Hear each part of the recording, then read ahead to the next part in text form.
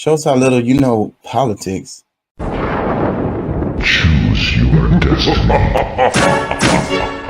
can go left or you go right. You can go forward, but never ever back. I want to hear your thoughts.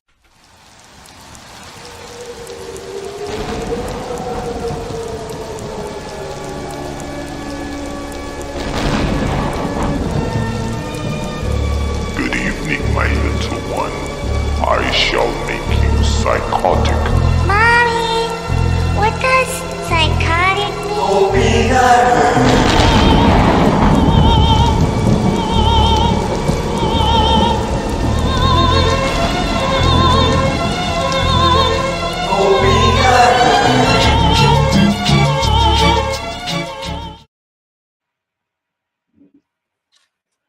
King Chaka ENT. Y'all can check out the music on Spotify, Apple, and other services. I want to hear your thoughts. Choose your destiny. You can go left or you go right. You can go forward, but never ever back.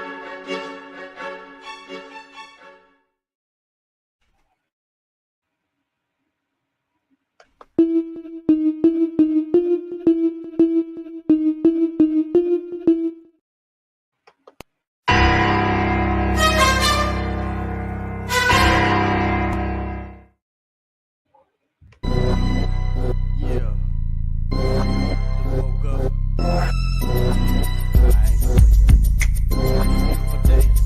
I ain't feeling your side.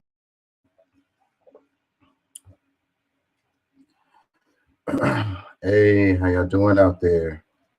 How y'all feel? Excuse me. Remember, an educated public cannot be controlled. Learn to be active. The views and events expressed here are totally whacked and are not necessarily the views of anyone. ¿Cómo estás? Bien. ¿Podemos ayudarnos más? Sí se puede. Don't take my word for it. Look that mess up. Please. I ain't gonna lie. It's a comment that was underneath one of my videos, and it said, "Stay in school, kids." I don't know if I mentioned this before on the show, but it's been on my mind. I'm like, what did this guy mean? Well, I am in school. We all still learning. And one thing I realize is, like, no matter how much you know, like, somebody knows more. And no matter how much you know, somebody's gonna think you're an idiot. It's crazy. I guess you can't please everyone. Anyways, the name of the show today, is that on the screen? The name of the show today is Europe Needs Gas.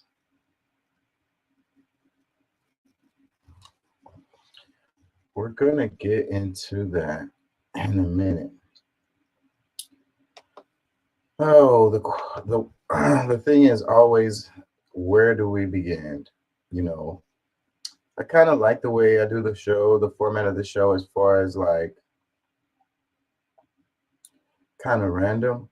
You know, the show is random like the internet. You know, I always have a good idea what I'm gonna cover, but what order I'm gonna cover, what I'm gonna actually focus on, what I'm gonna get to, what's gonna pop up, what I'm gonna research, I don't know. And I like it that way. I like it that way. It is what it is, y'all. If you've been watching this show for a while, then you know what you're gonna get because we kind of go at this the same way every time. So you know what you're gonna get, then too you don't know what you're gonna get because I don't even know what you're gonna get. Anyways, I feel good. I feel good, man. I was sick the last couple of weeks and I'm finally feeling better, man. I'm very, very thankful for that. Very thankful for that. Where do we start? That is always the question. don't like to jump into the heavy stuff right away because I like to give people time to get into the show. So let's start off soft. Let's start off soft. Check this one out. It says, the price good men pay for indifference to public affairs is to be ruled by evil men. The price good men pay for indifference to public affairs is to be ruled by evil men. You know, and I don't know that much. I can't vouch that much for Plato's philosophy because some of that stuff isn't all that good, I would say. You know, hey, take it or leave it, love it or leave it. But at the same time, I like this right here. The price good men pay for indifference to public affairs is to be ruled by evil men. It's like most people just want to go along their life, you know, and take care of their family, you know. Most people don't really just want to be involved in all of the, you know, drama, world drama and stuff like that. And I don't blame them. And that's okay. But what sucks is that, you know, you have a lot of good people out there who are just trying to, you know, be good people. And then you got evil people who want to, you know, rule the world and destroy things, you know. And those people who want to destroy things just tend to have more ambition, if you will. So, you know, they tend to be the ones that run the show. And it's really, really sad. So every now and then, some of the good people out there are going to have to, you know, look up and have a little ambition and push against those evil men, because that's what leads the world down the road that we're in right now. Ruled by evil men. It's time for a revolution. If you ask me. Amnesty International, Amnesty International. It says, seeking asylum is a human right. Asylum seekers should be welcomed with respect, dignity, and compassion, not be turned away without cause. It says, email your representative to help protect asylum seekers. U.S. leaders are making it more difficult and more dangerous for asylum seekers fleeing violence and dire circumstances. It says, we won't turn our backs on families at the border. It takes 1 minute to email your local leaders. Choose welcome. So let's go into this because, do I have it in here? We're going to come back to that. We're going to come back to that. We're going to come back to that. And we're going to come back to all of that. Texas passed some laws, some immigration laws recently. Well, let's go to that.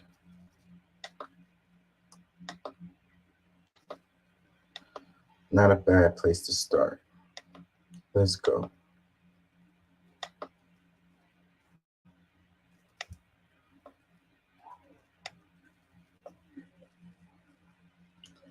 Am I hooked up to? Nope. 3 controversial immigration bills are moving forward after a long and contentious debate over in the Texas House. Emotions running high, especially after one Democratic lawmaker from Houston shared a very heated and emotional response face-to-face with Republican lawmakers. ABC 13's race and culture reporter Rosie Wynn has the details about this legislation. Representative Armando Wally says things got personal for him last night. He says he was thinking about his family, his friends, his community members when these immigration bills were being debated.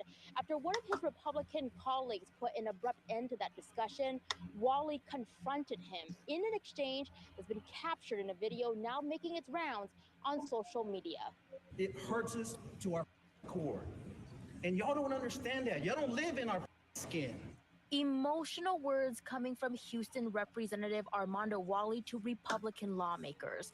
This came yesterday evening, shortly after Representative Cody Harris of Palestine made a motion to block new amendments to House Bill 4, a rare move used to end a debate early. I don't regret it. It's something that I felt passionate that needed to be said, because sometimes folks don't understand the plight of folks that look like me. House Bill 4 is perhaps the most controversial of the 3 immigration bills being considered in the Texas special session. It would allow local and state police to arrest migrants they suspect are entering the country unlawfully, take them back to ports of entry, and order them to leave. Advocates say the bill could also be in conflict with federal law, which says that immigration enforcement is the U.S. government's job, not the states. Republicans say their bill would allow state police to work alongside the feds, not as a hindrance. State laws are preempted when they conflict with federal law, including when they stand as an obstacle to the accomplishment and execution of the full purposes and objectives of Congress. House Bill 4 goes to great lengths to avoid that. As far as the other 2 bills, HB 6 would set aside $1.5 billion for additional border wall construction. SB 4 would enhance the penalty for anyone convicted of human smuggling. Opponents worry the definition of human smuggling is vague and could be used to criminalize people who are simply giving a family or friend a ride who may be undocumented.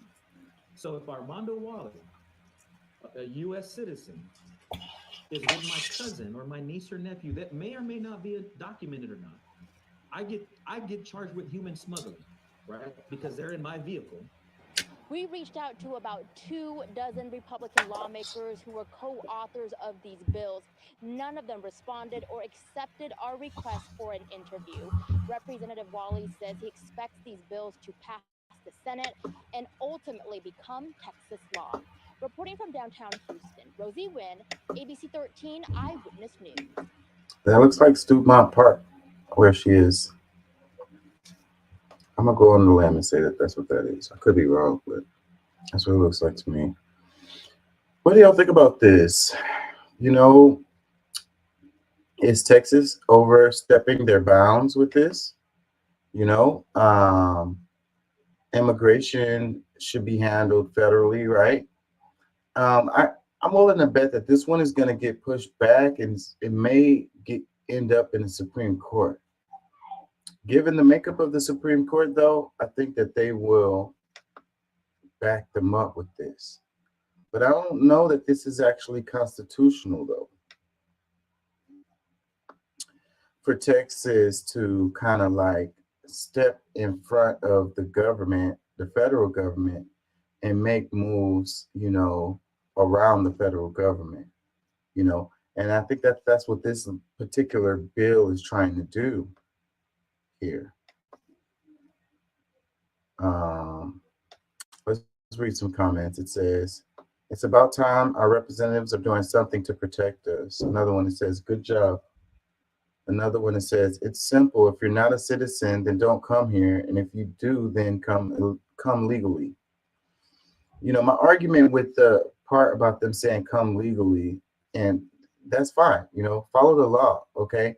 But why is it that it's so full of like red tape and, you know, it's expensive and it takes so long, you know? Why is it set up in that way, you know?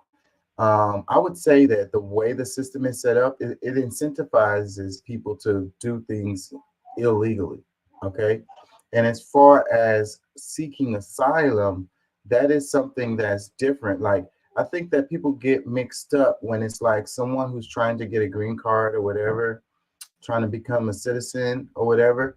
Like, that's not the same thing as seeking asylum, you know? Seeking asylum is not saying I want to be a citizen or whatever. It's saying that I'm trying to escape some kind of persecution, you know? That could be only for a certain amount of time, you know? I think that people get in those two mixed up. Let's read another comment that says, God bless Texas. Another one that says, Armando wants everyone that looks like him to get a pass and come on in. I don't think so. And what he was saying about the law being vague, and that's what sucks about them writing these laws like this. You know, anyone can end up being human trafficking. Like they have this thing that they're passing too, related to women trying to get on the highway, you know, to go to another state to do an abortion or something like that. Who's to say that this particular law right here won't even be impacted or affect that kind of situation too? Because they just said human trafficking, you know. I think that, you know, that could be something too. So whenever you do those laws vague like that, it leaves it open for interpretation, and it can be interpreted any kind of way that they want to interpret it. And that's the reason why they write them laws vague like that. You know, whenever it's a law that's trying to be, you know, it's trying to have an intended effect. The intended effect is to like really scare the shit out of everyone, you know. Like regular folks, not even illegals, you know, regular folks are going to be scared as hell. They're going to get cases on them for just doing regular stuff. Another comment says, as a Democrat, I support this. Another one says, it's about time. Another one that says, as an immigrant, I struggled, but I worked on houses, painted them, fixed plumbing, then bought my first house. Then I did it again and again. Hard work. I refuse to state what race I am or where I am from. It does not define me. I'm an American man. That's it. I worked hard when I arrived in these shores. Now I'm a landlord. After 12 years of hard work, I am no longer have to work hard. I use my youth to give me comfort as I age. Keep America great and stop voting Democrat. That's for fools and weak people. This comment, I mean, you know, the American dream or whatever, but what side is he on? He says, as an immigrant, I struggled. So, but look, did you come legally or did you come illegally? You're being vague there. Another comment that says, Mexico literally has the same bill. Why does no one complain on them? Another comment says, Texas for 2024. What the hell does that mean? God. Texas isn't running for, it's a state. It can't run for, oh my God. Another comment says, Texas independence. Another one says, timestamp 117, you need to be in prison. RICO charges, human trafficking.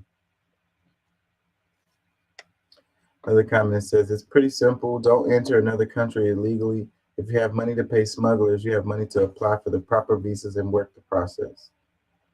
Okay. Another comment says, it's a damn shame how much resources and help immigrants get before Americans. They don't care about learning English and laugh when they say, me speak no English.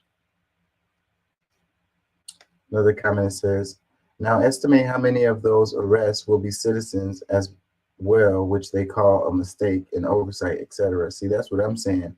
And that's what's going to happen. And that's what the intended effect of this is. Another comment says, America needs to look out for Americans. Prices are too high. What the hell does that have to do with immigration? Another comment says, we'll see how long this law lasts.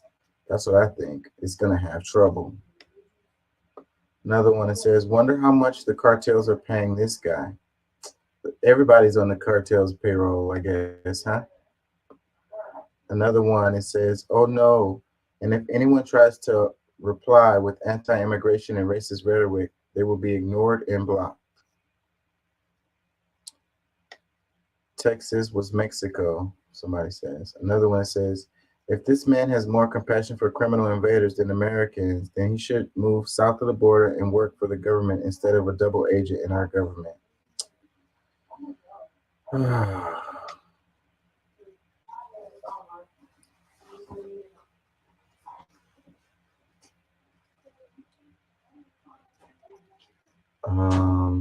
Let me see. Let's go to this post right here.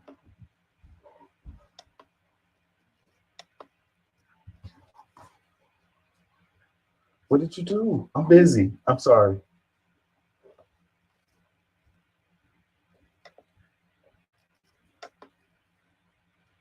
check this out right here. It says Texas House. Okay, am I sharing this? And can y'all hear me?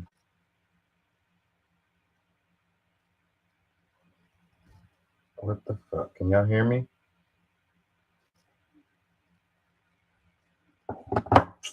Hold on. Give me a second.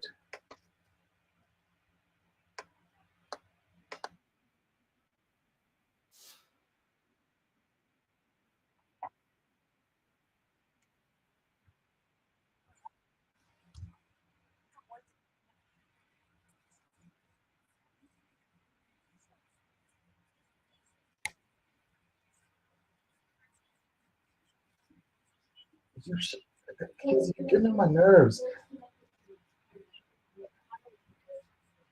You can hear what?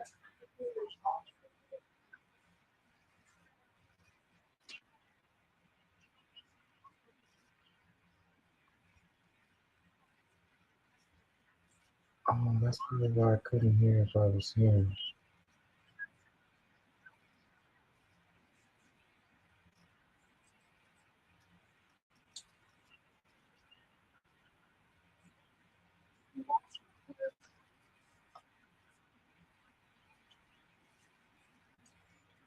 Play the.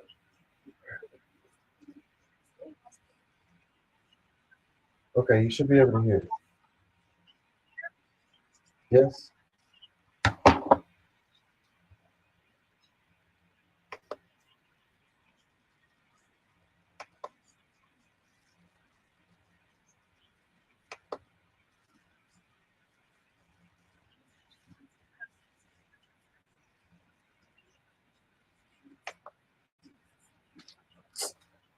And can y'all hear me?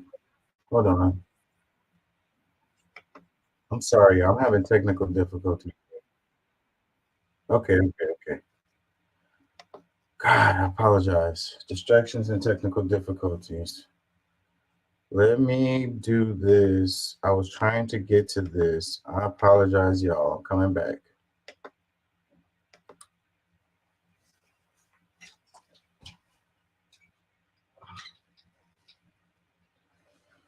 All right. House bill. It says Texas House okays bill allowing police to deport undocumented migrants. This is Houston Chronicle. It says Texas House Republicans passed a bill that would allow police officers anywhere in the state to remove migrants who lack legal immigrant status with stiff penalties for those who refuse to leave. The proposal, which cleared the chamber early Thursday, have several hours of fierce objections from Democrats, is the latest escalation in Texas' effort to crack down on immigration across its 1,254-mile border with Mexico, an area normally left to the federal government. State Representative David Spiller, the Jacksboro Republican who authored the measure, called it a humane, logical, and efficient approach to a problem created and fostered by the Biden administration, prohibitive failure, and refusal to secure our border.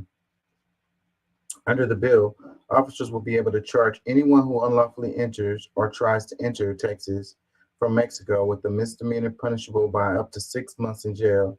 In lieu of arrest, police could opt to drop migrants off at a ports of entry and order their return back across the border. So, what's up, Pat? What's up? Man, my shit sounds weird. My mic is acting. Uh-oh. You can hear me, right? You said I sound weird? No, I sound weird. Hold on. Yeah, because I'm hearing you kind of sounding broke up a little bit.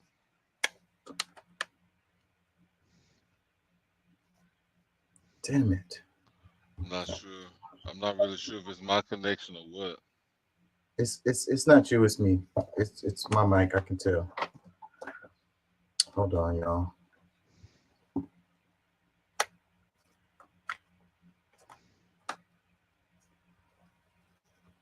Let me see. I think that's it. Say something. something. Yeah. There we go. Good. Probably losing the whole ass crowd with my fucking technical difficulties. Anyways, the immigration What's thing. popping, man? Yeah, same old, same old. How you feeling? What's, I'm doing good, man. Just in the neighborhood, decided to drop by. Well, I'm happy you was able to drop in, man. Yeah. Yeah. So, what do you think It's about been a this? minute. So, the Texas laws that they passed. Had you heard about them? Um, a little bit. I hadn't really got into it in detail, but I kind of somewhat I heard a little bit about them. Yeah. Yeah. So, the one I was just reading about was hold on, let me look at it again. This one, it says I officers mean, will be able to charge anyone who unlawfully enters or tries to enter Texas from Mexico with a misdemeanor punishable by up to 6 months in jail.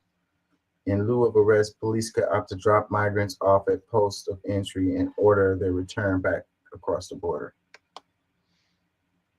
yeah, That's just one of them, though. yeah, They passed three. yeah. Go Because I ahead. mean, I think most of it is really just more so because it's more so a deterrent, trying to send a deterrence more than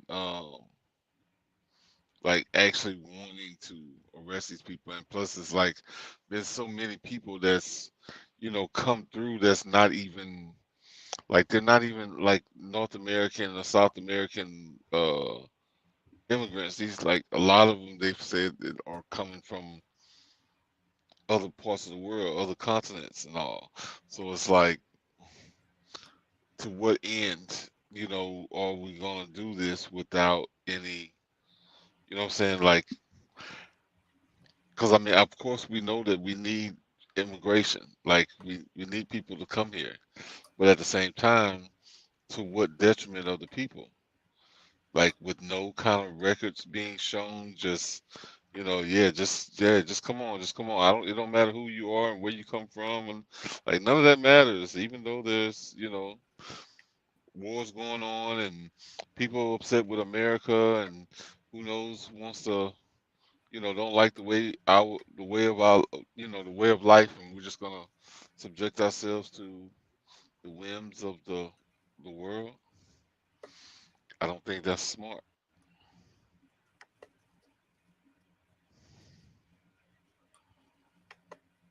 Yeah.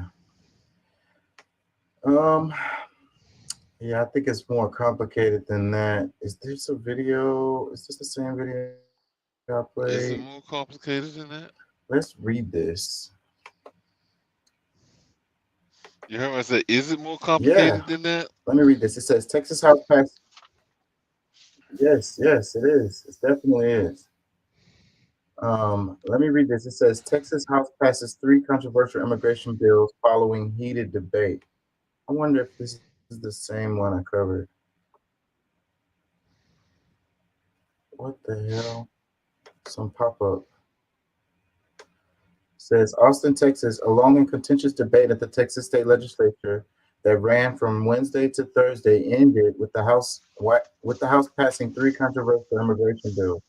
Emotions ran high through the day, significantly when Representative Armando Well, Democrat Houston, heatedly responded during a face-to-face confrontation with Republican lawmakers. This came shortly after Representative Cody Harris, Republican Palestine, made a motion to block new amendments to House Bill 4, a rare move used to end the debate early. Yeah, I think this is the same video. Yeah, it's the same as the video I just played, so I don't want to read this. It's gonna say the same stuff. I do have another video though. Let me go to it. It's Democracy Now was talking about this, and we can play it, and I can stop it, and you can make comments about it as we go. Okay. So let me make sure I'm sharing. Give me a second. We got to start getting into the groove here because I'm feeling like I'm off track right now. So Juan Gonzalez, U.S. economic warfare targeting Venezuela, Cuba, and Nicaragua fuels migrant crisis.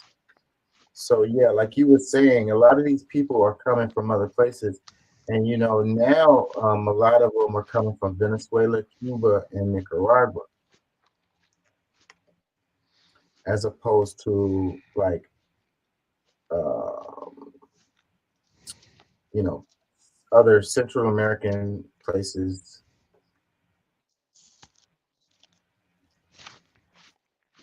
Mexico and so forth and so on. Let me play some of this. Now.org. I'm Amy Goodman with Juan Gonzalez. We end today's show with a new report on how U.S. policy toward Latin America has fueled historic numbers of asylum seekers. This past weekend, Mexican President AMLO, Andres Manuel Lopez Obrador, hosted a summit on how to address the steep rise in migration from Latin America to the United States. Participants included Cuban President Miguel Diaz-Canel, Venezuelan President Nicolas Maduro, Honduran President Xiomara Castro, Haitian Prime Minister Ariel Henry, and Colombian President Gustavo Petro. After the meeting, AMLO said he would ask President Biden to open a dialogue with Cuba and called for an end to the U.S. economic embargo of Cuba. Juan, you have this new report out. The current migrant crisis, how U.S. policy toward Latin America has fueled historic numbers of asylum seekers. The report published by the Great Cities Institute, where you are in Chicago, where you're also a fellow. Can you lay out what you found? So yeah, there goes a complication. It says how U.S. policy toward Latin America has fueled historic numbers of asylum seekers. So on one hand, what policy would it? Well, they're going to talk about it in the video. But on one hand, when you're like, when people are like, these people are coming here and they're criminals, and we have to have borders for a reason, and all of that is fine or whatever. But on the other hand, we got to face the reality of what we're doing to create this situation. You get what I'm saying? No, I totally get that. But the whole thing is that the policy that they have is catch and release. It doesn't matter where they're from when they have a policy like that, because you can be from it doesn't matter, Egypt. You know what I'm saying? You can be from anywhere in the world.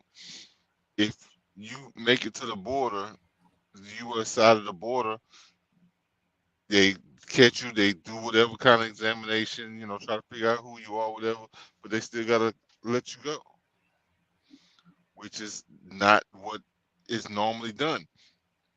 If you don't have the correct paperwork and this, that, blah, blah, blah, they can send you back. And that's, regardless of where these people are from. So that's where the problem really lies, is that, the policy on this end of the catch and release is not changing anything. We just there's just more and more people that's piling up, and then, like I said, I mean, there's a lot of children that's gone missing because of a lot of this. Like, people are not really seeing that side. It's almost like, okay, like if anybody says anything about it, it's just, oh, you hate immigrants. But no, like, this causes a problem where, like, there's children coming across the border with people who they have no idea who it is.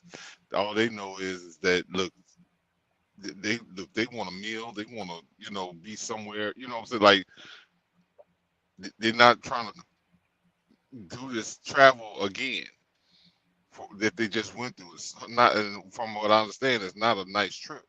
So we just have to really kind of look at, if it's men, women, and children, what I'm saying, for the most part, like, we more so worried about the women and the children being okay.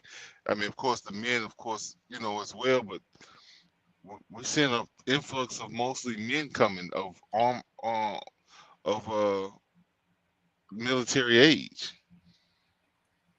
and there's wars going on all around the world. Like, these are concerns that people are having, that we're just allowing any and everybody to come in, and we're just, like, we're setting ourselves up for failure.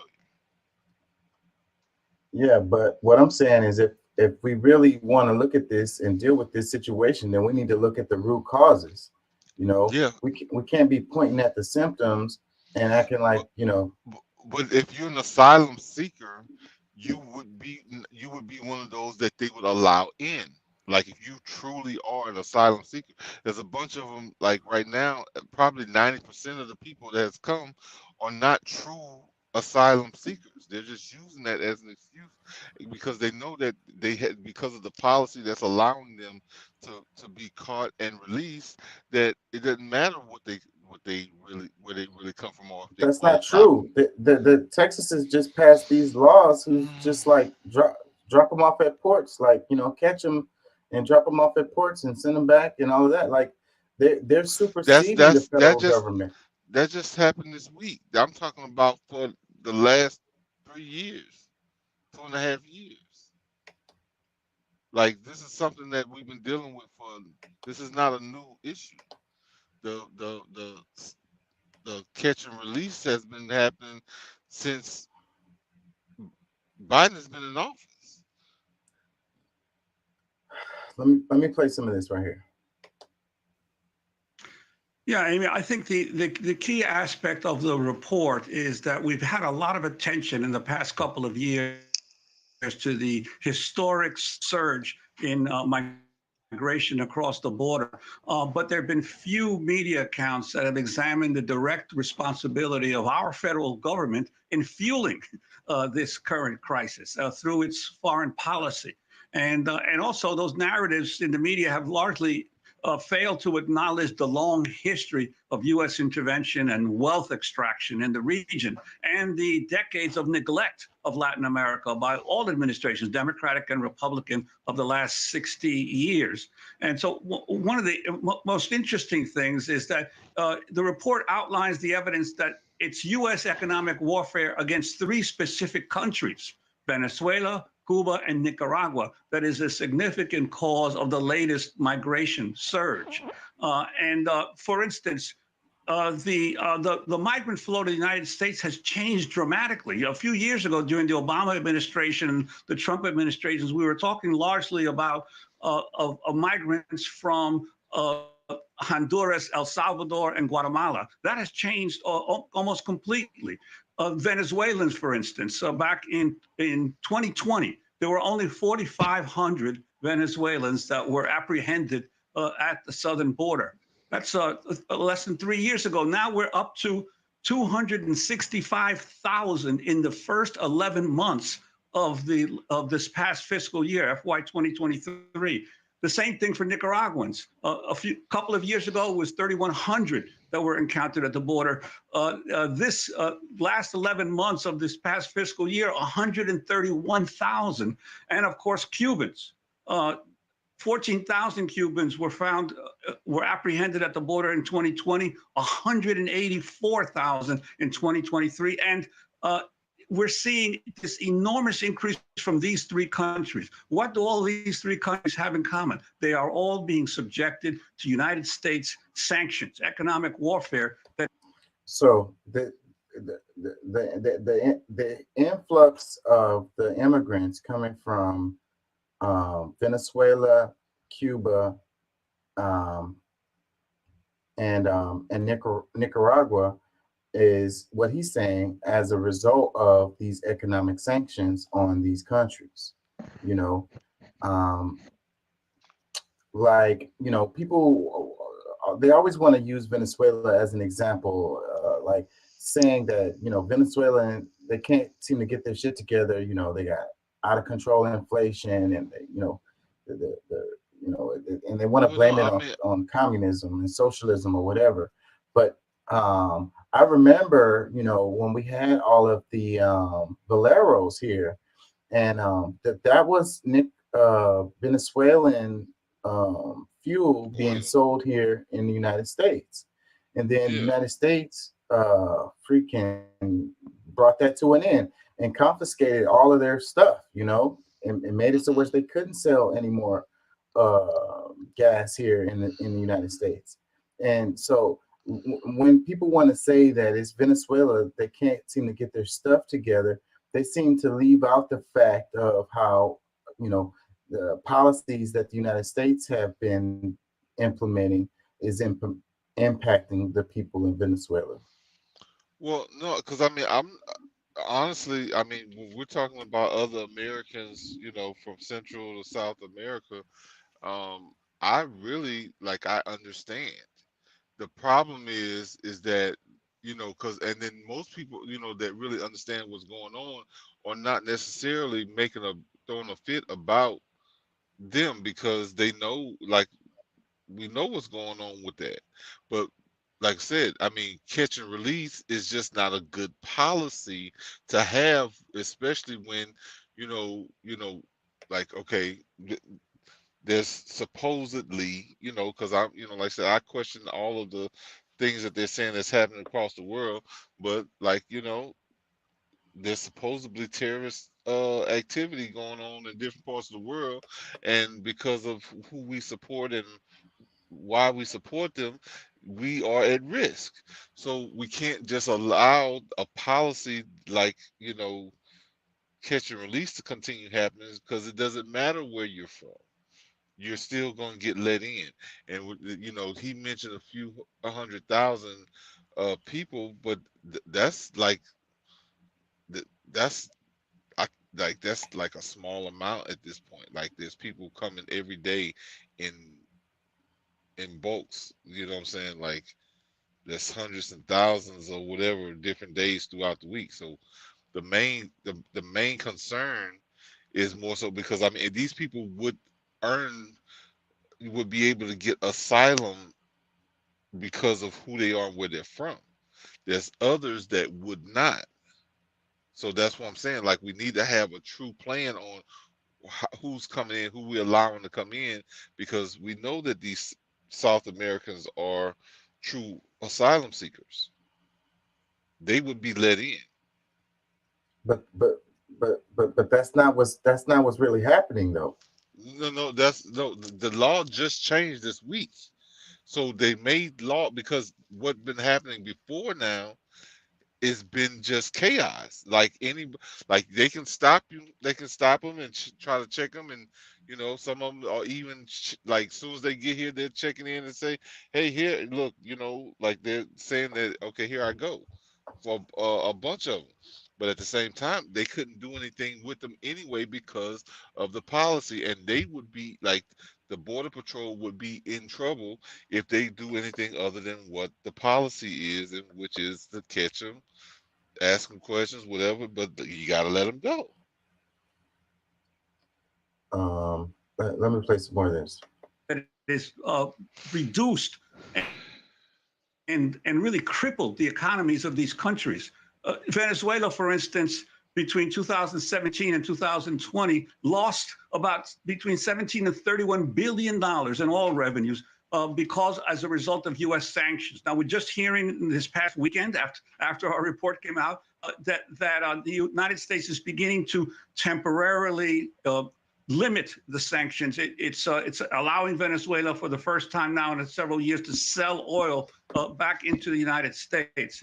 But the sanctions have inflicted enormous harm on the Venezuelans. And the other interesting thing to note is all the media attention has been focused on the Venezuelan migrants. Almost as many Cubans have entered the United States in the last 2 years as the number of Venezuelans who have entered the United States. And in fact, the flow of people from Cuba in the past 2 years has been greater than any time in history. More Cubans have come to the United States in the past 2 years than did after the Cuban Revolution in 1959, than did during the Mariel boat lift of 1980, than did during the Bacero crisis of 1994. This has been the largest flight of Cubans into the United States in history.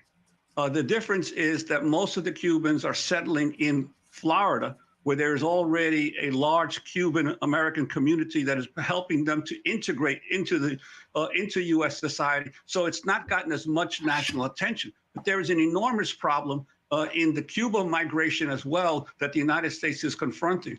So I think that's one of the interesting things. All of this surge is a direct result of our government's economic warfare against particular countries. So I think one of the things that the report urges is that the Cuba embargo has to end, the Venezuela sanctions have to end, and the Nicaragua sanctions have to end if the flow of migrants from these countries is going to be reduced.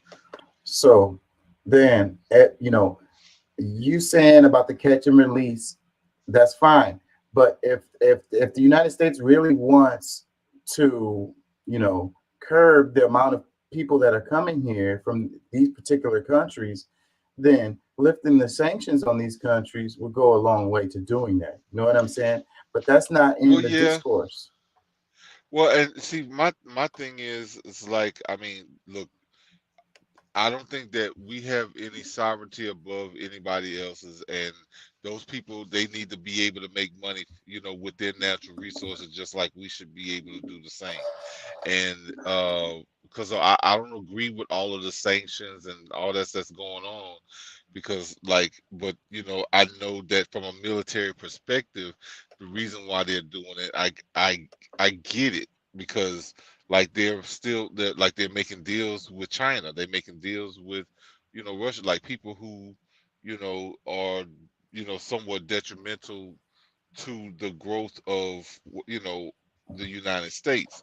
So I mean, I understand why they're doing it. I don't necessarily agree with it, but like all of that is stuff from a those decisions that they're making is mainly from a military perspective. So I don't know. I mean, but like I said, overall, like I said, I mean, I'm still going to stress the point that the people that's coming from South America, especially if they can prove that's where they're from, they're gonna get asylum. It's the other ones that I think Texas is becoming more and more cautious about, because like like I said, there's a lot of things rising up that they know that they done messed up in different places of the world, and there's other people who are way more serious about trying to you know I get don't think Texas is doing a good job in making difference between a migrant from Venezuela versus a migrant from wherever. You know what I'm from saying? China or from Africa or from the Middle East, whatever They don't care. They I don't do. think that they. I mean, I think that's one of the reasons why they decided to make legislation themselves than to wait for an executive move on the in the federal government. So, I mean, there's rights that we have as you know But Texans or I don't think that that's constitutional, because those powers are supposed to be left to the federal government, not the states. is it? Yeah, dealing with immigration, dealing with asylum, that's a federal thing. Well, I mean, Texas is not, a small, chump on the block. At some point, like yeah, we do have the right to make decisions like that, and obviously they proved it with what they're doing.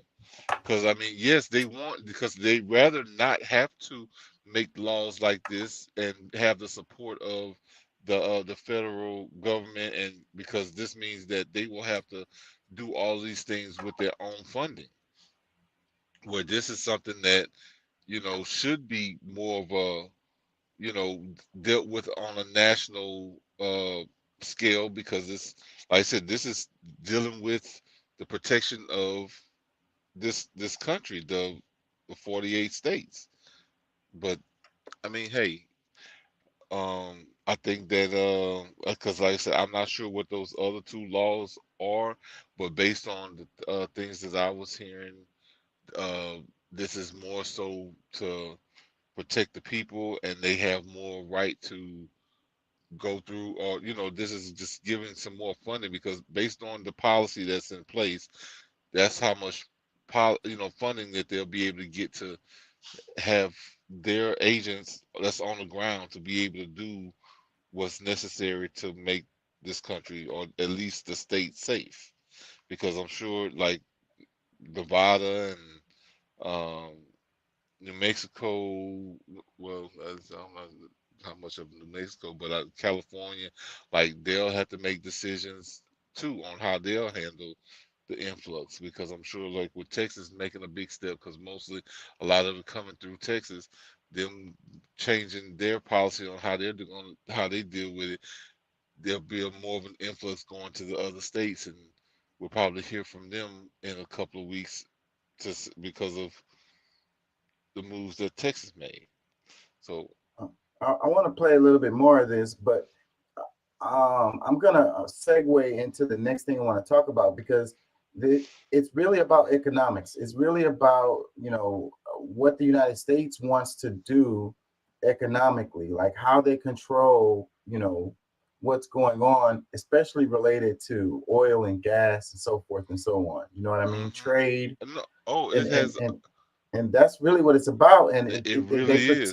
they pretend that it's about immigration or it's about asylum, but that is just like the cover for what the ambitions of the United States, the hegemony of the United States. Yeah, I don't think it's just like some made up thing about immigration because it does play a big part in it, but overall it does boil down to the money, what it's been costing and what it can cost over time.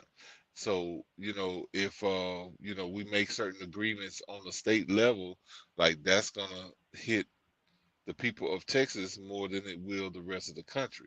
And that's why, there's a lot of, you know, representatives that are angry that we're not getting the support that we should.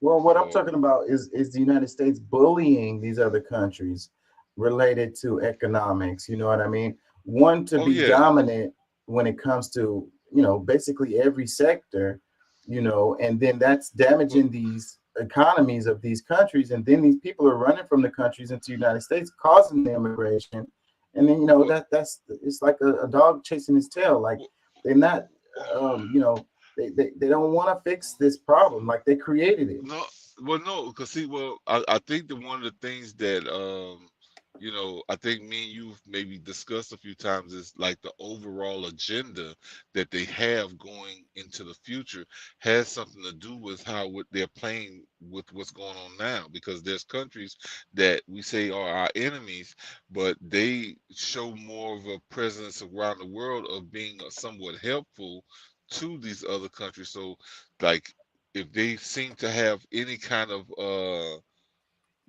like let's say Venezuela or any of these South American countries show any kind of remorse or the ability to do business with some of these countries, let's just give China or Russia for example, like these countries are become a problem.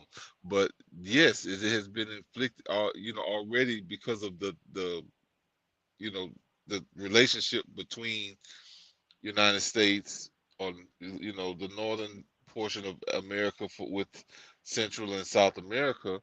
Like they've already caused a problem made a need that allows these other countries to come in and be able to be somewhat of a savior for them.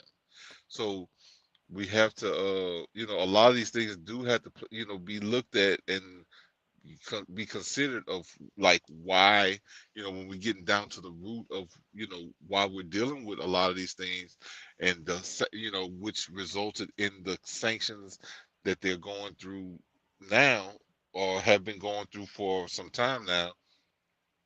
All of it goes together, so I'm no fool when it comes to when it comes to all of that because it all plays into one thing. And like shit, honestly, like some of these people really want to just see those people die. Or what I'm saying, they could care less if they exist. So if they, fall apart and they get raped, they get killed or whatever. And that's where a lot of the Texans are like, hey, look, we ain't like this is not our agenda. This is not what we looking for. And y'all need to do something to change a lot of this so that, we don't have to have this influx. And then, they're trying to protect Texans. You know what I'm saying? Like they have a certain job that the U.S. government seems to be overlooking because there's more of a direct thing that they're trying to deal with, and that's still the protection of Texas.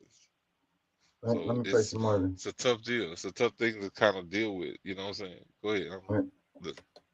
The other thing that the report shows is the historic neglect of the United States to Latin America and the Caribbean.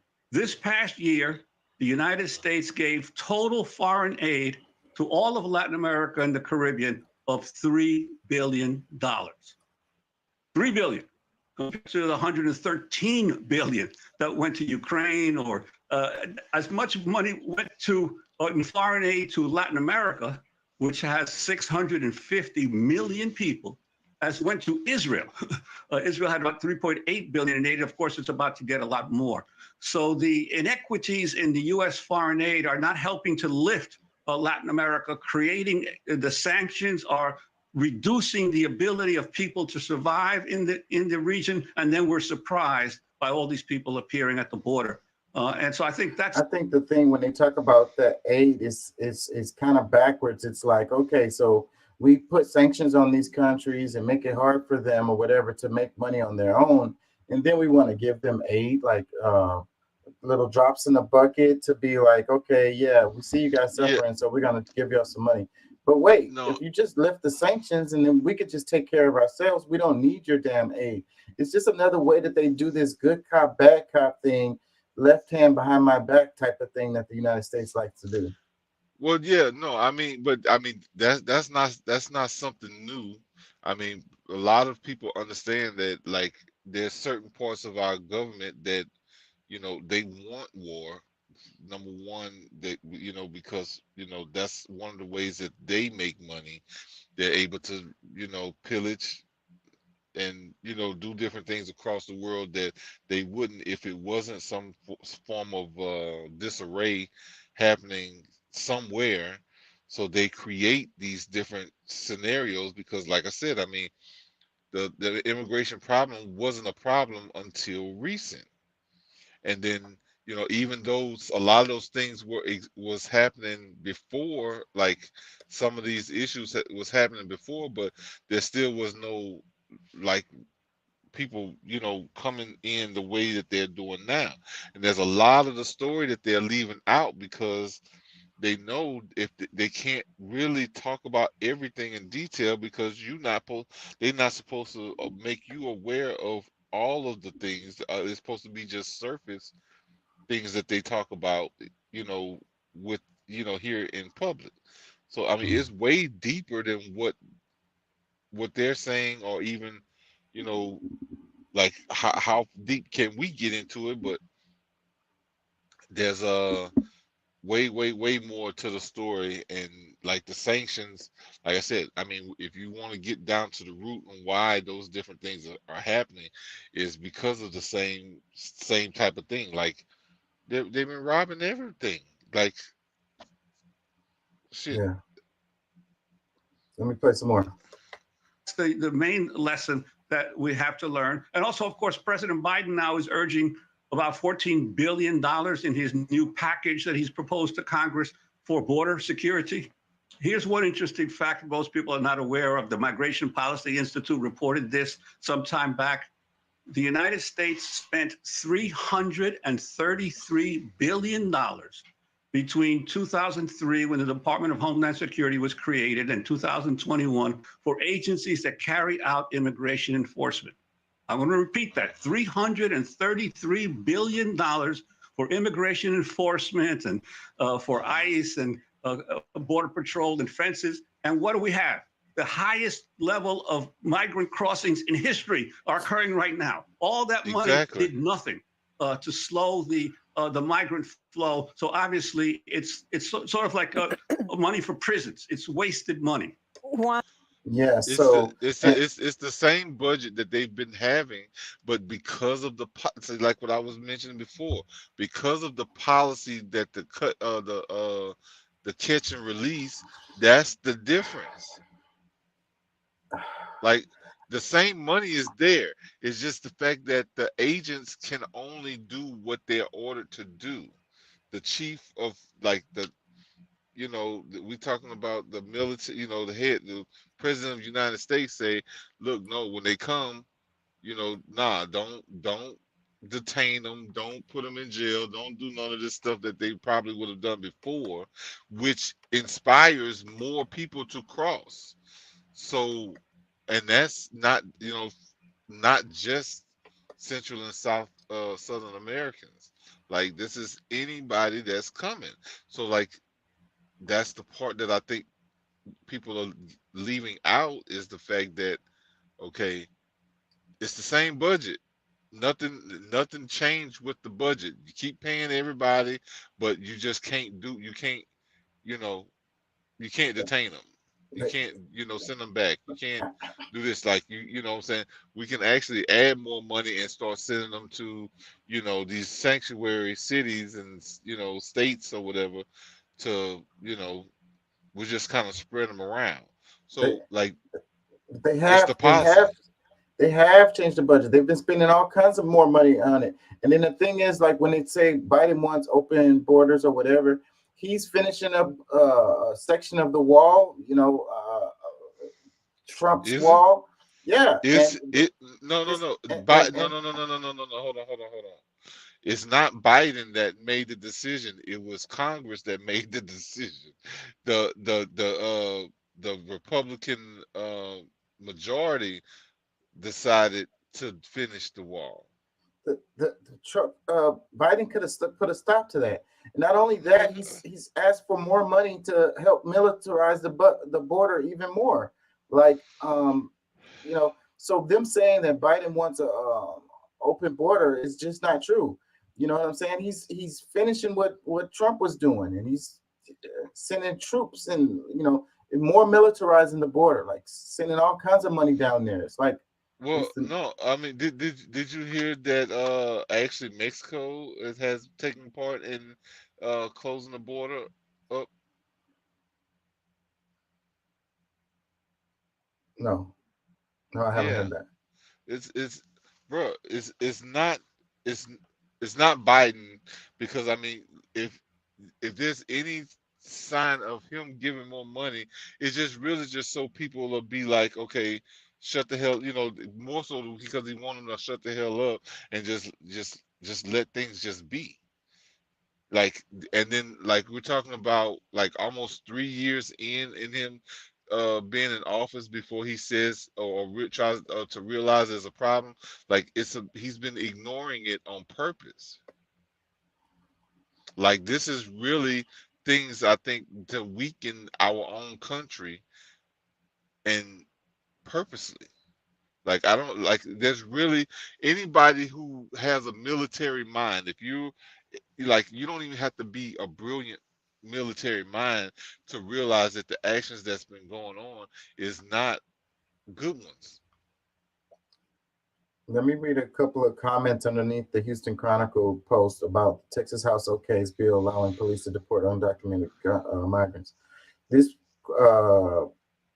comment, it says, my question is, how is law enforcement going to determine the difference between an illegal immigrant and a Hispanic U.S. citizen?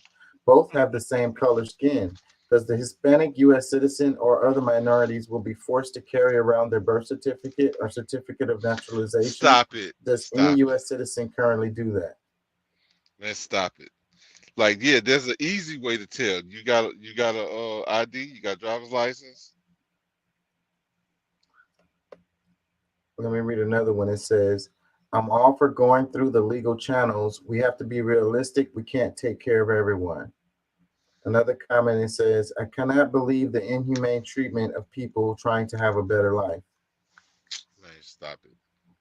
Another comment, it says, who are you people? We have no clue who's coming in. Do you realize we are paying for all of these people? What happened to legal immigration? No other country in the world has an open border. Nowhere.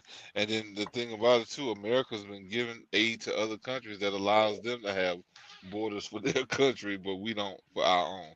And that's where I think that, like, especially with the monies that's been spent in Ukraine, and probably telling how much is going to get spent going into Israel, like this is and really, honestly, a lot of this has to do with like what you were saying earlier. Like this is about money. This is about like who's supporting who, and because like Russia supporting Iran, so it's just regardless of what's going on, America decides well they have to support Israel in this whole ordeal, and it doesn't matter if Israel is right or wrong in this whole thing because it's about the allies, like them, you know when it boils down to the world, because this is like world war strategizing. People say, "Oh, it's such and such and this and that or whatever." No, like these are teams of countries that's come together, and no matter what's going on, a lot of it's going to happen regardless. With the right or wrong thing, is doesn't matter. Like, just get that out of your head that what's right or what's wrong is in their head. It's all about what's going to position these countries for future, if they're going to be able to use the oil in this country for that country, whatever. All of Europe needs oil right now, and how it's being distributed, and especially with America not really being the play, in the position that it was before with oil, it has screwed up everything, a lot of things, and then the sanctions on top of that they've been putting on everybody else because these are military moves. That's all it is to it. They have no feelings when it comes to it. It's all about what's them protecting or them trying to position themselves to be at the head of the decision making worldwide. That's really what it's boiled down to.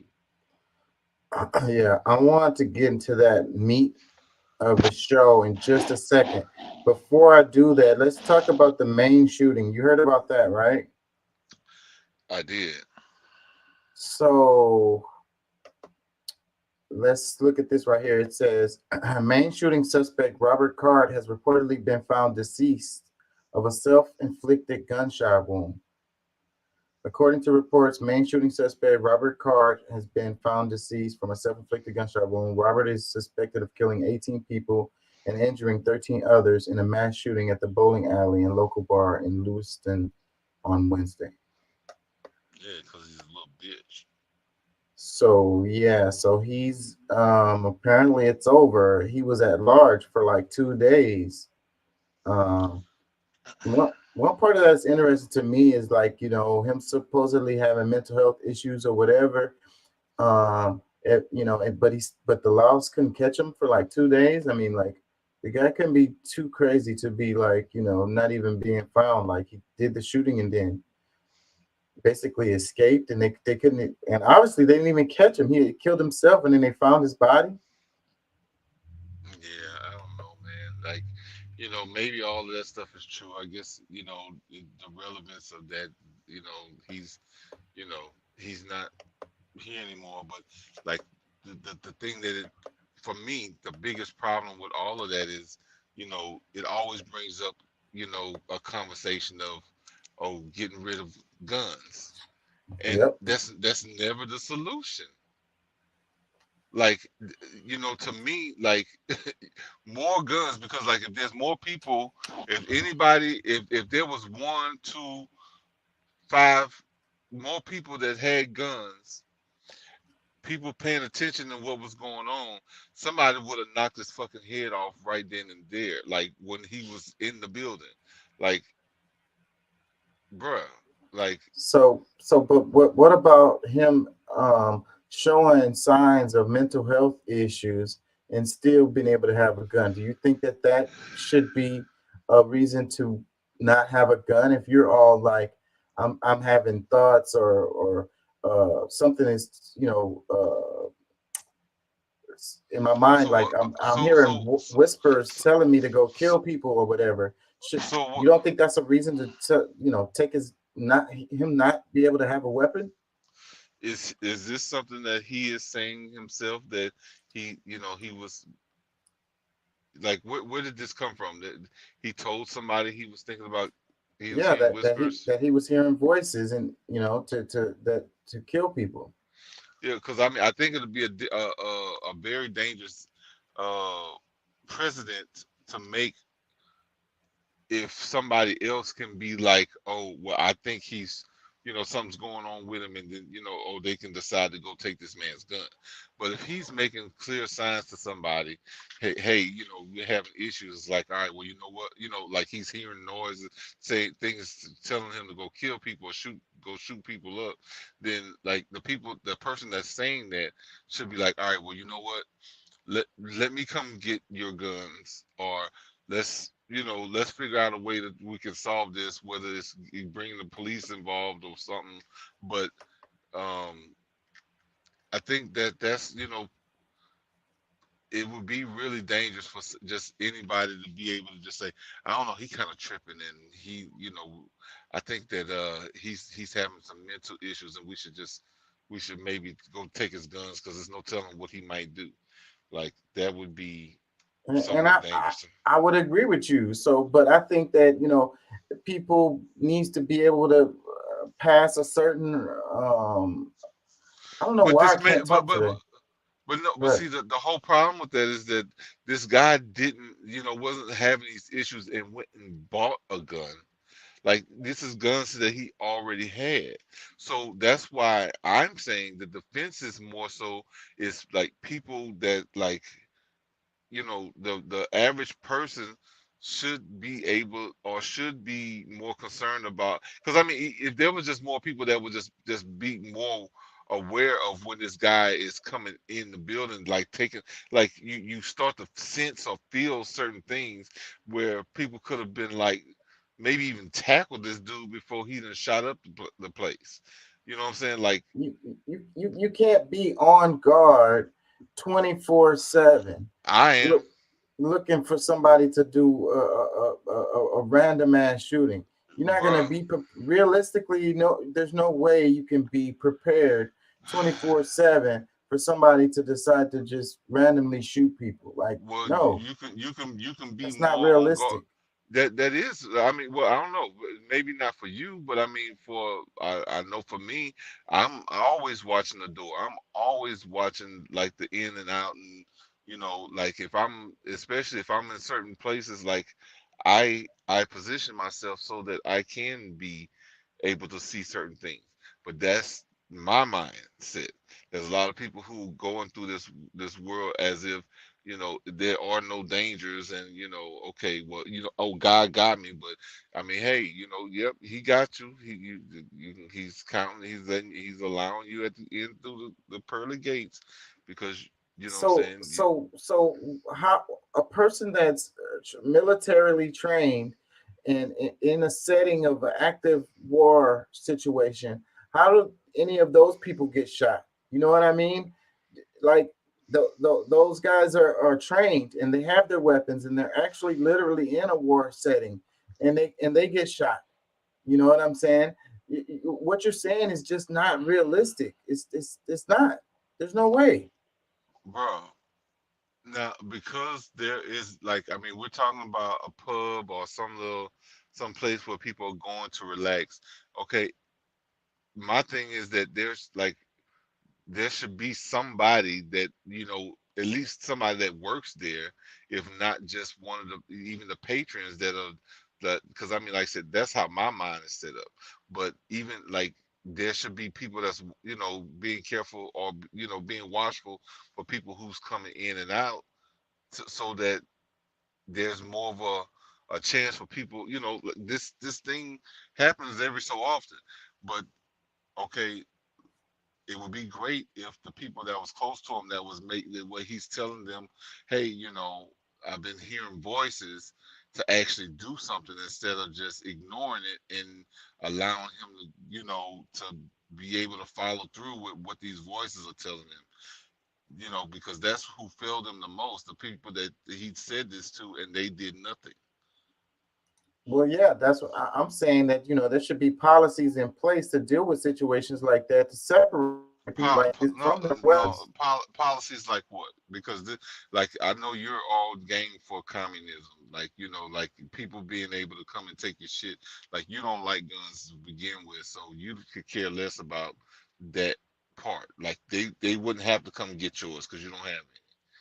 But like for somebody who is willing, like who appreciate the right of having a gun and to be able to protect themselves, you can give a shit about them. It's more so about if there's a crazy person or somebody that does what they're, what you're saying, because that's rare. That like this doesn't happen as much as people try to make it out to be. This is not like an everyday occurrence. It's not, but it shouldn't happen at all. And there should be Okay, you're saying it shouldn't happen at all, but okay, there's a lot of things that shouldn't happen at all. yeah. But what I'm saying is, when things like this happen, then we should make adjustments in policy to deal with the situation to prevent it from happening in the future. Instead of just letting things go the way that they are, it's just like the cost of doing business. It really kind of is. People dying, random people, innocent people dying is the cost of doing business. Bro, I mean, there's random people and people dying right now, and people and they doing it on purpose. Like, our military is going somewhere right now, killing innocent people. So what are you talking? I don't understand. Like, it doesn't go together, bro. Like this is happening all over this world, all over this planet. This is the very same thing is happening, and it's not even an accident in a lot of cases. This is stuff that they planned, and this is a part of the agenda. So nobody's saying anything about that. I'm just saying because I'm always for you being able to protect yourself, and that you should, give a shit about yourself and your family enough to protect them at any cost. And yeah, there's gonna be some stupid people that's gonna do something that, I mean, I hate that this happened, but I don't think that because it'll be some crazy law that all of a sudden, one of your neighbors say, because you cussing people out and you're upset about something, now, oh, he's kind of tripping and blah, blah, blah. We need to go take his guns. Yeah. Yeah. I heard voices that told me to go, shoot up some people. but that's not what's happening. Like I said, clear signs like that. The people that live around him, his friends, his family, who he tried to tell them that that's what he was going through, they failed him and those 18 people. They need to go to jail. They need to do something about them people for ignoring the thing that this man was trying to tell them, that he was like his pains that they ignored. Yeah, I want to say that these people did report this. That's how we know about it, because they reported that. Yeah, lock their ass up. They did their job. They reported that. What else would you expect them to do? Physically themselves go to the house and take his guns? After the fact? They reported that this guy was saying what he was saying to the to law enforcement. This is before the shooting. Or after? This is before. Yeah. Okay, so all right. Well, let me play some of this. The manhunt for the suspected gunman in yesterday's mass shooting in Maine is now in its second day. Lewiston and several other nearby towns remain under shelter-in-place orders during what has become a massive search involving multiple federal agencies, including the Coast Guard, ICE, Border Patrol, and the FBI. Our national correspondent, Jerika Duncan, reports from outside the bowling alley where the shooting began. Law enforcement searched late into the night for Robert Card. With SWAT teams, K-9 units, and helicopters scouring his hometown, Bowdoin, Maine, about 25 minutes from Wednesday's shootings in Lewiston. Police serving search warrants in their hunt for the suspect. At one point, officers in armored vehicles appeared to surround one home in particular that's believed to be Card's last known address. They were there for more than an hour without explanation. Ultimately, they left without a suspect. This city did not deserve this terrible assault on its citizens. It comes after Card allegedly opened fire in a bowling alley Wednesday night, killing 7 people before going to a nearby restaurant and killing 8 others. Officials say 3 more victims have since died in the hospital. Earlier in the day, law enforcement raided a home in Bowdoin believed to be connected to the suspect. And loud bangs could be heard at the scene. The 40-year-old was not there, but one U.S. official told CBS News police found a note inside the home but wouldn't divulge what it said. Sources also tell CBS News officials are investigating whether Card was targeting a current or former girlfriend. A motive, however, remains unclear. It's awful that what happened. We spoke to Ben Soroy, who told us his father was called to the bowling alley to help a friend escape Wednesday night. Soroy says before this massacre, he always felt safe in this area. We never lock our doors here. We never lock our cars. What do you have to say as we grapple with another mass shooting in America? Cherish your loved ones while they're here, because it could happen, I guess, anywhere. Cherished your loved ones. You know, Jericka, he said he always felt safe prior to this, and a survey recently named Lewiston one of the safest communities in America. How's the shooting changed the way that the residents there are feeling? You know, I think the sentiment that I've heard over and over again from the number of people I've spoken to is shock. They really are shocked. You talk about that survey, you look around at this community, when you think about it, it's about 40,000 residents here, very small town. A lot of people know someone who was impacted or heard about someone who escaped. So I think it's shock, but I also hear people feeling like this was an isolated incident and that it should not take away from the overall feeling and perception of Lewiston. But people are, without a doubt, again, we're less than 48 hours away from when this happened. So folks are still learning information about the conditions of loved ones or people they know in the hospital, but still just can't believe that something like this happened. And again, we're near the bowling alley. You can see the streets are still sort of blocked off by police where all of this happened. Yeah, I mean, so often, Jericka, we cover these stories and people are always shocked that it happened where they live. As you mentioned, the bowling alley, I understand we heard from the owner of the bowling alley through one of our affiliates. What did he have to say? Correct. The owner of the affiliate who purchased this bowling alley reportedly about 2 years ago said that there were a lot of children in that bowling alley on Wednesday night. He talked about being able to quickly gather some people and getting to those emergency exits. And I imagine, Lana, that we're going to hear more and more of those stories. I've already heard quite a few of people who said they just reacted, especially in this place where there were so many children, and grabbed whoever they could. We went and door knocked on a man that we had heard was a retired officer who also helped. He himself was very startled, and of course, you know how it is to go door knocking at this time. And he was struck by our presence, honestly, and said, "Hey, there's a shelter in place. I really don't want to talk right now."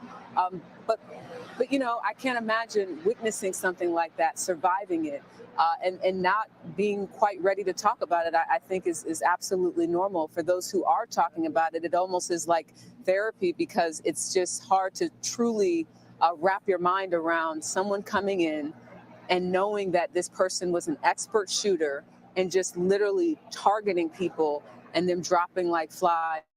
Know that there were so many more people who escaped is without a doubt a blessing. But a lot of those stories are starting to come to light of those who were able to get out and those who were able to help save others. Yeah, we count the victims based off of who actually was hit with the weapon. But in reality, the victims actually, there's a lot more. Jericka, thank you. Absolutely. Well, we are learning more about the suspect's background, including a history of severe mental health problems detailed as recently as July. Our Chief National Affairs and Justice Correspondent Jeff Pegues is at the scene of the second shooting location. Jeff, good morning.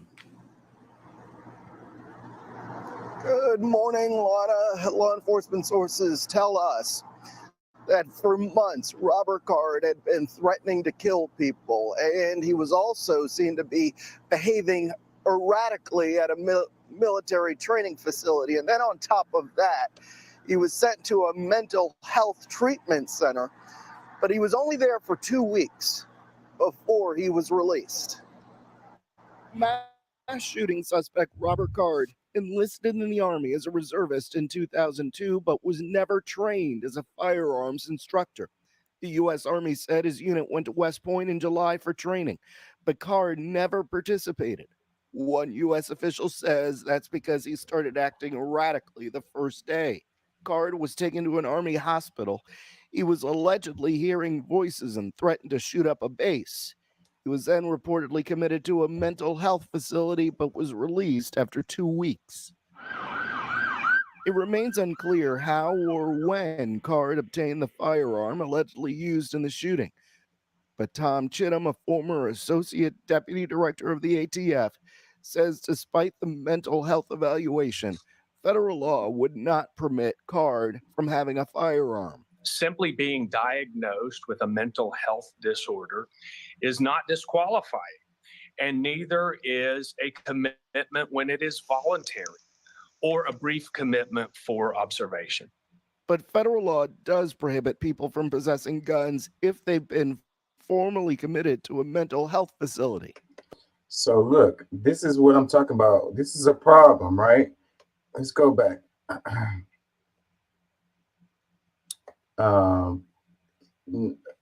He has to be formally, let's play this again. Permit Card from having a firearm. Simply being diagnosed with a mental health disorder is not disqualifying. Simply being diagnosed with a mental health disorder is not disqualifying. And neither is a commitment when it is voluntary. So if you voluntarily commit yourself to a mental health facility, you're not barred from having weapons. Or a brief commitment for observation. Or if you were put in for a brief commitment for observation. Under those situations, you still can legally obtain and have a firearm. But federal law does prohibit people from possessing guns if they've been formally committed to a mental health facility. So if you've been formally committed to a mental health facility, then at that point, because if you, I think that's not a new thing. So like if you've been committed or submitted to into a loony bin, as some people call it, and you try to go get a gun, most likely they're gonna hold up on, at least you're gonna have to go through a whole lot of rigmarole if you do get one, but most likely they probably gonna deny you. Yeah, what I'm saying is that's at the extreme end of it, I think it should be steps before that, But how is there steps before that? Like if somebody's, if somebody was always crazy, that's one thing. But for somebody who just so happen to have a temporary flash or somebody, because everybody go through shit, they deal with issues, and then now you're gonna say that, because this one person decided to actually, take it a step further and actually use their gun against, people, that now there has to be like a mass thing around the nation for people who, might have been through some of the same things, but they decide not to do what he did. Yeah, well, he was in the military and he said he was thinking about shooting up people. This is all before. I mean, that's not enough to decide to, that he shouldn't have a weapon. Well, I think that I would say, yeah, that would be enough. But I mean, like I said, some of these things, I guess, are somewhat a fine line, because trying to put it into a bill, like, I think is probably a hard thing, because everybody's not going to be like this dude. Like, they might have the same kind of, emotional issues or having some crazy thoughts, but shit, I know people that have some crazy thoughts all their life, but they ain't went around and killed nobody. Yeah, well, I think if you're mentally unstable, I don't think that you should be legally able to possess a weapon. Yeah, but I mean, even though I mean, the the problem with that part is like somebody who wants a gun, whether it's legal or not, is gonna get one. Yeah, well, then that should be another thing that should be looked at and dealt with. What? How? I mean, you gonna stop? How you stop somebody from getting an illegal gun? I mean, you constrict the flow of the weapons. You know what I mean? If it's not such a freaking flood of weapons in the streets, then it shouldn't. You know, it should be a level of difficulty in getting a weapon. You know, illegally. I mean, you want everybody to We're have. talking about reality. We're talking about reality, bro. I hear you. I hear you. I hear you. But that's still, you know, I mean, you know, it's not like this in other countries. You know, it's not. Yeah, This because is a, and it's not because of everybody's choice. Like they, you know, like bro, we are the last people to have some true freedom to some, you know, and then you know, because the main thing is to be able to fight for, to be in a position to even fight for your freedom, because those people get bullied if they decide, because it seemed to be all nice and gravy, but them people know I ain't got no way to protect myself, so I ain't really going to do too much. You know what I'm saying? And I believe by the fact that we actually can say, you know, like they know, like our military of you know, of this country is more so the people inside the neighborhoods, like the 200 million people in this country got guns. So other countries coming in and talking about trying to, you know, just just do something crazy, like they gonna think twice. Other people can get invaded. A lot of them don't even worry about them because they control them already, and that's really what I believe that they're trying to get to here. And I mean, you know, that's something that I'll fight against until my death day. let me play a little bit more of this. But the details surrounding his mental health check aren't fully known, so it's unclear if he was flagged to a federal database. Maine's yellow flag law does allow law enforcement to detain someone they suspect is mentally ill and poses a threat to themselves or others. If in fact the suspect was hospitalized for 2 weeks for mental illness, that should have triggered the yellow flag law, and he should have been separated from his weapons. One more note about this state's gun laws, and this is important. In this state, you don't have to have a background check to purchase from an unlicensed or private seller. That said, we don't know at this time how this gunman purchased the weapons used. Lana. Jeff, I mean, we heard Collins there talking about the yellow flag laws. It sounds like a red flag law example, specifically when somebody's threatening to kill people and has access to the means to do so. Do we know anything about how the suspect got the weapon? We're still looking into that. Yeah, we don't know how he got the weapon. Okay, so then it could be a case like where you're saying is he could have illegally obtained the weapon in the first place, and all of that stuff that they're talking about, yellow flag laws and separating him from his weapon, wouldn't have done anything anyways. That could have been the case. Yeah, but I mean, bro, I mean, I'm gonna tell you every time, this is it's messed up. It's fucked up that we even have these conversations, because you know, you hope that you know, things like this is you know, people who need help get help, and you know, especially if he's crying out for help with people, like people actually do something about it, instead of, you know, being so fucking selfish and they really only care like, oh, he's tripping, you know what, I'm gonna just go home and I'll make sure I'm not around, and you know, or whatever, and then the rest of the community has to deal with something that, so if somebody would have gave a damn to be able to deal with this issue, talk with him, and it's a, hey, well, since you're having these things, it's like, you know, do you have any guns, blah blah blah, or you know what I'm saying, maybe at that point try to figure out what, you know, something, but yeah, I feel like his community failed him, and the others that end up getting killed, they failed them as well. Because I agree with that. Because it sounds like a scream for help, saying I want to go shoot up some people or whatever. Like to me, that sounds like a man. I need some help. Like, can somebody pay attention and give me a hand? Like Yeah, because you're probably not saying it the best way. Like, you're going through stuff and, it's not like, don't, like, take me to jail. No, I mean, it's just like somebody to fucking talk to. You know what I'm yeah, saying? Like, and then if it's, potentially something that's going on from somebody he was dating and, whatever kind of, some people don't deal with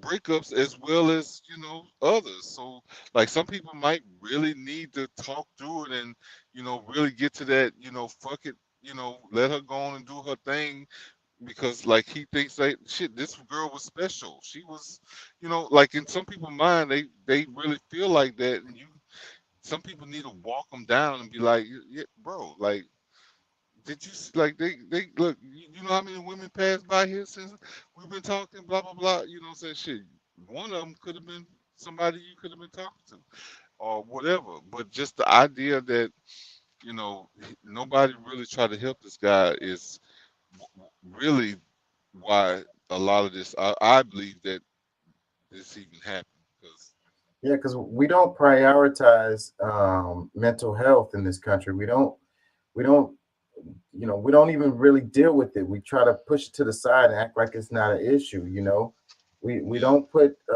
enough money, materials, and people into this situation to try to help people deal with their mental health issues. Like it's like suck it up, buttercup, or whatever. It's like you're weak. You're weak if you have a mental health issues. Like that's how we deal with it here in this country. And I think that this is an example of that. Mental health not being dealt with, and then we suffer. The innocent people suffer as a result.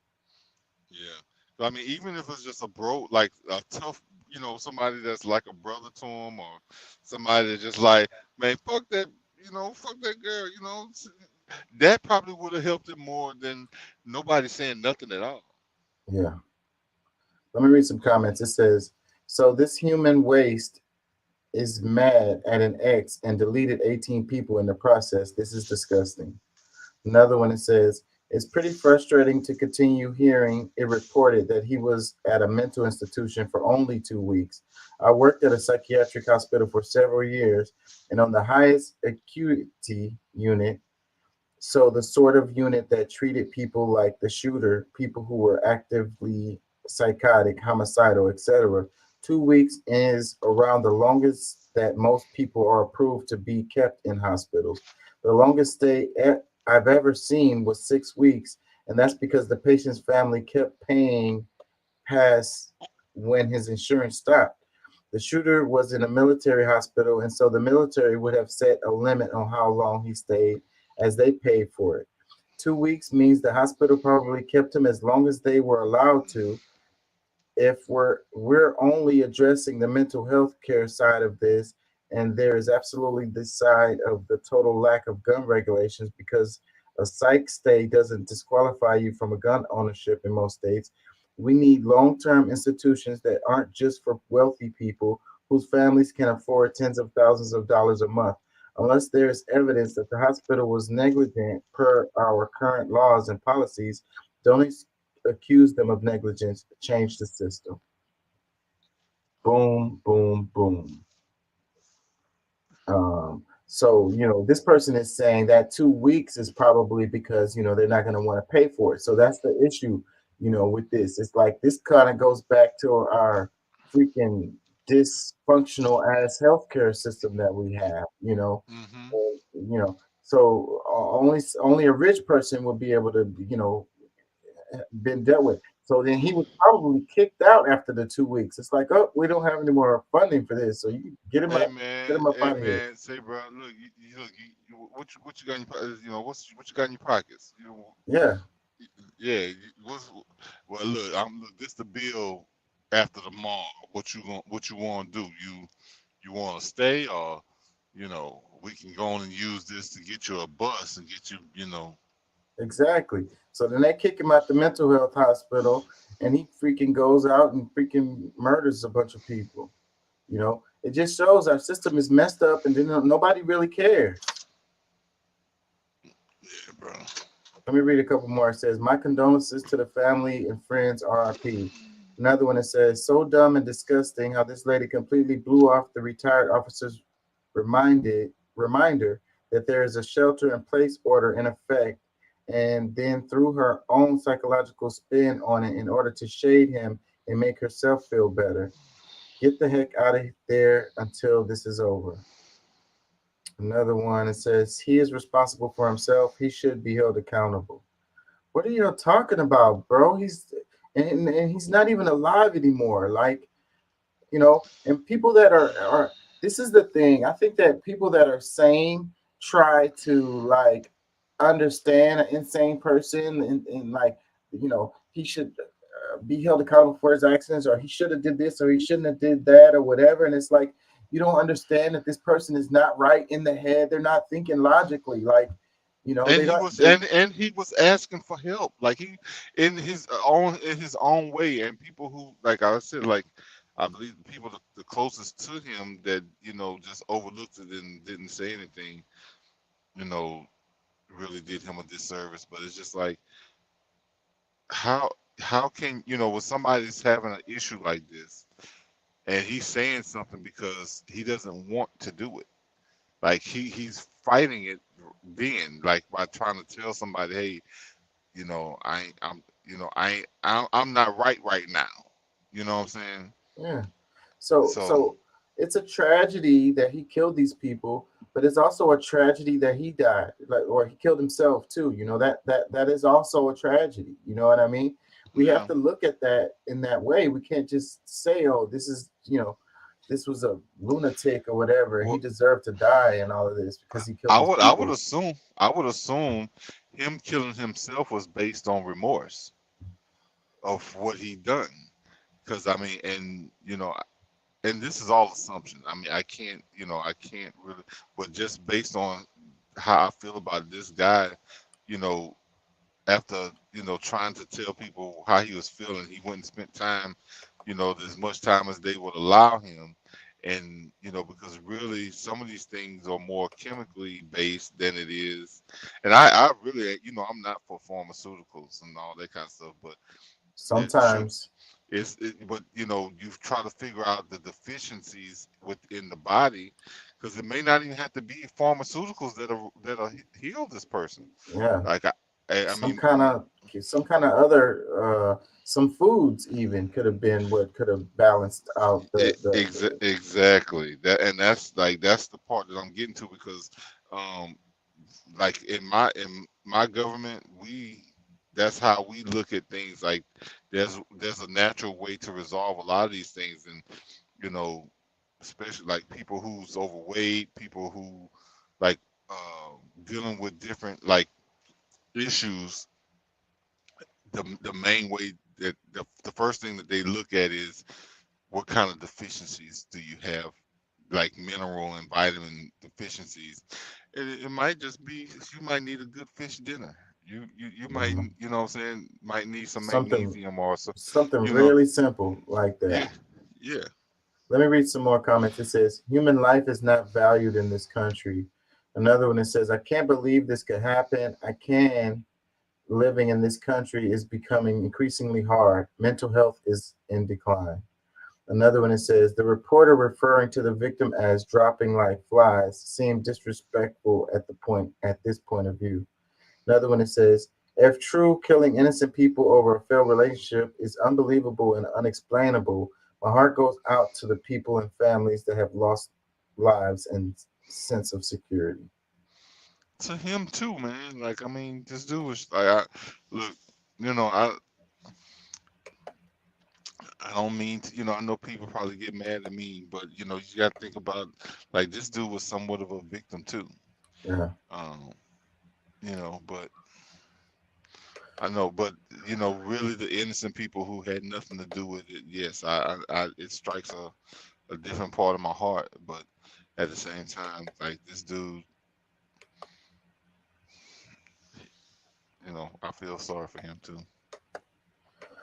Yeah, so I want to get into the meat of this whole thing because we're gonna come back to you. We've been talking about Palestine and Israel for like 2 weeks. You know, since you've been gone, basically that's been the main stuff we've been talking about because that's been the biggest news. But I have this clip here that really puts this thing in perspective and helps you, helps us understand the bigger picture of this whole thing.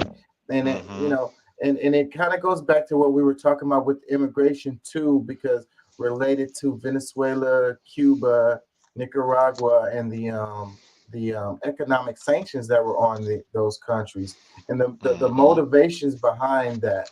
And so, this thing, Ukraine, this thing that's going on in Palestine, all of this is connected to economic incentives, basically.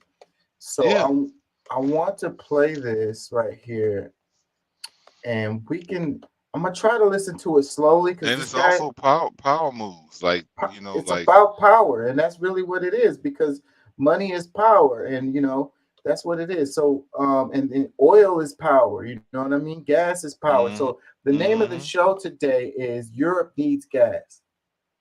And the reason why I named the show Europe Needs Gas is because this is the bottom line of what's going on. And we're going into the winter. It's going to get cold, and it's already gotten cold in some places. So if some of these places get denied fuel or like these different well, with the Ukraine, you got the Nord Stream 2 pipeline that got blown up, right? You got Russia and Ukraine conflict, and they got the economic sanctions on Russia, so that they can't sell. Russia can't sell the natural gas that Europe needs to keep warm. What about Niger blocking the oil from reaching France? There goes another example, and that's the reason why France is in Niger's ass, and and so, but Niger's like, fuck that. These are our resources, and they're gonna benefit us, and we're gonna sell them to who we want to sell them to, and we're gonna make the money how we want to make them. So the issues that France has with that is that, like, we built these facilities, so y'all can't just Y'all built this shit on my land. You built it, but you built it on other people's land as if you owned it. Right. And that's where the problem is. And then the gas and stuff is coming from there. So, okay, yes, you built those infrastructures and that, you built those roads and the trucks and the refineries and stuff, and that's fine. With my shit. You're still taking our stuff and not giving us a fair, benefits up from it. So so this is what it's all about. And so like if you think of the world as like a chessboard, and you think of like like I say, Europe needs gas, so you don't want Russia to give it to them. You want them to get it from the West. But see, the United States is way across the ocean, across the pond from Europe. So and it costs 5 times more. Exactly. That's what I'm getting to, because there's no pipeline coming from the United States to Europe. You know what I'm saying? So then they have to ship it. And so then there's an extra price tag related to that. And so, that's screwing Europe big time when it comes to that. But, you have the Western powers who, they want to be able to decide, where the gas comes from, who gets it, how much it costs, and all of that. As long as it benefits us, it's good. Who is enriching at the same time? Exactly. So let me play some of this. So that was a little backdrop to this. Let's check this out. Wait. Let me read the little caption first. Damn it. I'm pressing too many buttons too fast. I'm getting excited now because this is like the main thing I want to cover today. And when I saw this freaking clip, I had to watch it a few times, and like my brain like really freaking was going because it explains Ukraine. It ties all of this shit together. The conflict in Palestine, because it's not just things are always, there's always more to the story basically than especially than what they're telling you. With these people. There's always more to the story. There's always more going on than what it looks like. Like they want to make it look like, you know, it's Muslims versus Muslims they just want you to, like it's a racial they just want thing. you to be emotionally. Yes, they want you to be emotionally tied into this, because if you really know the truth of what it is, people are gonna be like, man, if you don't let them people get their damn all and do all the, like, exactly. There's so many people that people will be like, man, what the fuck are you talking about? Like, man, leave them people alone. Like, so quickly. But because we don't, like, because the people don't really know the truth is the reason why we be like, oh, support Italy, support France, support these countries that's fucking over everybody. Exactly. And then they want you to focus on certain like things that happen, like, okay, who bombed the hospital, who didn't bomb the hospital, or whatever. And that stuff is important, but all of that is distractions from what actually overall is going on. So you're focusing on these details and you're getting lost in what's really happening. Yeah, and then they're cutting water, like let's say like for Gaza, cutting off water, no real aid for them to, even while they're getting bombed, it's like no help for them. And it's like, okay, so what like what did these people do? Like they're not Hamas. Even, you know what I'm saying, like these are just citizens of the country. They just live here the same way that a lot of Israelis live there. And these people, you decide they're, you know what I'm saying, you can't let them have asylum in your country because you mad at the people that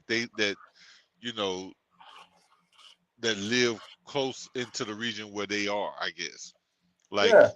And you think about the Iraq war, and when they was talking about weapons of mass destruction, and then they was talking about we just want to spread democracy, and then they was talking about these the ones who did 9/11, and like none of that was what it was.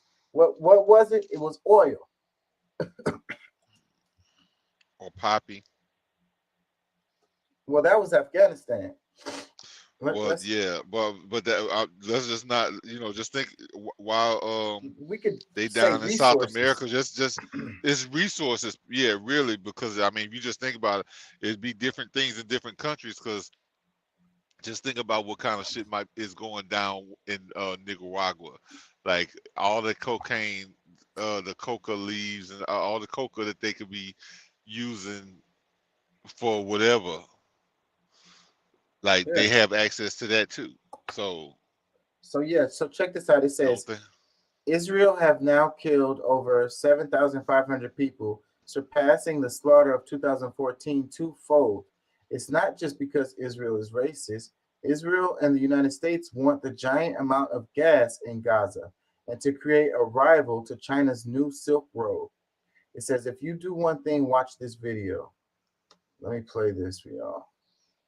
It's only like 9 minutes, but it's packed. It's packed. I don't think people have any idea what's really happening in Gaza and why it is happening. A few weeks ago, right before this war in Gaza ignites, Netanyahu goes to the United Nations General Assembly and he holds up this map and declares his plan for a new Middle East. And people are going, what is this stupid line this guy's drawing with a red marker? What it is an economic corridor that stretches all the way from India to the United Arab Emirates, into Saudi Arabia, into Jordan, Israel, and then finally to the entire European continent. I mean, the United States at this point, seeing their influence starting to fade, seeing the relevance of the dollar recede after they stole $300 billion from Russia. You have all these spooks in Washington and Tel Aviv, running around desperately trying to counter BRICS and counter China's new Silk Road. And this is their answer. This is a rival to the new Silk Road. Remember, the ancient Silk Road is the largest, most important trade route in human history. This thing is enormous. It stretches all the way from China to Syria to the Mediterranean Sea. The Chinese know how important this thing is, and they want to revive it. It is the future. You're breaking up. Yeah. Well, I don't know if is it me or is it because I'm hearing it very fun, weird in my ear, and the video is not even moving on my end. So I don't. Here, let me try to see if I. Yeah, I want you to get this because this is a big deal right here. So important. He's talking about fighting against the Silk Road, right? So, but they alternative to the Silk Road, and also it's all about alternative to BRICS, because China's building up the Silk Road, and then you got the BRICS going on, and so the Western powers want to make sure that they can remain relevant. You know what I'm saying? And not only relevant, they want to dominate the world stage, continue to dominate the world stage, and they're doing it by any means necessary. So that's what's really happening. I'm gonna take it back. I don't think people have any idea what's really happening in Gaza and why it is happening. A few weeks ago, right before this war in Gaza ignites, Netanyahu goes to the United Nations General Assembly and he holds up this map and declares his plan for a new Middle East. And people are going, what is this stupid line this guy's drawing with a red marker? What it is an economic corridor that stretches all the way from India to the United Arab Emirates, into Saudi Arabia, into Jordan, Israel, and then finally to the entire European continent. I mean, the United States at this point, seeing their influence starting to fade, seeing the relevance of the dollar recede after they stole $300 billion from Russia. You have all these spooks in Washington and Tel Aviv, running around desperately trying to counter BRICS and counter China's new Silk Road.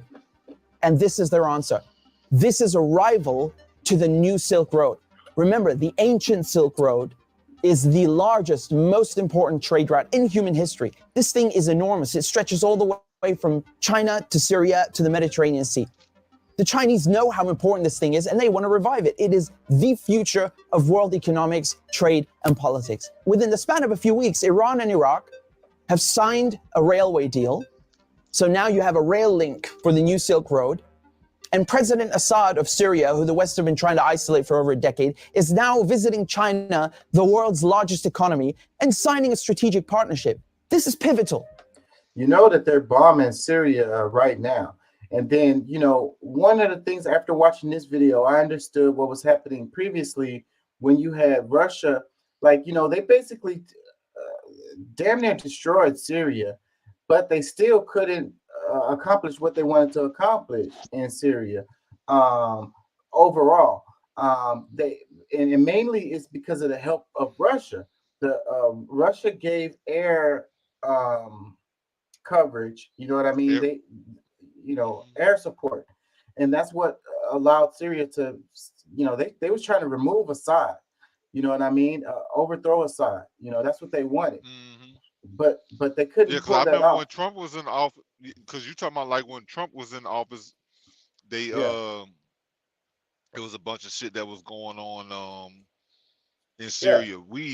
I think he even sent a couple of missiles over there for I don't know why, but either way, but even before that, there was things where they was trying to say he was doing things to hurt the people, his own people, which wasn't true. The same shit thing they said about Saddam Hussein in Iraq. And so, but what it did result in, the U.S. is occupying parts of Syria. And guess which parts of Syria they are occupying? The oil, the ports, the oil areas. Let me play some more of those. So now the new Silk Road has rail access all the way to the Mediterranean Sea through Syria's port in Latakia. So not just land, but maritime trade. This is crucial. And as enormous and important as all of this is just one aspect. This is just one aspect. You still have the gas. How can we talk about the Middle East without talking about gas and oil. When the US instigated the Maidan coup in 2014, that wasn't just about NATO expansion and encirclement of Russia. This was about surrounding, controlling, and cutting off Russian gas to Europe. Russia is the country with the largest proven reserves of natural gas. Control Ukraine, and you control the pipelines that feed and supply Russian gas to Europe. For decades, you've had US politicians, Republican and Democrat, from every administration, openly saying on camera, we don't want Nord Stream. There will be no longer a Nord Stream 2. We will bring an end to it. You want to have pipelines that don't go through Ukraine and Russia. For years, we've tried to get the Europeans to be interested in different pipeline routes. It's time to do that. You want to depend more on the North American energy platform, the tremendous bounty of oil and gas that we're finding in North America. Lo and we want the enormous. You hear the words that she used? Yeah. We want to the depend on enormous North. bounty. Yeah. And so, and the whole thing with Ukraine, I couldn't understand. Like, it didn't really make sense. Like, why are we so concerned with Ukraine? You know what I mean? Like, why do we care? Like, United States don't care about nothing. You know, it's like, oh, cry for Ukraine. Get the F out of here. I know that's not the reason. You know what I'm saying? So, but if you're talking about natural gas pipeline, then now it makes sense. You know what I'm saying? You know. We gotta control Ukraine. We gotta make sure Ukraine is on our side and not allowing Russia to be able to move their natural gas. Behold, Nord Stream 1 and 2 are blown up. I mean, this is without question the most egregious, the largest terrorist attack on European infrastructure in modern history. There are only 3 countries on this planet that can pull this off. They are Russia, Britain, and the United States. And let me tell you, it was not Russia. You combine that with the sanction packages from the European Union, banning Russian oil and gas. I mean, talk about shooting yourself in the foot. So now there's no more Russian gas coming into Europe. And just like that, the United States have achieved a long-standing foreign policy objective. Now, the only other country with enormous gas reserves, the second largest in the world, is Iran. Iran signed a nuclear deal in 2015 and 2016. They're complying in every way imaginable. The IAEA at the UN cannot be happier. And then the United States, you know, the guys who orchestrated the whole deal, pulled out, go back on their word and they rip it up just like that and reimpose sanctions on Iran. So now Iran is barred from selling its oil and gas to Europe and others. So Russia and Iran, the 2 countries with the largest gas reserves, are out of the picture. Then Israel, all of a sudden, proposed themselves as a solution to the European Union's gas shortages. Take our trilateral energy, for example, that we closed in June. Is this with another reason why they're Egypt upset and with Israel. Trump? It has played an important role in our strategy to get rid of the Russian fossil fuels. How convenient. So yeah, the sanctions on Russia, making sure that Russia can't move the gas. So then Iran is playing ball and being a good Trying to do right, trying to be the diplomatic with their decision making, the progress of the country. But because see, the weird thing to me is that I guess something that just kind of popped up because I just saw Trump there, because he was the one that signed the deal with Iran. They didn't like that. They didn't like that because he's like, the plan that they have for the world. He's kind of, because he's a nationalist. Like he just wants America to be good, and Trump wasn't the one in office when they backed out of the Iran nuclear deal. No, he's the one that made the deal with Iran for them to be able to supply Europe and others. Like he's the one that made the deal. They didn't like the people who canceled the deal, or like I'm saying, that's why I'm saying that's another reason why they may be you know, trying to keep Trump out, because like he's one is like, Ukraine war is done if I'm in office. It never happens if I would have still been in office. You know, like, you just think about all of the things that he's saying, you know, about these different wars that's going on. Like, these things wouldn't happen, but the reason why they're happening is because of this agenda that they're trying to complete, no matter what's going on. No So matter that's what I'm saying. who's the president, no matter if it's a Republican or a Democrat, like this is long-term goals. Because, you know, we don't, you know, our government, us the people, are like, we don't control shit. It's the fucking corporations that's running everything. You know, because like Exxon here in the United States might end up taking a big loss so that Exxon in Africa can't win big, or Exxon, who, you know, I'm just saying Exxon, but over in China can win big right now. So like, it's a bunch of semantics, but overall, I think that a bunch of this stuff is, and like I said, even the whole, like, some of the domestic things that we're dealing with on how they're going against Trump is because they know if he get in office, everything that they've been trying to do is gone, is screwed. And China and Russia, you know, the BRICS is going to take off, and then we're probably going to end up in an alliance with BRICS, which will take all of the power away from those that has been fighting to knock them down. Yeah. So you know, so they put the sanctions on Russia, so that they can't move the gas. So then they pull out of the Iran nuclear deal with you know, with Iran, and put sanctions on them. So the sanctions keep them from being able to move their gas. So then let's look at the next person on the list. Check this out. Convenient. How convenient. In 2010, they conduct a geological survey and find this monstrous giant gas field in the Middle East. It's called the Leviathan, and it's in the Mediterranean Sea on the Levantine Basin. That means it's right off the coast of Palestine, Lebanon, Syria.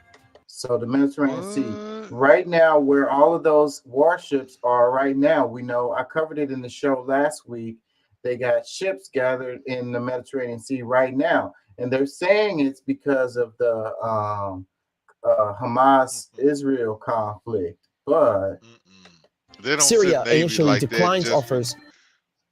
What's that? No, I don't think that they put the Navy in place like that because say, bro, like, because how it long didn't make has sense.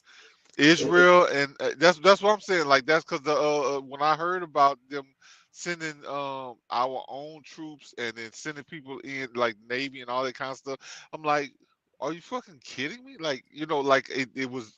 This really makes more sense. You know, like, it doesn't make sense, but what I'm saying is, as far as the why that they're gathering up there adds up to, you know, the movements that they were making. But bro, like, Israel and Palestine been going back and forth all this time. We ain't needed no Navy ships then.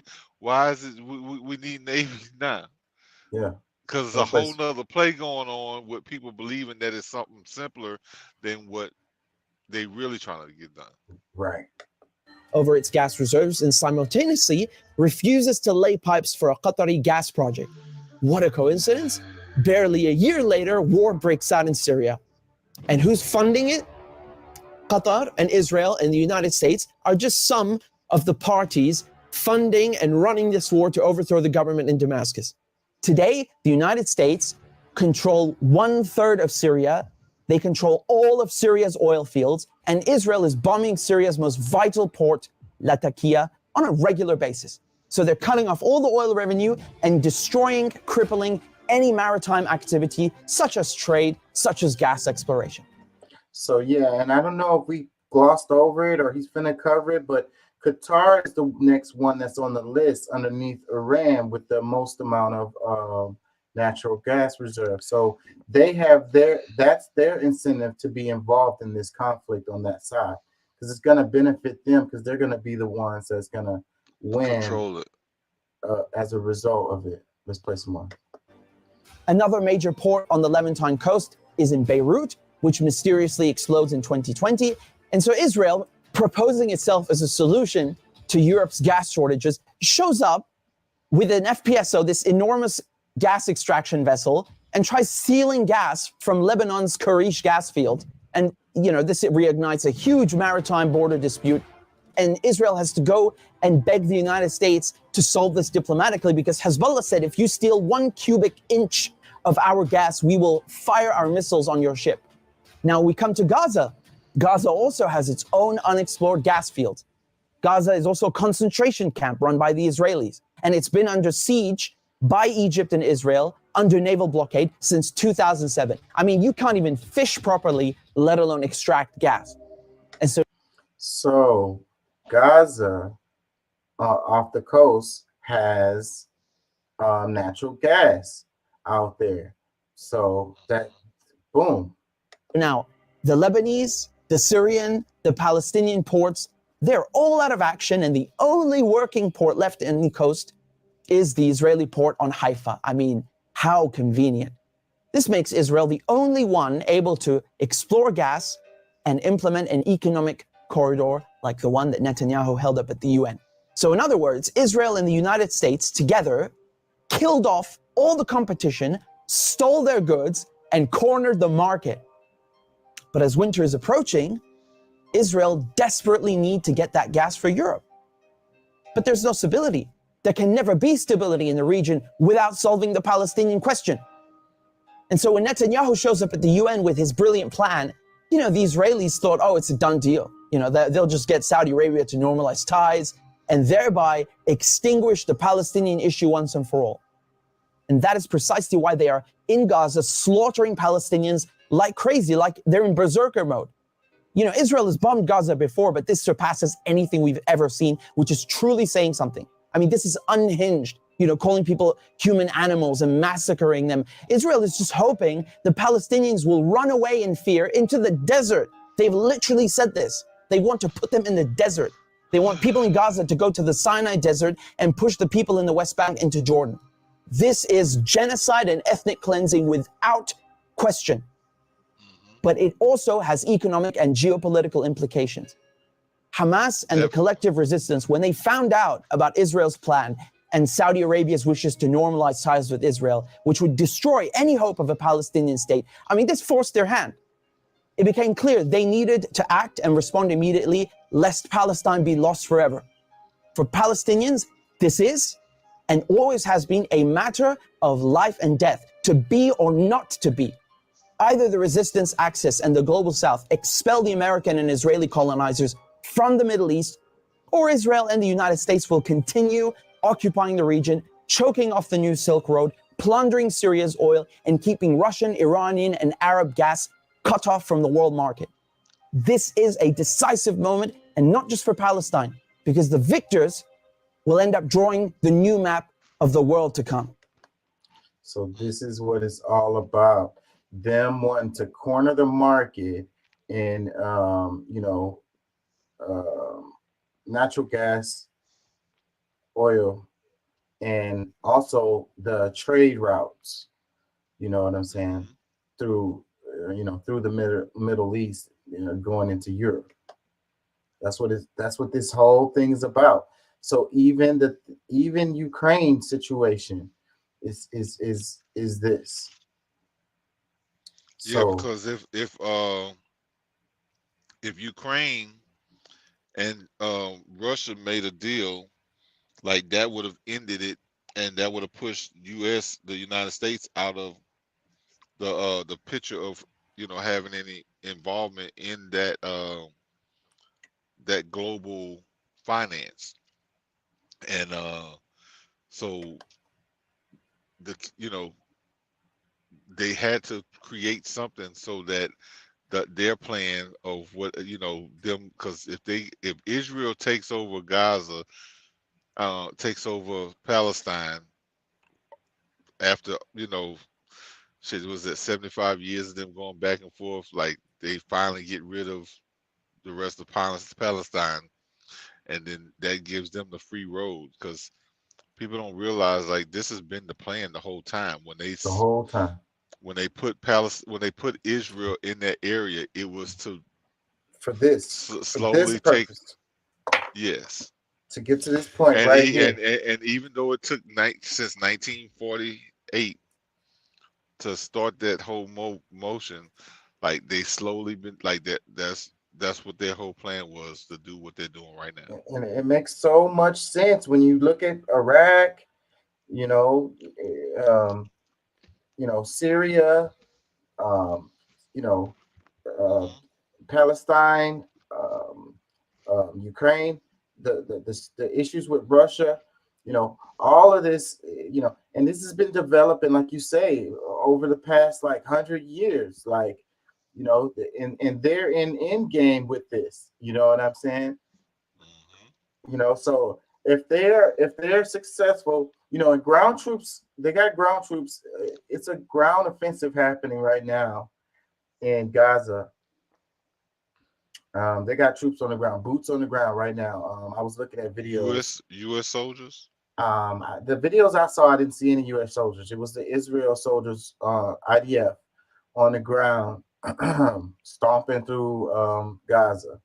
So if they can pull off what they want to pull off and basically obliterate the Gaza Strip and the Golan Heights and just make it like, make it all Israel, then they got the new, well, their version of the Silk Road, and then they also have the gas exploration that they can start doing off the coast that Gaza will own. So this is another thing, like the Gaza people, the Palestinian people are poor, and the Israel controls their electricity and their water and stuff. But these people could be rich. They could be like Qatar. You know what I'm saying? They could be like maybe even to the level of like Saudi Arabia with the resources that they have there, if they were able to control those resources themselves and use it for themselves. So that's another reason why them not wanting Palestinian state. You know what I'm saying? Because then that would be in the way of their long-term agenda. They never had an intention of Palestine having an actual state. You know what I'm saying?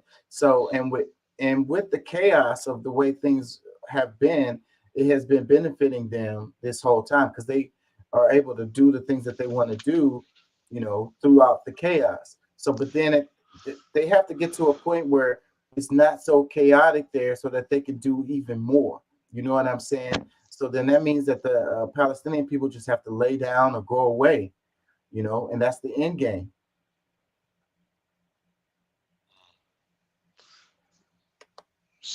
Is it the end game? Yeah, it's the end game for now.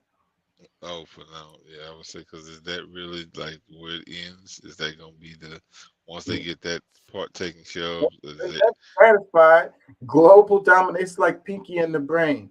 What are we gonna do today, Brain? What do we do every day, Pinky? Try and take over the world.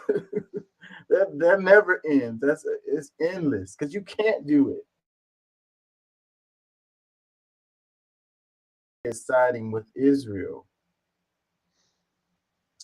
Another comment that says, very interesting angle. It's always about the money. Let's see.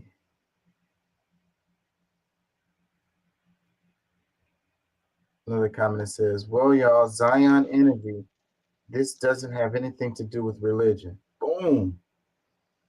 Nothing to do with religion. What does this say? Dear sir, when a real and final catastrophe should befall us in Palestine, the first responsible for it would be the British, and the second responsible for it, the terrorist organization built up from our own ranks. I am not willing to see anybody associated with those misled and criminal people. Albert Einstein. Let's see. Another tweet replies that says, no, this is about war with Iran, Russia, and China. It's complicated. Another one, it says, I can't read that.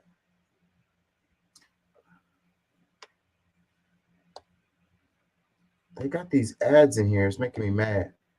Another one says, lost me at the end on Hamas resistance. Another one that says, great video, excellent analysis. It says, exactly the reason behind this genocide will well put together so people see it more clearly. Another comment, it says, Israel has been torturing civilians and making the life of Palestinians hell for decades. This is just one of the hundreds of heartbreaking stories. That's kind of beside the point.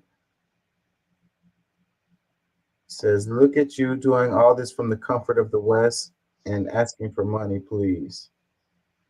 More ads.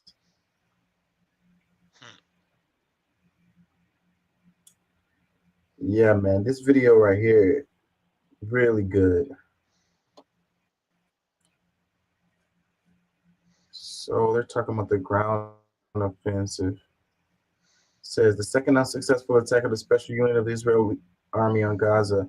Israeli media reports a fierce conflict between the Israeli army special unit and Hamas fighters after an ambush in Beit Hunan in northern Gaza Strip. Let's see. Communication with special forces that were planning to enter Beit Hanan in northern Gaza was cut off. See, the thing is, they can't be successful with the ground offensive, and that's the reason why they have been putting it off for the longest and just been indiscriminately bombing, because they've tried a ground offensive in Gaza before and they failed. And the reason why they can't do it is because Hamas has a intricate tunnel system, you know, and then these guys are gonna fight to the last guy because they're fighting for a reason, you know, and they could do this guerrilla warfare where they could just pop up out of a tunnel, you know, ambush some people and then disappear back into the tunnels. You know what I mean? You know, Israel doesn't really have a way to, like, no matter how they have the best military, like the best like equipment, if you will, because they get their stuff from the United States. They got the best like technology, but technology can't beat like guerrilla style warfare against some people who are fighting for like a real reason, and they have like tunnels and shit. Like they can't win. They can't win a ground war in there. And no matter how much bombing they do, and they talk about they're attacking Hamas, they're really just killing innocent civilians. They're calling everybody Hamas. But meanwhile, they're probably not killing any Hamas because the Hamas is in the tunnels.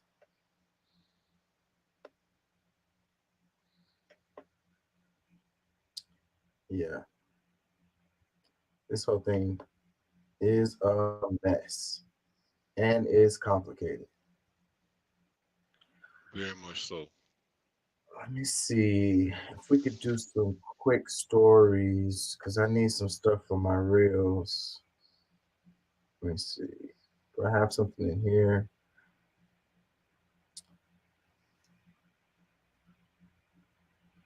It says the killer who carried out the main massacre turned out to be a shooting instructor and trained Ukrainians. As a professional shooting instructor and an American citizen, I am proud to train defenders of freedom around the world, including in Ukraine. We must fight the tyranny around the world, he wrote on a page on his social network, and went to fight the tyranny, which was staged all over the world by random passerby. So this is a post from, what's his name? Robert Card, the guy who did the shooting, the main shooting. That's an interesting little bit of information.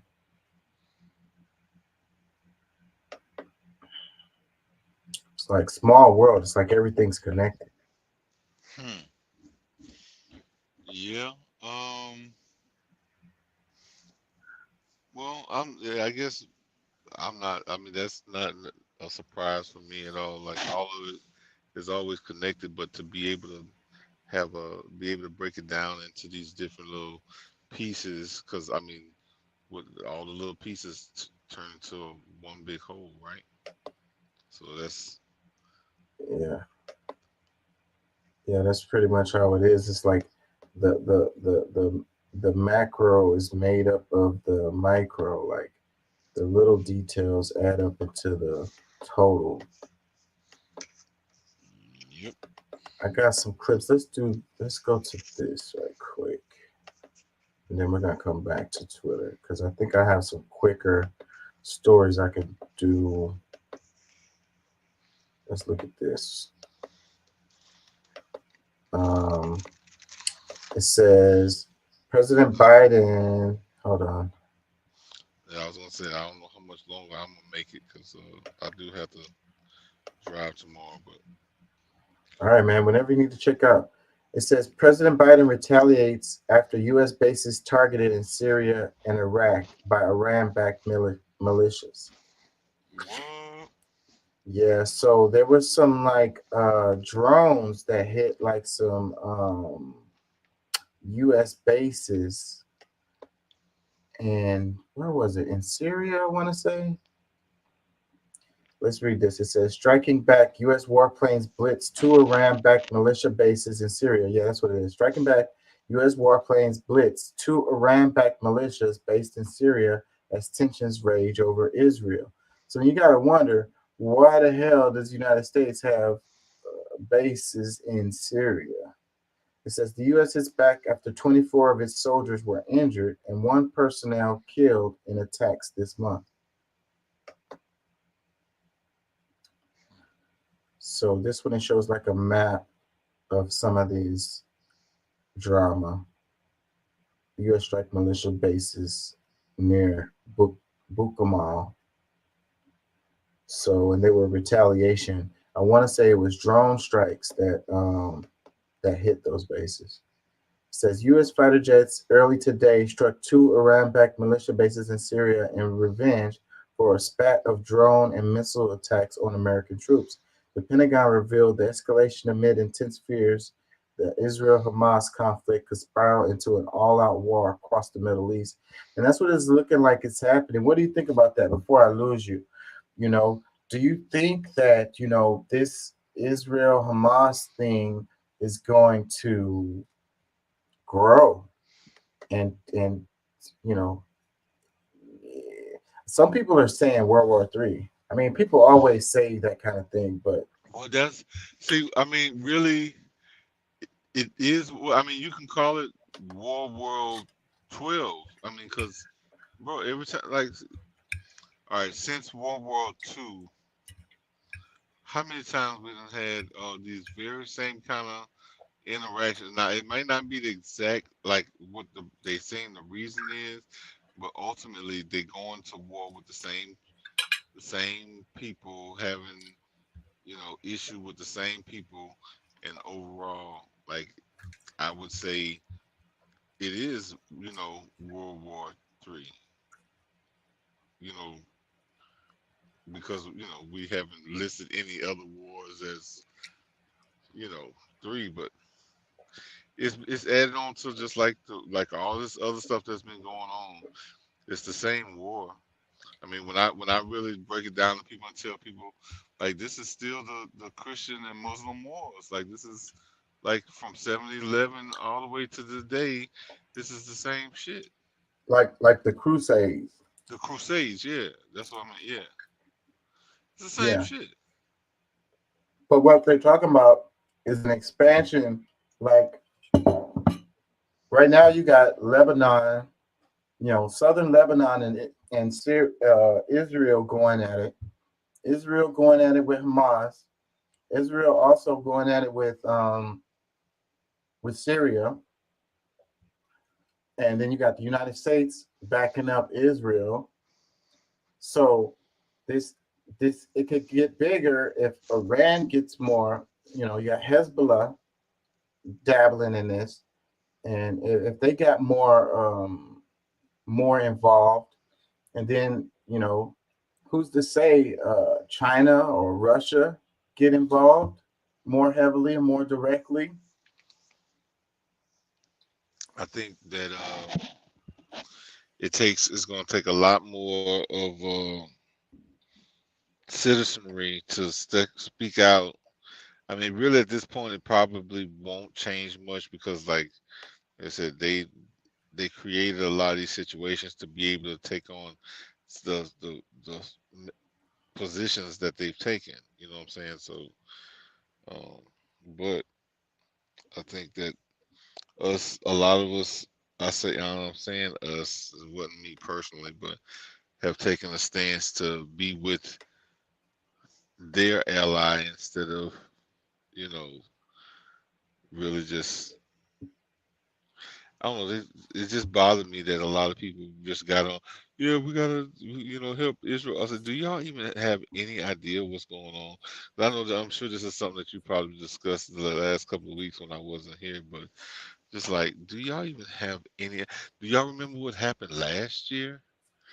You know what I'm saying? Like Israel bombed Palestine during Ramadan. Like, I mean, like y'all don't even remember none of this stuff, or it's not significant enough for you to really be able to go back and think about, well, was there a reason for the action that Hamas or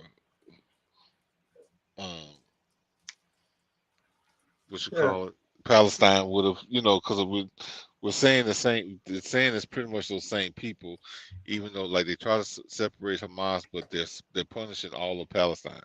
So Yeah, so people just go with the narrative. They just go with whatever, the media, that's what kills me, when they people change their profile to like back when they were saying cry for Ukraine and everybody changed their profile to the Ukraine flag. And it's like, remember something happened in Paris and they were like, cry for Paris. Everybody changed their yeah, profile to yeah, Paris. And yeah. I remember that. That's what, and I think even with Italy too. And I'm just like, bro, are y'all serious? Like, what the hell they need us? You know what I'm saying? Like, this is some worldwide thing now that y'all gonna change all y'all Facebook stuff and this and that and the third they behind. tell you who to cry for, Yeah.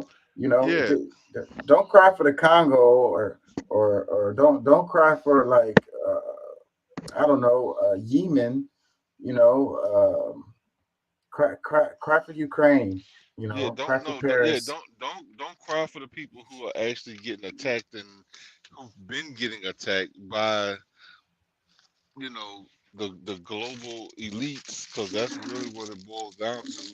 The big corporations sending money to take control over certain things so that they can be at the head of the decision making worldwide. Like that's Yeah. really what it boils down to. Don't cry for Venezuela. Don't cry for Cuba. No, fuck them. Don't cry for Burkina Faso or Niger. But Cry for France because they got see bed bugs. when I had these conversations with different, like I'm just like the worst person. I'm like,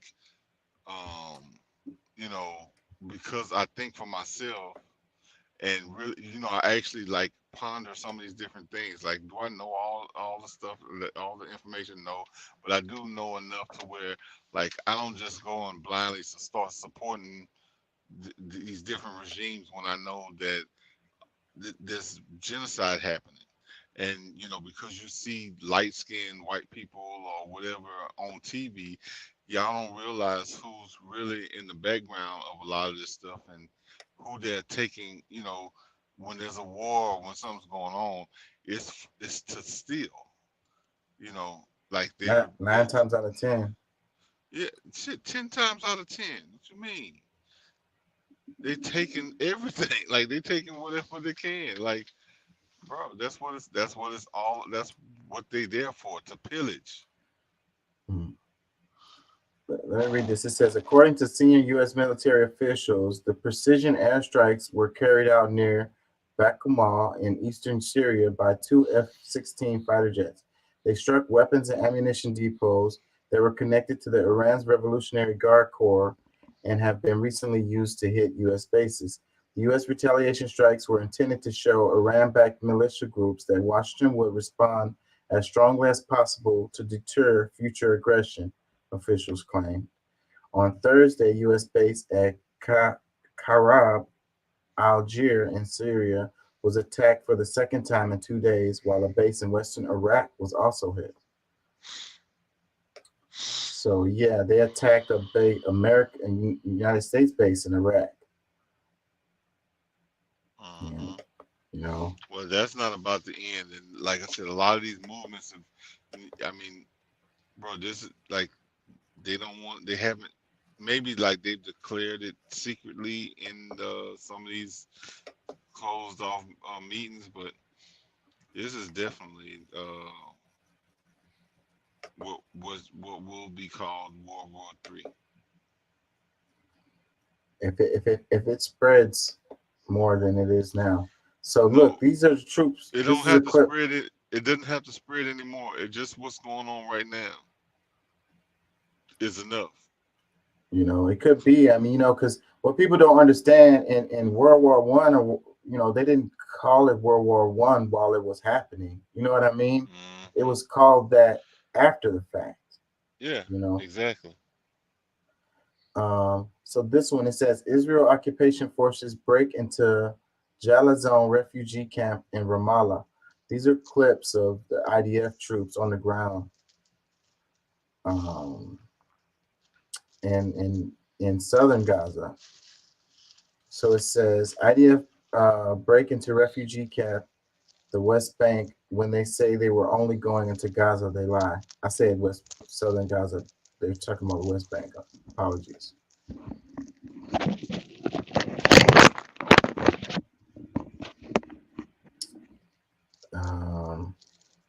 And let's read some comments. It says, where is Turkey now and where is Iran? Another one, it says, these guys are acting like what the Nazi party did to them in Poland. Another one, it says, by the way, no Hamas in West Bank. Another comment, it says, oh Allah, please protect the innocent and swallow into the earth those who cause corruption. It says, this is not okay. Why isn't anyone doing a damn thing? It says, why do they have guns? It's not like the Palestinians have any weapons to fight back. Well, They do. They have some, but I mean, it's just the stuff that they end up getting from that Israel end up getting from us. Like, some people got a whole fucking what they call that thing? The Vela, what they call that dome? The Iron Dome. Iron Dome, bro. It's complex as nobody has that. Like, it's so sophisticated. Check this out. It says Palestinians report total communication blackout as Israel expands ground operation. Israel appears to have imposed total communications blackout in Gaza, according to civil society groups and journalists on the ground. Israel's military said Friday.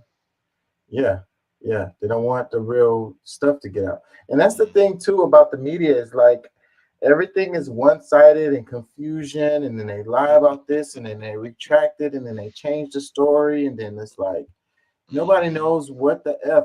And it's like that when you got it's wartime propaganda. So honestly, we don't know what the hell is actually happening. But that's what I was explaining to somebody earlier. I was like, bro, like them saying that that whatchamacallit hit Israel, I don't necessarily believe it like that. You know what I'm saying? Like, they just so happen to be able to kill off 1,000 people one hit. Like, look, I mean, is it impossible? No.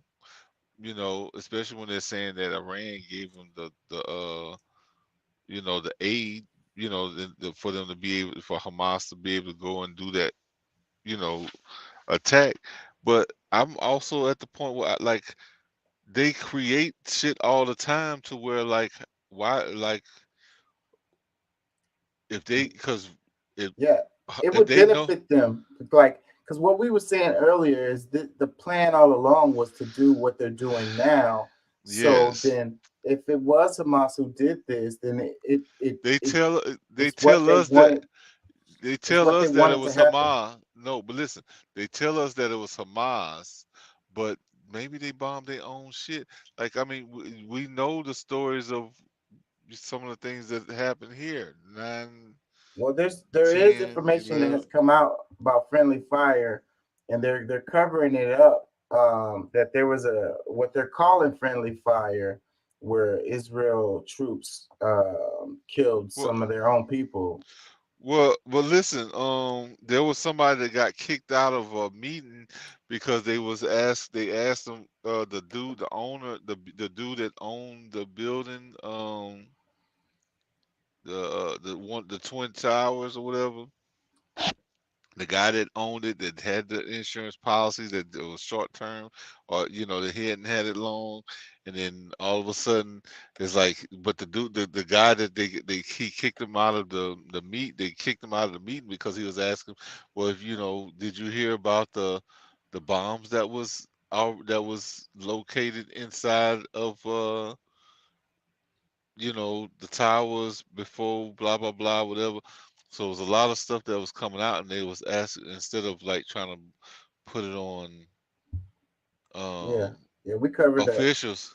Well, was it? Well, that's what I'm saying. Like, so I didn't know that. But however, how come why are we not to believe that they wouldn't do the same kind of thing anywhere? Yeah. Well, I also played a video. Oh yeah, it was the what's her name? Really Graceful video, and she was talking about how all of the false flags. I'm probably gonna save that one for tomorrow because that's pretty heavy, and that's gonna be a full deal. So Yeah, yeah, my she was. eyes are pretty heavy. I before I just pass out, I'm just going and unless it's something that you got right away that I can maybe help you get through, but Yeah, I don't shit. think so. I have a couple of quick stories. Let me see if I got something you can get into. Hold on. The housing crisis is kind of a different topic, but maybe I'll get your comments on that before you go. The housing prices. Right here it says realtor exposes the cost of why you can't afford a home in 2024. So they're talking That's all about connected. maybe. It, Go it, ahead. well, I don't, for me, it's not a maybe. Like, I mean, all of it is connected. Like, we're talking about world dominance and being able to control people who, they've always had trouble controlling, and that's us. So Mm. the more they do to weaken us, or us not have the ability to run our own businesses, and if you do, like, you have the biggest struggles ever in life. Like, it's not like a prosperous thing right now, and it's not, you know it's not by accident. These people are professionals, and they know that, like, they play chess, not checkers, and they know that Mhm. certain moves is gonna make other things happen. That's just Mm. like with the few, like I said, I bring up because I know, some of the stuff I dealt with directly, like them not allowing us to frack and do, be able to sell, use our own oil, change the whole market, where we've seen $5-6 a gallon for diesel. This is like for people in business, because I mean, yeah, gas was high and all that or whatever, but for people who, like myself, that pays, that, like, one of our main expenses is fuel. Like, they found a way to make us have to pay so much to where, and then they never did anything about the pricing. Like, the loads that we were taking. So it's like, you're gonna take the same shit for with all the expenses going up out through the roof, and they still want to pay the same amount that they were before. We're actually Mhm. less, So they're purposely trying to run truck drivers out of business. They Mm. want they want the big monopoly companies to be able to utilize your help, and they make all of the money.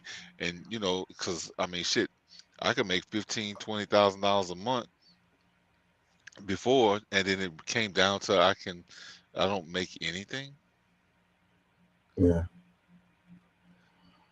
It's an attack on small business. It's an attack on the middle class. It's the attack on Americans, period. It's like, I'm just saying, like, that's one of the visible things, because I mean, somebody who has a salary, because I'm sure you've seen a lot of changes, because like is more so, you know, middle class like myself that, you know, would come and patronize, you know, your restaurants and, you know, or this, that, and the other. So when people like me are not doing so well, that trickle down, or that those available funds that we just throw around are missing, that affects y'all too.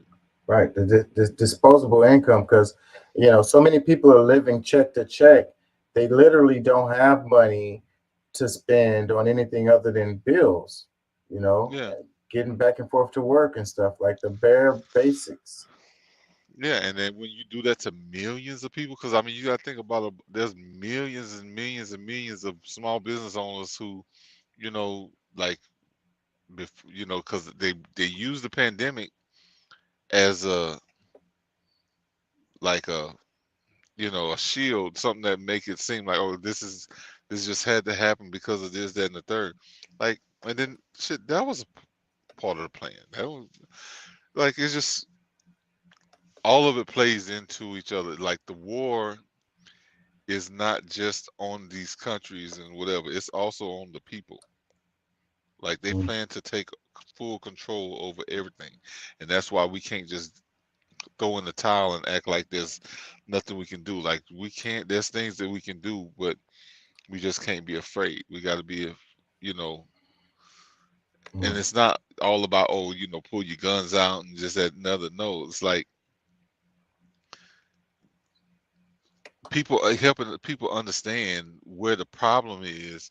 So, because I mean, like, we keep, you know, like I said, I don't think that Trump is a good person for president, but at least he's on a nationalist, you know, stage. Like, he's more so, okay, let's get America straight. What everybody else in the world is doing ain't really our problem. Let them people go fight their own fucking war. Why we over there trying to? Because, and you know, I know he don't really understand it the same way a lot of those politicians, and the reason why that they all come together on a lot of that, because like I said, like a bunch of them been planning it for a long time, and they understand that those certain moves that they've been making is gonna affect, you know, like they have it set, they know what it's supposed to do, so that's what they're waiting for their plans to kind of unravel. And somebody like Donald Trump is going to just ruin it all for him, because he's not on that same plan, and he's got this kind of, you know, utopia look. Because I mean, he's not even a billionaire anymore, but he's living a certain life that he don't really, you know, get it the same way that a lot of them do. You know, they've been practicing all this stuff for decades, most of them. So, but either way, I say it all. It's none of this stuff is on. None of it is an accident. Yeah. Let me play this little clip right quick. $50,000, and the interest rates were 4%. So your monthly payment out the door with taxes and insurances was around $1,700. So you could make about $60,000 a year and qualify for a home back in 2019. That same home today is going for $436,000, but the interest rates are 7.5%. So that monthly payment is jumping to $3,700.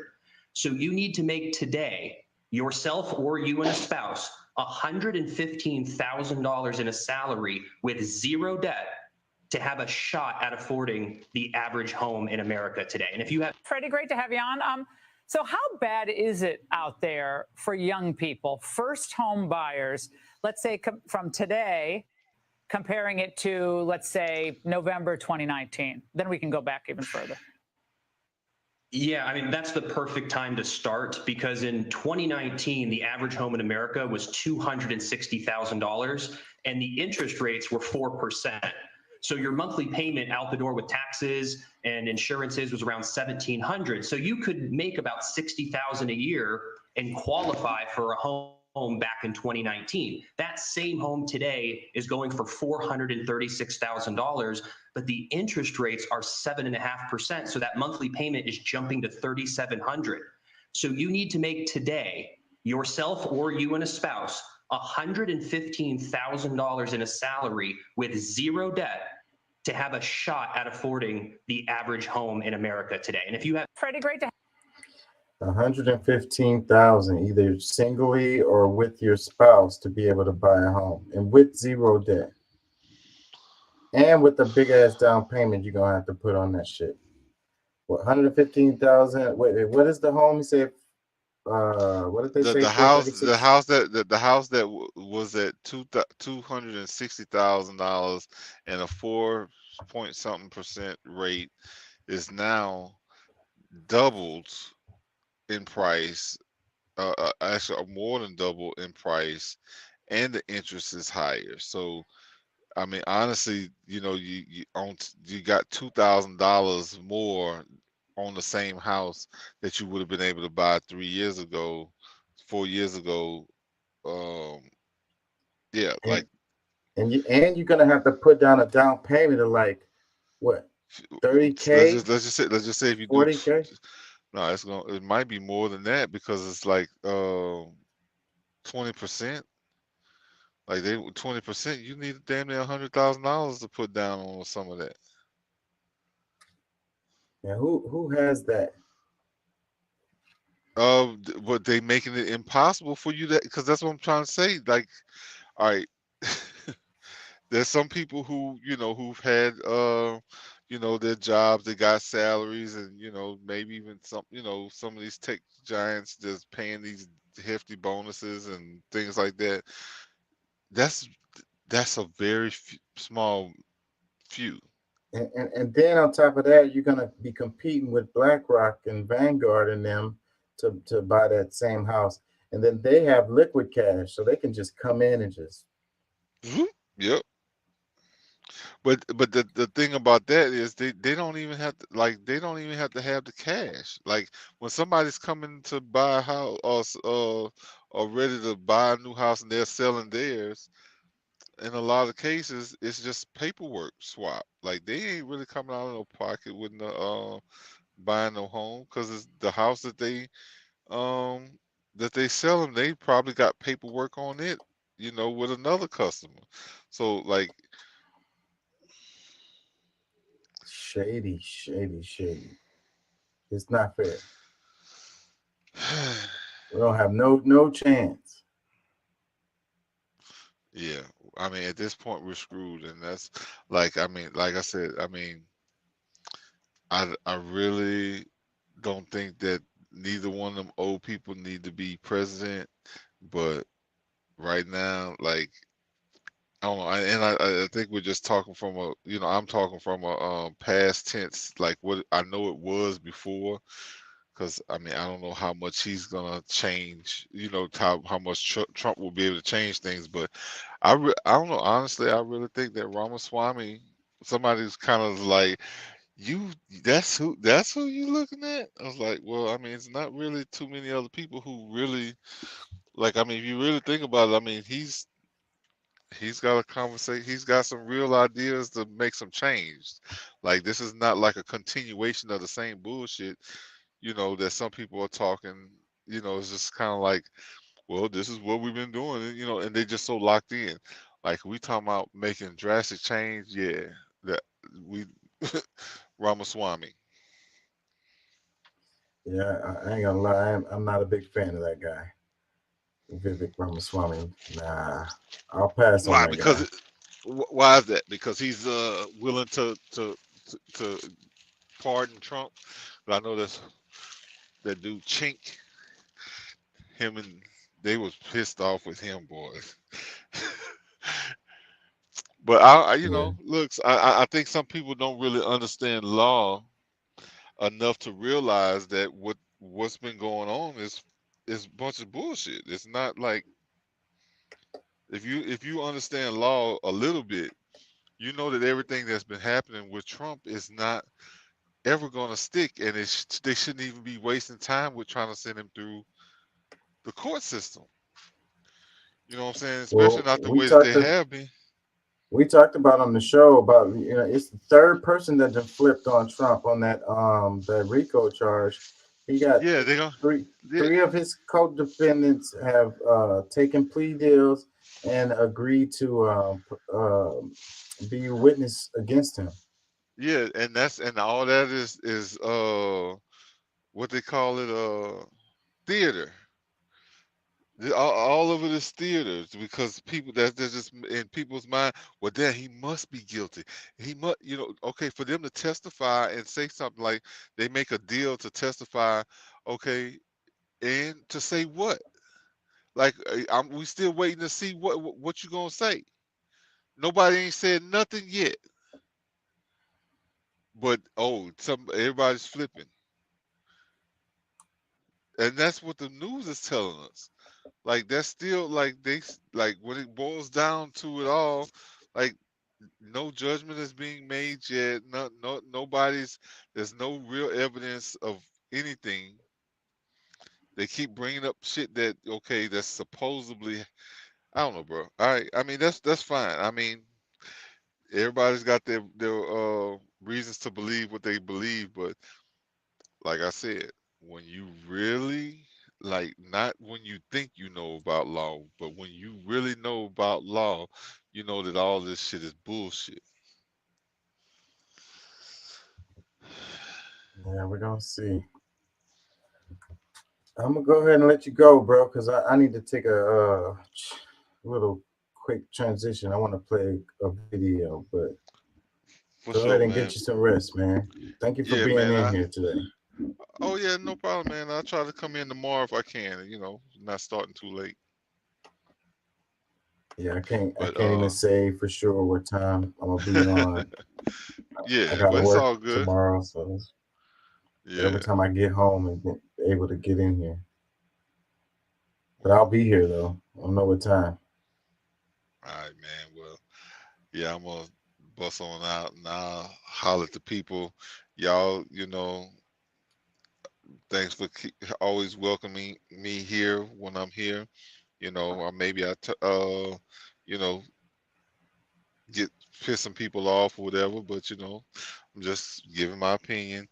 But your boy Chaka still need those nickels or dimes and the dollars and $20, $100, whatever y'all can spare to help the channel. So like, share, and send some money.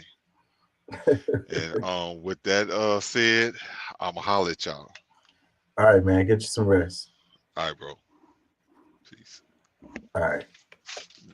So y'all check this out. It says, why are most people cowards? Obedience and the rise of authoritarianism. It says, authoritarianism in religion and science, let alone politics, is becoming increasingly accepted, not particularly because so many people explicitly believe in it, but because they feel themselves individually powerless and anxious. Check this out. Authoritarianism in religion and science, let alone politics, is becoming increasingly accepted, not particularly because so many people explicitly believe in it, but because they feel themselves individually powerless and anxious. So what else can one do except follow the mass political leader, or follow the authority of customs, public opinion, and social expectations?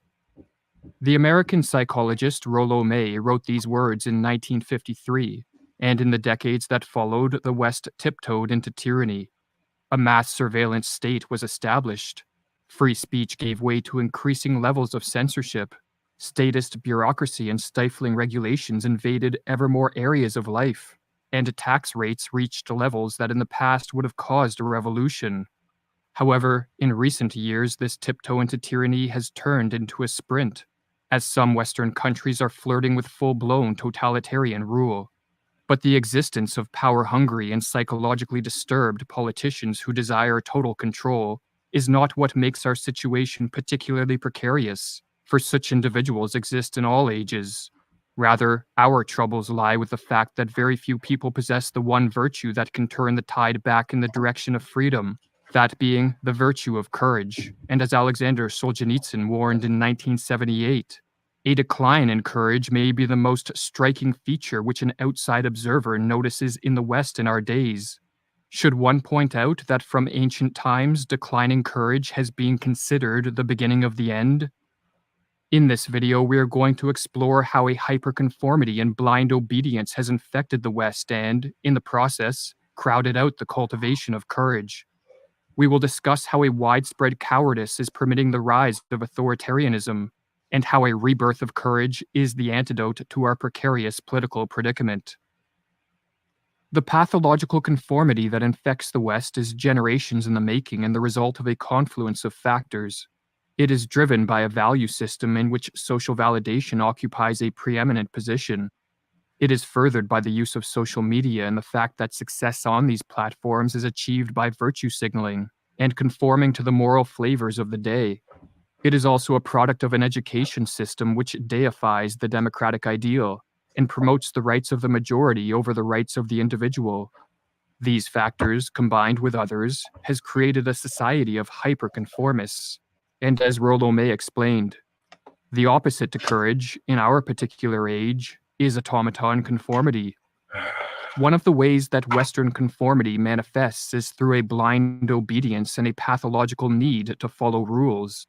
Most people believe that to be a good person is to be a compliant person, and to do what one is told by those in positions of political power and their lackeys in the media and celebrity culture. In acting with blind obedience, the conformist fails to differentiate between morality and legality, and so remains willfully ignorant of the fact that government rules can be immoral, driven by corruption, and that sometimes they pave the way for individual and social ruin.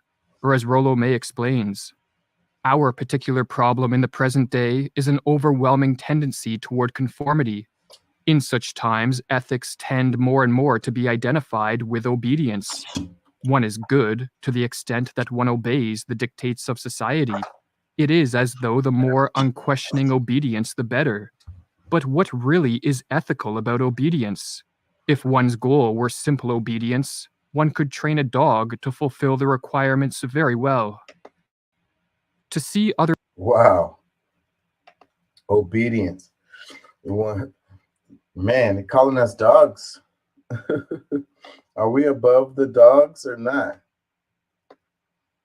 I wanted to pick this apart, but I don't know how much I'm going to go into it. Let's read some comments. It says, always stand up for what is right, even if you're the only one standing. My dad instilled this in me years ago.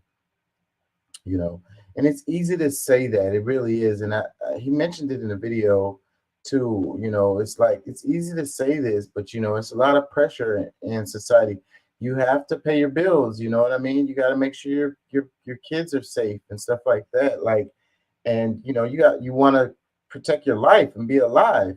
Like, standing up for what's right can make you, you know, lose your job, lose your living, or even make you not alive, you know?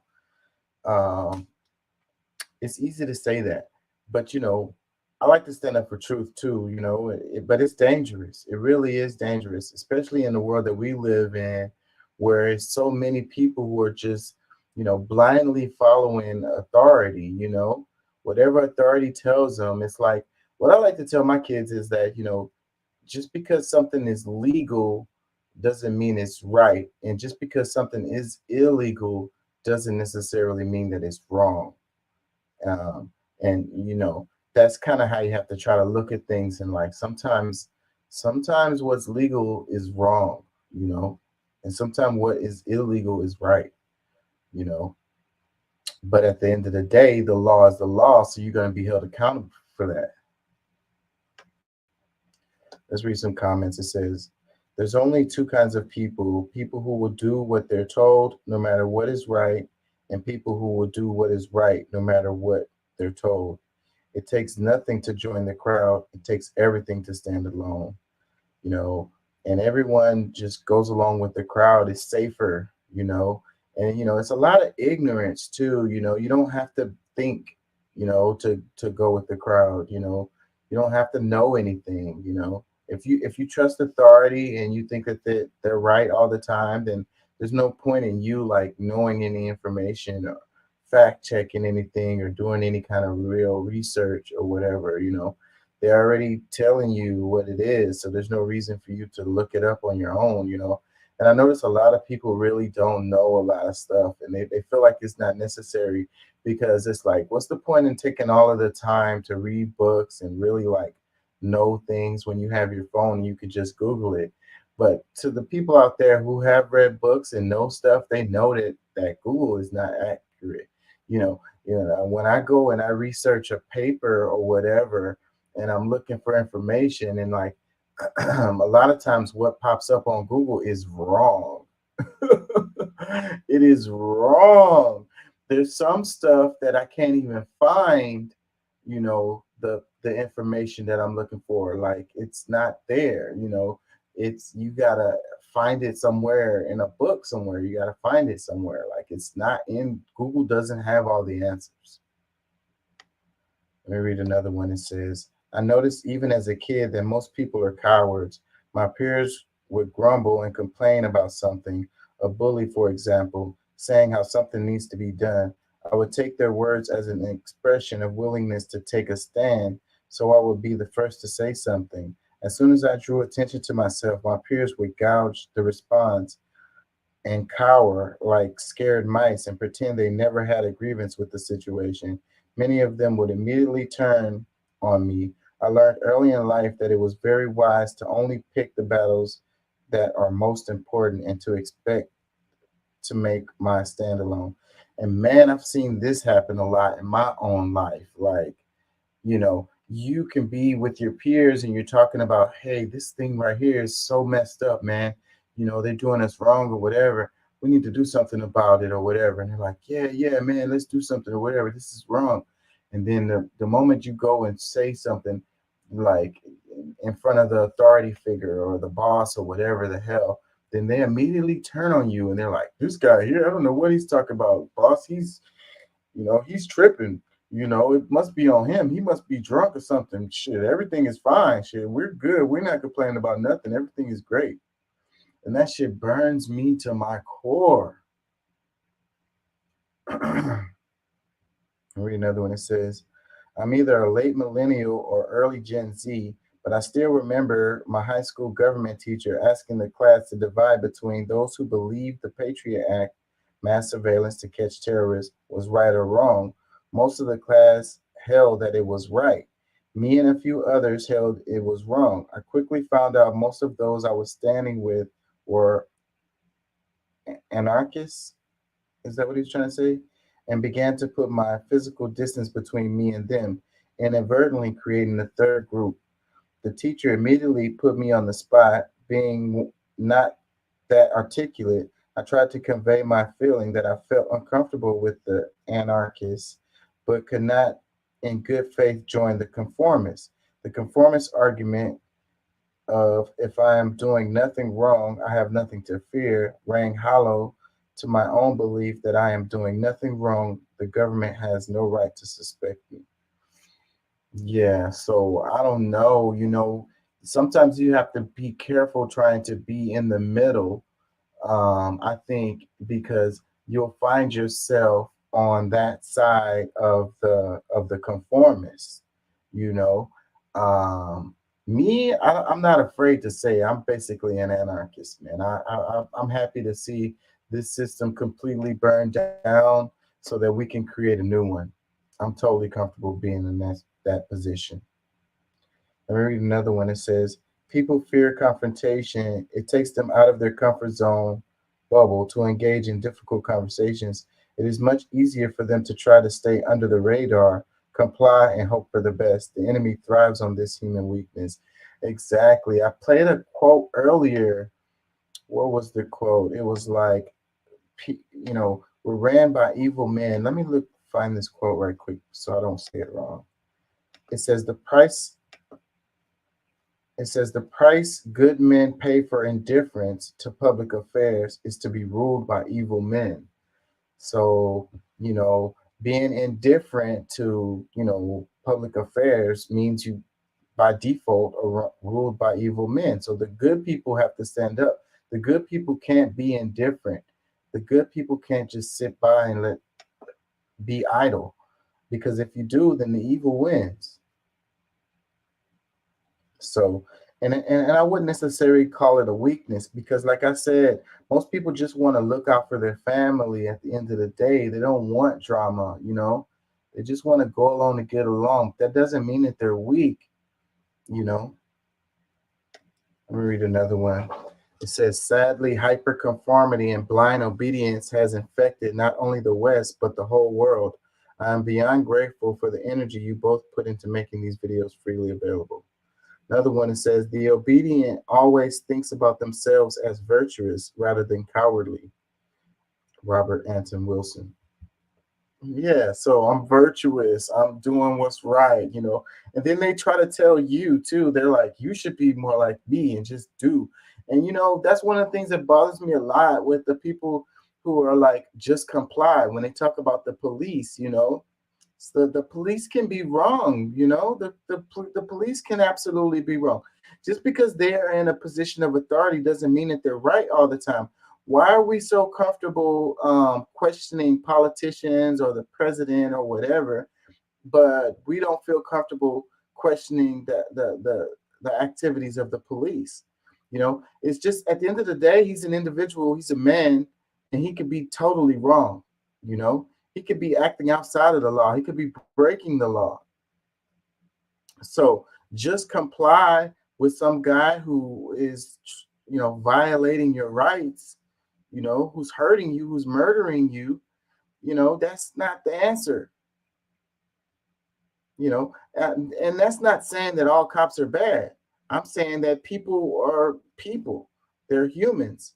And, you know, I don't put no authority in, you know, any man, you know, if he's acting within the lines of the law, he's acting within the bounds of his job, then I can respect that. But I'm not going to just comply just because he's an authority figure. You know, the people, the SS people were just complying, you know. They told them to kill the Jews. They were just complying. And that was the authority telling them to do that. Let me read some more. It says, what disturbs me about students in schools is when bullies pick on a certain student and other students choose to just stand and watch bullies cause trouble instead of confronting bullies who are causing trouble in schools. Another comment, doing what you're told is easier. It absolves you of responsibility and lets someone else make all the difficult decisions for you. Another one, the pandemic brought out the absolute worst in people everywhere. People on buses, in stores, malls, everywhere. I agree. And there goes that authority thing where they felt like, because, you know, the authority said this, so then I'm acting within the authority. So it's like I'm a vigilante, not a vigilante. What's the word? Like I'm doing political, a citizen's arrest or whatever. Like I'm telling you, you know, you have to get vaccinated. You have to wear your mask. You have to do this. You have to do that, you know. And I'm telling you this because that's what the authority said. And if you're not doing it, then you're freaking a horrible person. You're evil or whatever. Another one that says, people tend to be cowardly for a number of reasons, one of which the genetically hardwired self-preservation response. Even earthworms have the response. Another is the also genetically hardwired response to the unknown, fear. Fear is a huge motivator. What happens to some is that they are forced to confront fear, usually at an early age, and discover that what they feared just wasn't all that fearful, you know? It's the boogeyman, right? I'm really into horror fiction, and I'm a fan of Stephen King, and he wrote a nonfiction book, and he was explaining about horror in it, and he was saying that, you know, it's scary until you see it. So like the boogeyman or whatever, the you know, the scary thing, you keep it obscured and you don't show it until you absolutely have to or whatever. You don't reveal it, because once you reveal it, then it's not nearly as scary anymore. You know, it's the mystique of it that is scary, you know. And that's why, facing a fear takes a lot of the power of the fear away. Because when you don't face it, when you don't see it, it's bigger, it's stronger, it's scarier. It's like that movie Jaws, classic movie, and you don't see the shark until the end of the movie. Because it was way more scary before you saw it. Once you see it, it still had its, still a little bit scary, but that movie was what made it work was that you never really saw the shark. You might see the fin or whatever. You see the effects of what the shark did, and that's where the fear comes in. Am I losing y'all? I feel like I'm rambling. It's 2:05. I don't know how much more I'm gonna go. Let's do some quick stories so I can have some clips for the reels. Uh-oh, what did I do? Oh, what did I do?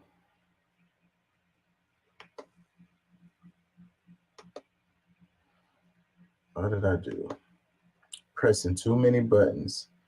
Okay, let me see. What do I have? I have something in here. Let me find it.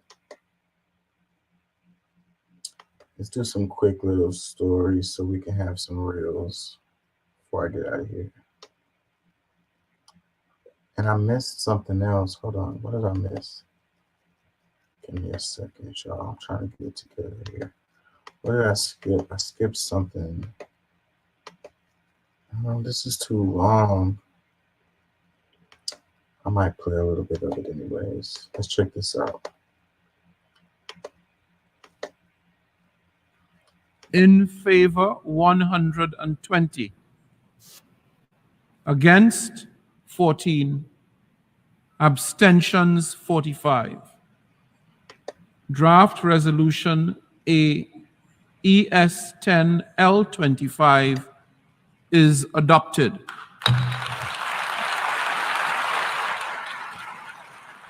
It sent a message to everyone: enough is enough. This war has to stop. The carnage against our people has to stop, and humanitarian assistance should begin to enter the Gaza Strip. The result of the vote is as follows. In favor, 120. Against, 14. Abstentions, 45. Draft Resolution A ES 10 L25 is adopted. So it says, it sent a message to everyone: enough is enough. An emergency meeting of the UN General Assembly has passed a non-binding resolution that demands an immediate humanitarian truce in Gaza. So I don't know how the hell they're going to enforce that. How are they going to enforce that? That's the whole thing about the UN. They really don't have no teeth.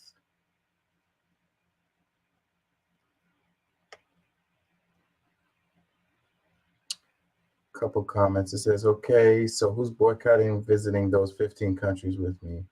Another one, it says, immediately after this vote with the world against it, Israel then bombs Gaza into effing oblivion so fast so they can comply with the ceasefire tomorrow and say, we complied right away after having just leveled the region while the vote was underway. They're not going to comply. Like I say, there's no teeth. Another comment, it says, 3 weeks to decide if you need to vote with a genocide happening. The UN is useless. Shame on the world.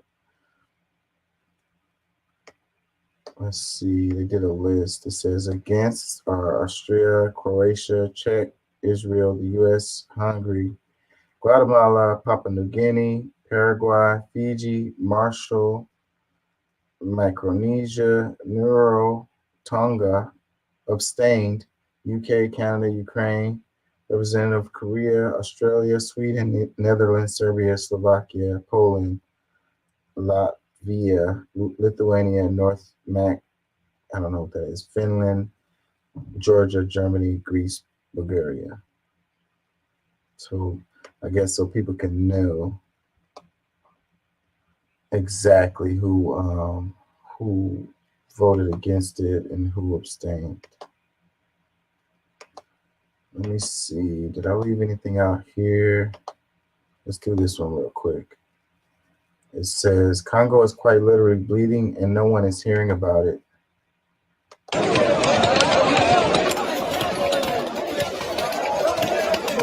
It says, as we express our solidarity with Palestinian people, let us lend our voices in support of the people of the Democratic Republic of Congo. Every hour, 48 women are, I don't know how to say this word without saying this word, assaulted. Millions are displaced and over 6 million lives are lost, with half of the victims being children. 6 million women, children, and men have been killed in Congo over the span of 25 years. 6 million. That's 240,000 a year, 20,000 a month, 5,000 a week, 714 a day. Half of these numbers have been children. All so that the West can make phones, tablets, electric cars, planes for cheap. It says 12 million plus people have died from the genocide in Congo, by the way. 9,000 plus in Sudan. It says the crisis in DR Congo may not make the headlines, but the Congolese need and deserve the world's attention. A couple of comments. It says, I'm sorry, Congo deserves our full attention, but saying that 6 million lives are lost per hour is just fake news. Another comment that says, Gaza could be all just a distraction and a convenience. Another one, no one gives a F about Africa. They just care about our resources. Another one, it says, the Congo War has been difficult for most to understand, and I will try my best to simplify it with an overview. There is a war between the rebel group M23 backed by France and America and the Congolese government backed by China. It started off as a tribal war between the Hutus and the Tutsis in Rwanda, where many became refugees and crossed the border into the Congo, then known as the Republic of Zaire.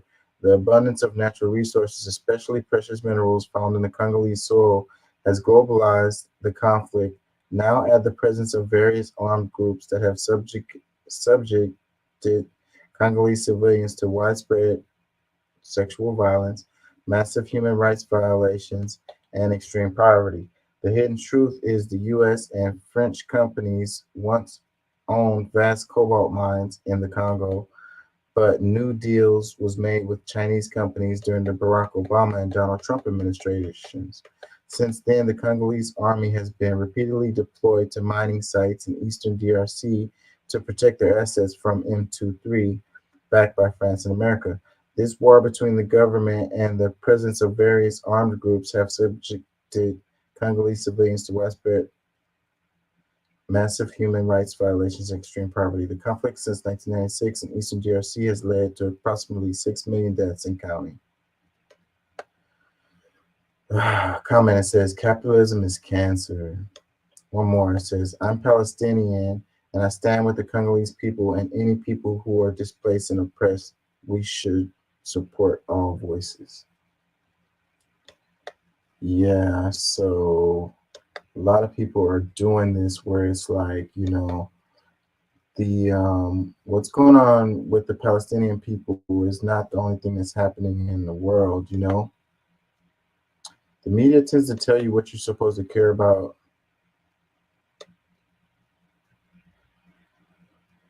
And we tend to follow. Let me see, what do I have here?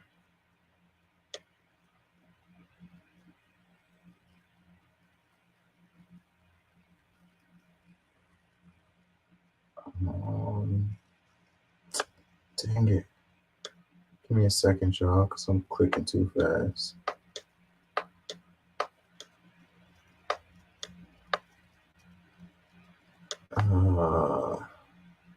Three local ballot questions. I kind of wanted to cover that. Hold on. Do I want to do that right now? It says Israel lobby controls Democrats and Republicans. That is true.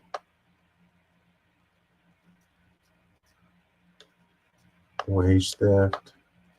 Did I show this crazy dude? Oh, that was the guy who was killed. I don't want to cover that.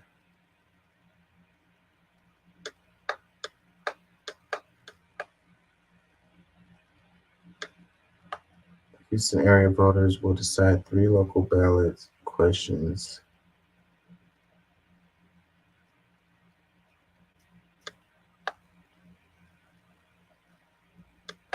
Talking about U.S. troops in Israel. Warmonger, but listen to this succession of events. Israel is to delay Gaza invasion, their ground invasion, waiting on the arrival of U.S. troops in the region. So U.S. troops are being deployed to Israel in order to help them with their ground invasion and genocide of the Palestinian people. Then the U.S. warns against any attacks on American troops in the Middle East while they're going to help with the ground invasion against the Palestinian people. Then you have the good old Secretary of State saying we are taking steps to make sure that we can effectively defend our people that we're sending into a war zone, and respond decisively if we need to. Israel cannot be in a position where you are constantly exposed to a threat of the most terrible terrorist attacks from the Gaza Strip. Did you know that despite the propaganda that's being circulated online, there has been 0 journalists in Israel that have died, where there's been over 50 Palestinian journalists that are in Gaza that have died due to the Israeli bombings? Did you know that over 5,000 people in Gaza have passed away, and about half of that is children? Did you know that in the last 14 days, the Israeli government has displaced already 1.1 million Palestinians? And even though they're telling Palestinians to move to I honestly hate to sound like a warmonger, but listen. Yeah, and they were talking about Al Jazeera, and because I played a clip the other day of the guy eating up the other guy on Al Jazeera, and this Palestinian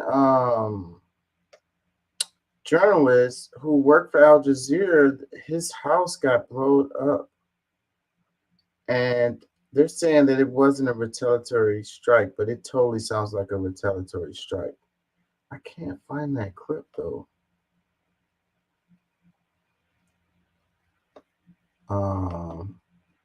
Yeah, so they blew this dude's house up. They killed his whole family. And, he was a journalist. It's like, this guy is definitely not Hamas. And they struck his house.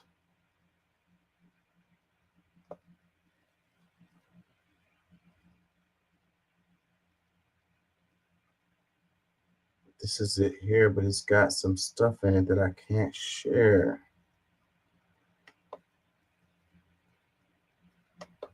Hold on.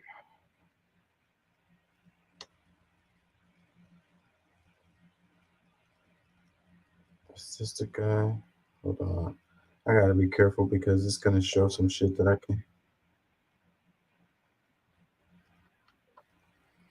All right, let me see. I want to be very careful with this.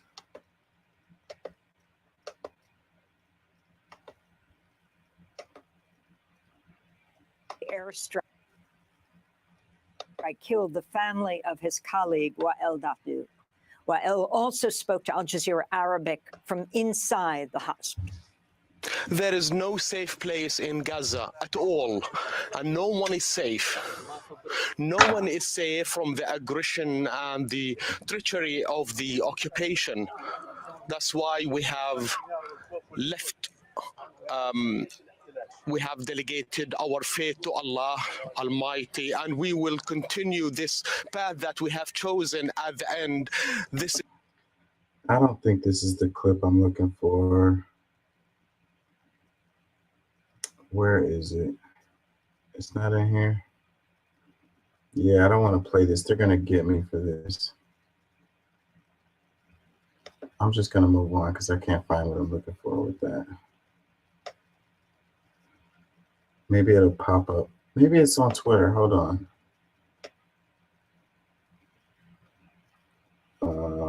Give me a second, y'all. See if I can find this. I can't find it. I'm wasting time. Anyways, they killed this dude's whole family. He was just a journalist. Okay, wait, hold on. Here it is.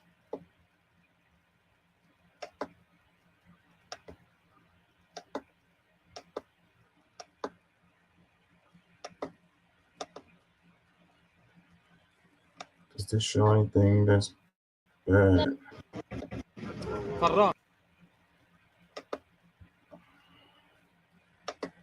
Gotta be careful, they're gonna get me.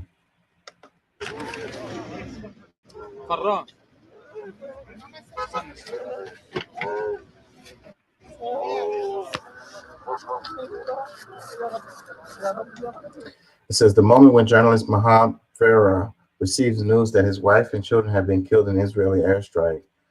More than 6,500 people have been killed in Gaza, including 20 journalists. Does it show him talking about it? Because I don't want to just see the dude crying. Because there's a clip where they're asking him about it. And everyone is saying that, you know, it wasn't a retaliatory strike, but it clearly was. Because they're not happy with Al Jazeera because they're, you know, they're releasing information that they don't want out.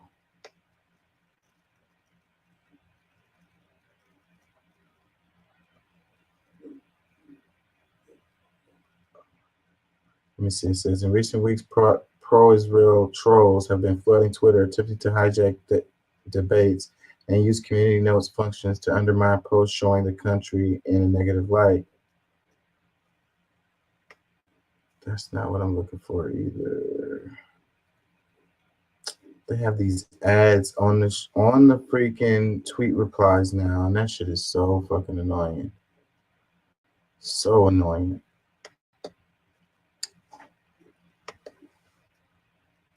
Anyways, let's do.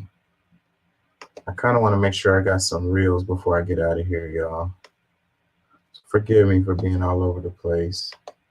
So I'm gonna wrap it soon, but I need to make sure I got some clips in here.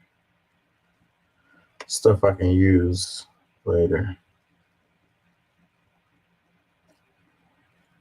Says Hamas representative arrived in Moscow today to discuss the ongoing war with Israel with Russia deputy foreign minister. Note, Hamas has been declared a terrorist organization only by the United States and its vassals. In Russia, Hamas is not considered a terrorist organization.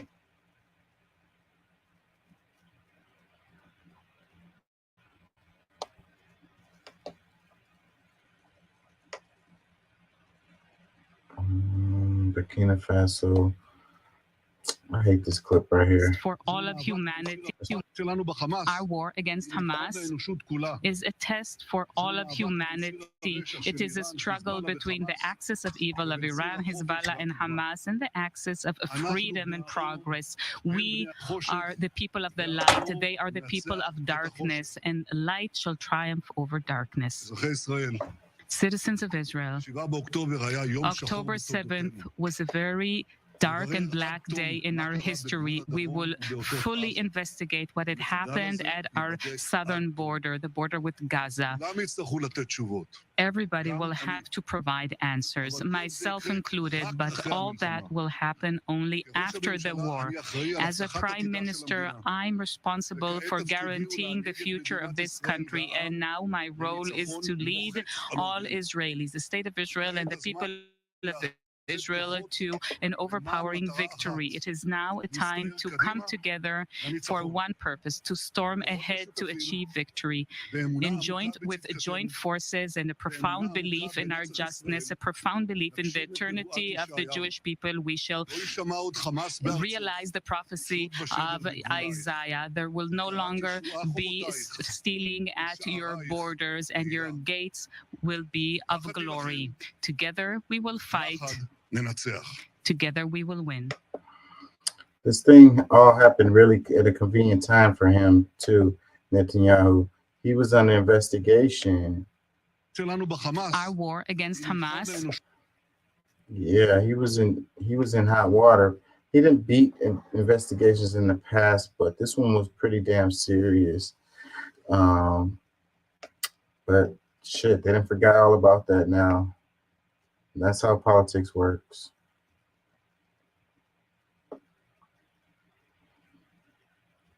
It says Israel military received orders to shell Israeli homes and even their own bases as they were overwhelmed by Hamas on October 7th. Oh yeah, I mentioned this earlier about the friendly fire thing. So Max Blumenthal with the Gray Zone posted this. He says, ask how many Israeli non-combatants said to have been burned alive were actually killed by friendly fire. Wow, this is an article. I don't know. I might have to come back to this tomorrow, I think. Let's read a little bit of it.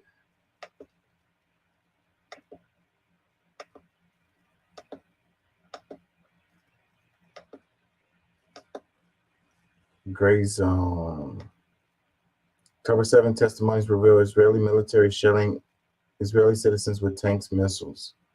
It says Israeli military received orders to shell Israeli homes and even their own bases as they were overwhelmed by Hamas militants on October 7th. How many Israeli citizens said to have been burned alive were actually killed by friendly fire? Several new testimonies by Israeli witnesses on October 7th, Hamas surprise attack on southern Israel adds to growing evidence that the Israeli military killed its own citizens as they fought to neutralize Palestinian gunmen. Tuval Escapa, a member of the security team for Kibbutz Be'eri, set up a hotline to coordinate between kibbutz residents and the Israeli army. He told the Israeli newspaper Haaretz that as desperation began to set in, the commanders in the field made difficult decisions, including shelling houses on their occupants in order to eliminate the terrorists along with the hostages. A separate report published in Haaretz noted that the Israeli military was compelled to request an aerial strike against its own facility inside the Erez crossing to Gaza in order to repulse the terrorists who had seized control. The base was filled with Israeli civil administration officers and soldiers at the time. These reports indicate that orders came down from the military's high command to attack homes and other areas inside Israel, even at the cost of many Israeli lives. An Israeli woman named Yasmin Porat confirmed in an interview that Israeli radio that the military undoubtedly killed numerous Israeli non-combatants during gun battles with Hamas militants on October 7th.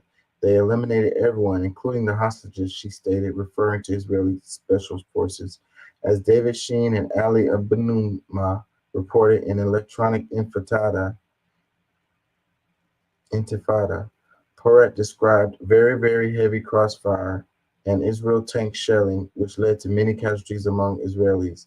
While being held by the Hamas gunman, Porat recalled, they did not abuse us. We were treated very humanely. No one treated us violently. She added, the objective was to kidnap us to Gaza, not to murder us. According to Haaretz, the army was only able to restore control over Be'eri after admittedly shelling the homes of Israelis who had been taken captive.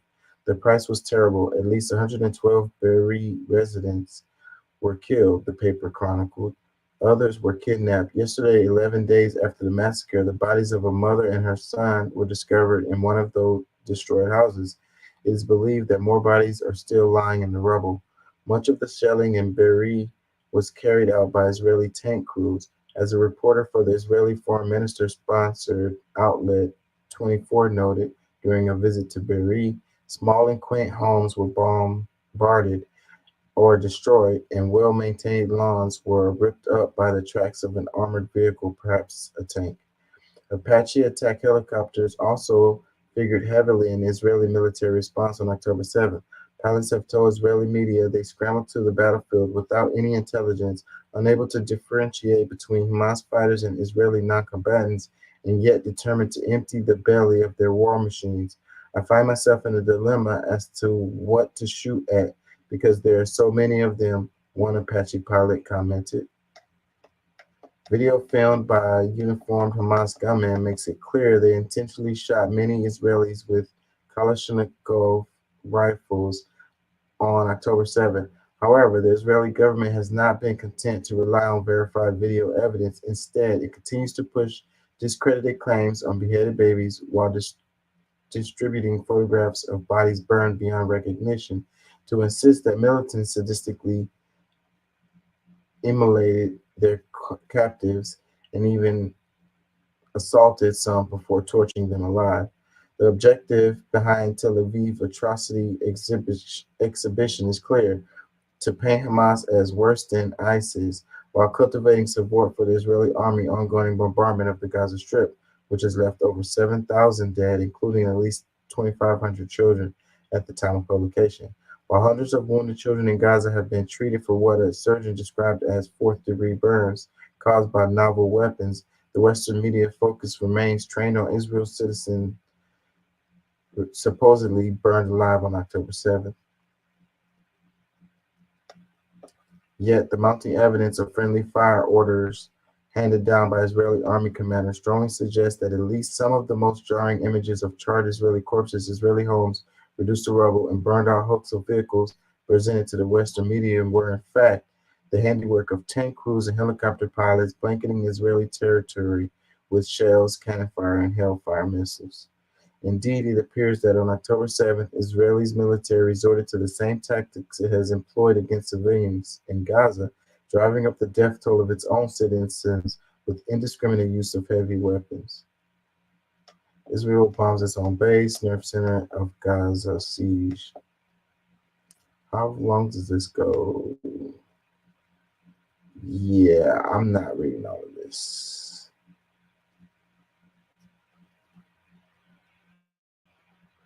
Wow, this can't be just one article. It's like I'm going to be reading the whole newspaper. But yeah, so apparently there was some friendly fire that happened, and the press is not covering this at all because, you know, and then they're putting the blame on Hamas.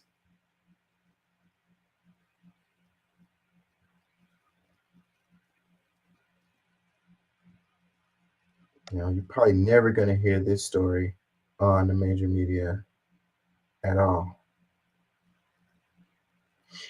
The other one you're never going to hear is the one about the lady, but it has been floating around on social media. The one where the older lady who was she was a hostage and they released her, and the clip of her shaking their hand saying shalom, it was this lady right here. I'm kind of scared because I shared that clip on Instagram and it immediately got me flagged. Until they reach the tunnel. The one where she was shaking their hand and saying it's not in this clip. And saying that they fed me good, they took care of me, they were nice, and all of that. Because it flies against the narrative that Israel is putting out about Hamas.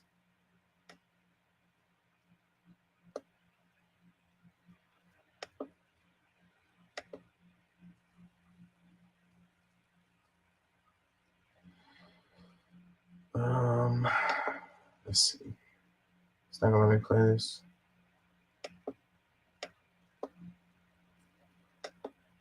This is not really the one anyways. It says, following her release from Gaza by Hamas, 85-year-old Yosef Lifshitz is interviewed about her experience in captivity. And basically she said, they treated me well. They were given medicine and food and said we ate the same food together.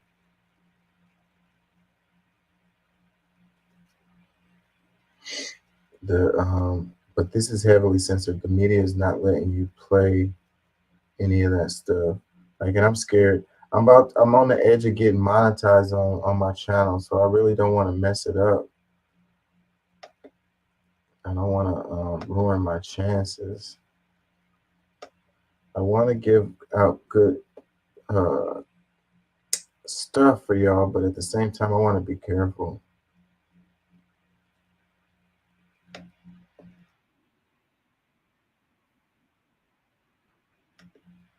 Hold on, y'all. I'm not sharing. Let me share this.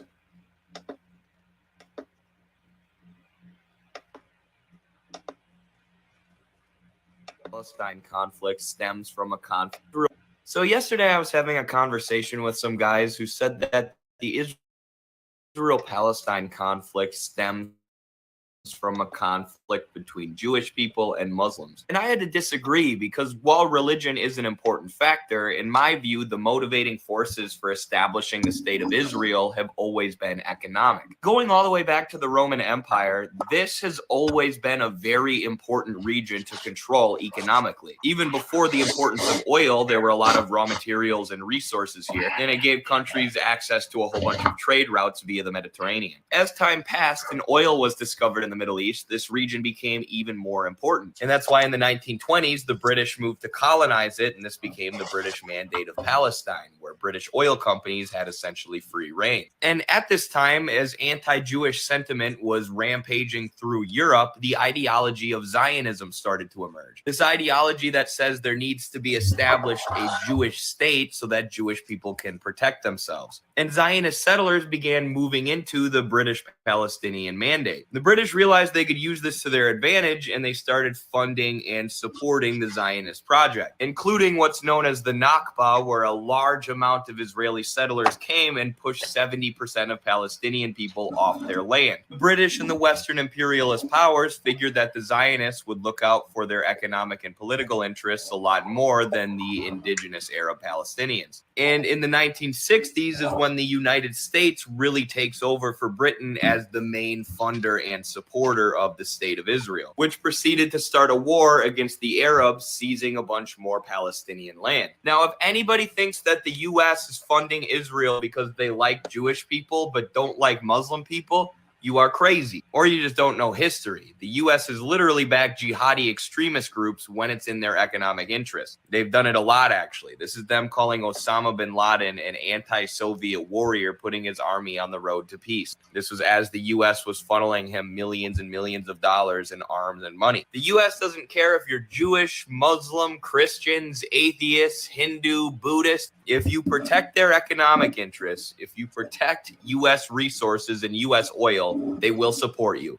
or they will give you a bunch of guns to fight the Soviet Union. It's the same thing with Israel. The U.S. props up Israel because it gives them a neo-colonial outpost in the Middle East. Israel's constantly launching missiles at the U.S.'s enemies like Iran and Syria, and they protect the interests of Western multinational corporations. This is why Joe Biden always says if Israel didn't exist, we would have to create it, because the U.S. needs an entity like this in the Middle East to look out for their economic and political interests. Yeah, it's not necessarily a battle between Muslim people and Jewish people. It's a battle between Western imperialist interests and the interests of native indigenous populations. The interests of Middle Eastern people versus the interests of Western corporations who want to exploit the Middle East for all of its resources, labor, and oil. This video has been brought to you by Karl Marx. Thank you.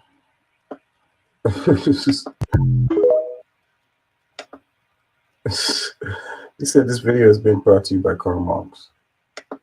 Well, that's a good way to get people to not want to listen.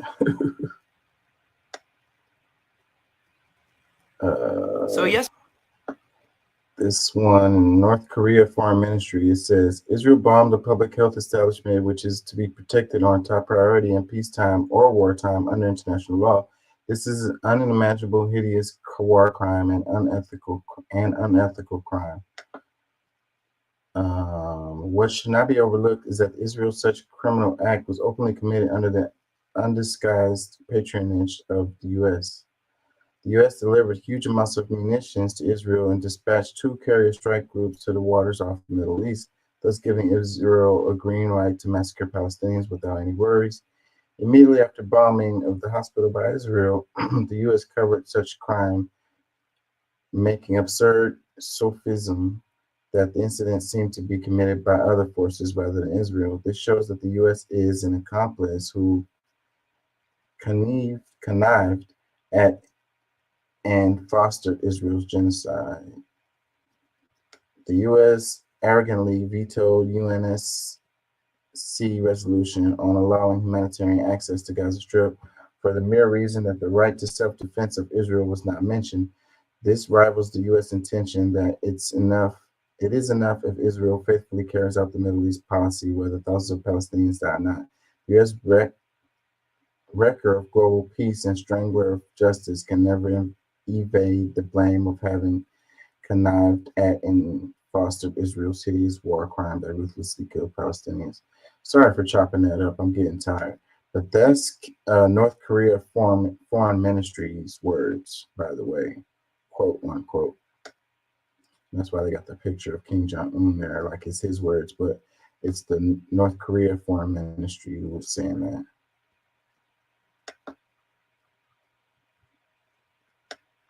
So when you got North Korea talking like that, and it's like, that's kind of crazy, like, right? Like, wow, like the stuff that North Korea does, and then they're talking like this about Israel. I have that clip too. I just saw it. Let's go to it. I'm gonna go ahead and risk playing this.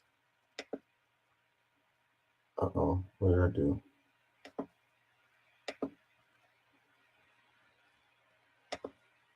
Pressing too many buttons. I'm getting tired. I'm gonna risk playing this. This has got my Instagram flagged.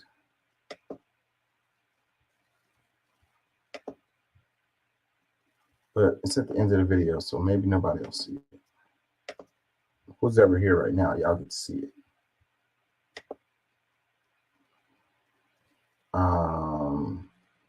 An 85-year-old hostage. Hold on. An 85-year-old hostage taken by Hamas was filmed shaking hands of her captors and saying shalom, a Hebrew greeting meaning peace, during her release. Yochai Lifshitz is reportedly a human rights activist who spent years helping injured Palestinians in Gaza get to local hospitals alongside her 83-year-old husband, Oded, who is still missing. He's still a hostage. In a press conference, Lifshitz told reporters she went through hell and was beaten on the day she was taken hostage, but was treated gently by Hamas during the 2 weeks she was held in captivity. She described being taken into a massive underground tunnel system. Lifshitz's daughter, Sharon, who helped translate her mother's Hebrew into English for reporters, described the network of tunnels as like a spider web. Lifshitz claimed Hamas was very generous to us, very kind. They kept us clean. They took care of every detail. There are a lot of women, and they know about feminine hygiene, and they took care of everything there. The elderly couple were taken from their home in Nerotz Kibbutz, near the Gaza border. Lifshitz said she was not held in captivity with her husband, who has not been seen since the attack. Hamas has begun releasing some hostages taken during the incursion into southern Israel on October 7th. More than 200 people were abducted from villages, kibbutz, and the Supernova Music Festival. So far, 4 hostages have been released.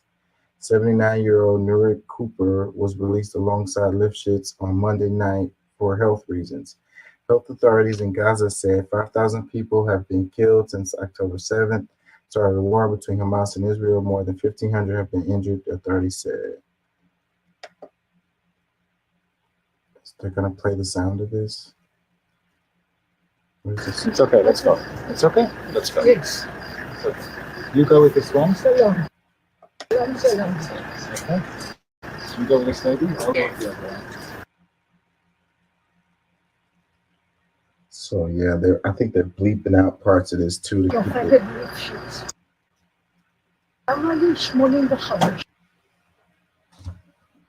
To keep it from getting flagged. It's okay, let's go. It's okay, let's go. Yes. So you go with this one. Okay. Yeah, let me get off of that screen, because even though it looked like nothing, but the internet is not being very kind to that particular video. Is heavily censored online. Anybody who posts it immediately gets deleted and they get flagged. It goes against the narrative. So, all of you guys who are about free speech, regardless of what side you are on this, should be aware that they are heavily censoring many clips like that. That's just one example. Let's do this one. This is a lot lighter. Shit, I gotta check and see if I'm still fucking broadcasting, because that shit is really, they're really on that shit. Hold on, let me check, make sure I'm even still here. Okay, it looks like I'm still here. I didn't catch it. Let's do this. It says, Commissioner in Lubbock County, Texas, voted to outlaw abortion-related travel. 3 out of 5 all-male commissioners voted in favor of the ordinance. Commissioners in Lubbock County, Texas, voted to outlaw abortion-related travel. On Tuesday, October 24th, the Amarillo City Council will consider enacting its own law, potentially paving the way for a future vote by the council or the entire city. Lubbock and Amarillo are both intersected by major highways that connect Texas to New Mexico, where abortion is legal. So to try to make this understand, hold on, do they have more? It says on Monday, October 23rd, did I read this? October 23rd, commissioners in Lubbock County, Texas voted to outlaw the act of transporting another person on local roads for an abortion and the distribution of abortion-inducing medications.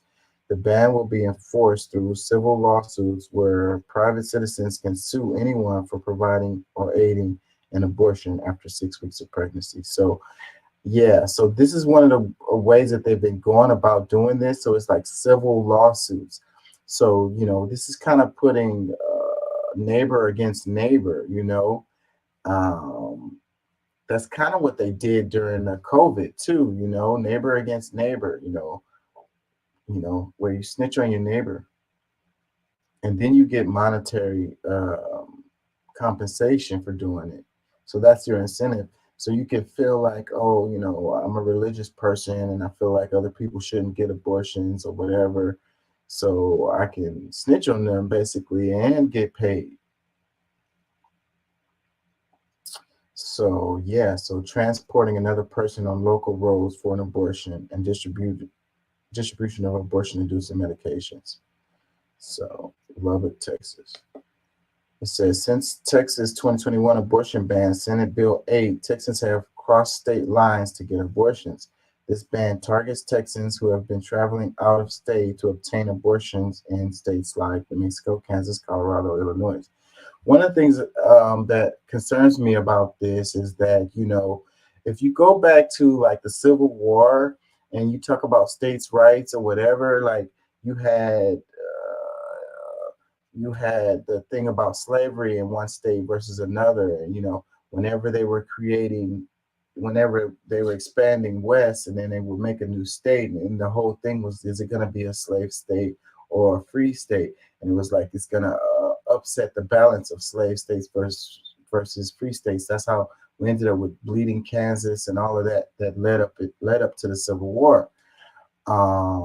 I'm afraid that this kind of thing is kind of similar, because you're going to have states versus states, because in some states it's legal, in some states it's not. And so then when you've got one state being like a sanctuary state or whatever, saying you guys can come here and do your abortions or whatever, and then the other state is like, no, they can't get abortions, and then you pass laws where they can't move from one state to another to go do the abortions or whatever. Not only are you pitting neighbor versus neighbor, you're pitting state versus state, and that is pretty scary right there. So I know that they're going to go down that road of pushing to get a nationwide ban for abortions, but until that happens, you have this state versus state going on related to this, and that could lead to bloodshed. It says, as of October 23rd, 6 cities and counties in Texas have passed abortion-related transportation bans. This is one of the many moves by conservatives to restrict abortion further since the U.S. Supreme Court overturned Roe versus Wade. Texas already has many legal barriers to abortion. Abortions have been illegal in Texas since July 24, 2022, after the Supreme Court ruling Dobbs versus Jackson's Women's Health Organization overturned Roe versus Wade, giving states the option to restrict or prohibit abortion access. Senate Bill SB 8 bans abortions around 6 weeks of pregnancy, even under circumstances of sexual assault and incest. House Bill 1280, or trigger ban, creates criminal punishment for doctors and providers of abortions. So yeah, so like even, you know, I saw a case where a doctor, they've already persecuted doctors for doing abortions, even if it was related to sexual assault, or in some cases it was health reasons. And because it was illegal to do the abortion in that state, even if it was to save the life of the mom, it's illegal, and the doctor can go to jail too. She can get persecuted. It's already has happened. So they gave the sources on here. Yeah, man, these crazy times we're in. Let's read a couple comments. It says, they can't stop someone from leaving the state. What are they going to do? Interrogate everyone who tries to cross their state border? Well, yeah, they can pull you over. They pull you over and they, you know, I don't know how they're going to figure it out, but I'm sure they could do like an investigation, interrogation of people. You know, it's just going to cause like a lot of chaos, you know. Interstate travel is good. You know, they already have the troopers and on the highways, you know, pulling people over left and right. It's already scary. You know, whenever I travel to Louisiana, a lot of times I drive to Louisiana.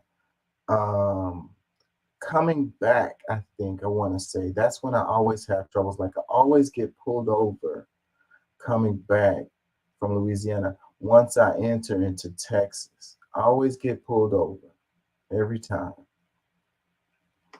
So it's going to be more of that.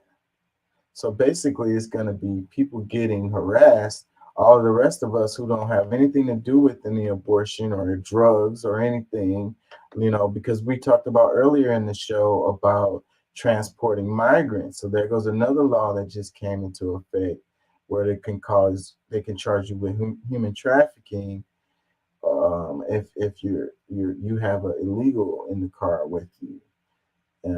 So boom, there goes another reason to pull you over. Like I say, it's just gonna end up being a lot of us getting harassed. It's a police state, y'all. I don't care where you stand on either one of these, the immigration or the abortion deal. Do you feel like you want to be harassed by the police and getting pulled over left and right so they can see if you have an illegal in the car, or if you have a woman in the car who's pregnant, on top of trying to see if you have drugs in the car or weapons? Like, God, fucking dystopian right there. Another comment says, why are they so hateful? Another one that says, all the people in these comments that are saying, I hope you go to jail for killing children is laughable. I wonder what they're doing for their homeless kids, the orphans, the children involved in the current war. Oh, but they don't care about them. They only care when it comes to a person wanting to make a choice about their own body. You know, I feel like a lot of people that are on this pro-life thing, you know, it's like they care about the kids when they're in the womb. Once they get out of the womb, then they don't care about them no more. It's like if they're homeless, they're living under a bridge, they're starving. It's the same people who want to cut the benefits to SNAP and WIC and healthcare for these, you know, these same people. Like, so like, you know, you better have that baby, and now you better find a way to feed it and to house it and all of that too. We're not gonna help you with none of that. Stop being a bum. Stop having sex. Keep it in your pants. Another comment says, absolutely effed. Abortion is healthcare. As someone who lost her baby too soon, the only way to protect my health was a medical abortion. Imagine dealing with this while dealing with loss. And this is what's happening too, over and over again. What up, Doc? Another comment that says, drop the babies off on the commissioner's doorsteps. Another one that says, can we start banning Christian travel yet? Another one says, it's embarrassing living in this state. I'm a Texan. I'm not embarrassed about being in Texas, though. But dystopian police state coming to a theater near you. Another one says, just say you hate the female population. Stop tiptoeing around it. Say that you want us either disadvantaged or dead. Another one says, fellas, it is illegal to have bodily autonomy and to travel. Another one says, it's. Something Go I want ahead. to throw in there, talking about the dystopian police state. You got to remember, one side wants to stop you from committing certain actions. The other side actually wants you to monitor your thoughts and your speech. They don't want to control what you do. They want to control what you think and how you think about things. That is by far more dystopian to me than all the right-wing crap together. Yeah, I can't really disagree with you. I have to say that we got it's horrible though, both sides. Two wings, Absolutely. one bird. That's why I tend to make fun and I do take shots at both, because fair is fair. Like I said, I actually blame all this abortion problem stuff though on the left. They were told flat out that the Supreme Court decision wasn't going to work, wasn't going to stick over 50 years ago. And in 50 years, they did not put forth a constitutional amendment. That's why they really support. They really like, it's that incrementalism. It's that fake ass, like, I can't really think of the words for it right now, but it's like one side is like, you got this Christian nationalism or whatever, this like religious like push, and then the other side you got like an atheist transhumanism shit going on. So like, well, on the right, we got a problem with a whole lot of people that want to sit there and look at us and go, well, this is a Christian nation. And it's like, no, this is not a Christian nation. This is a nation of people that believe in God. That particular God was never actually stated by the founding fathers,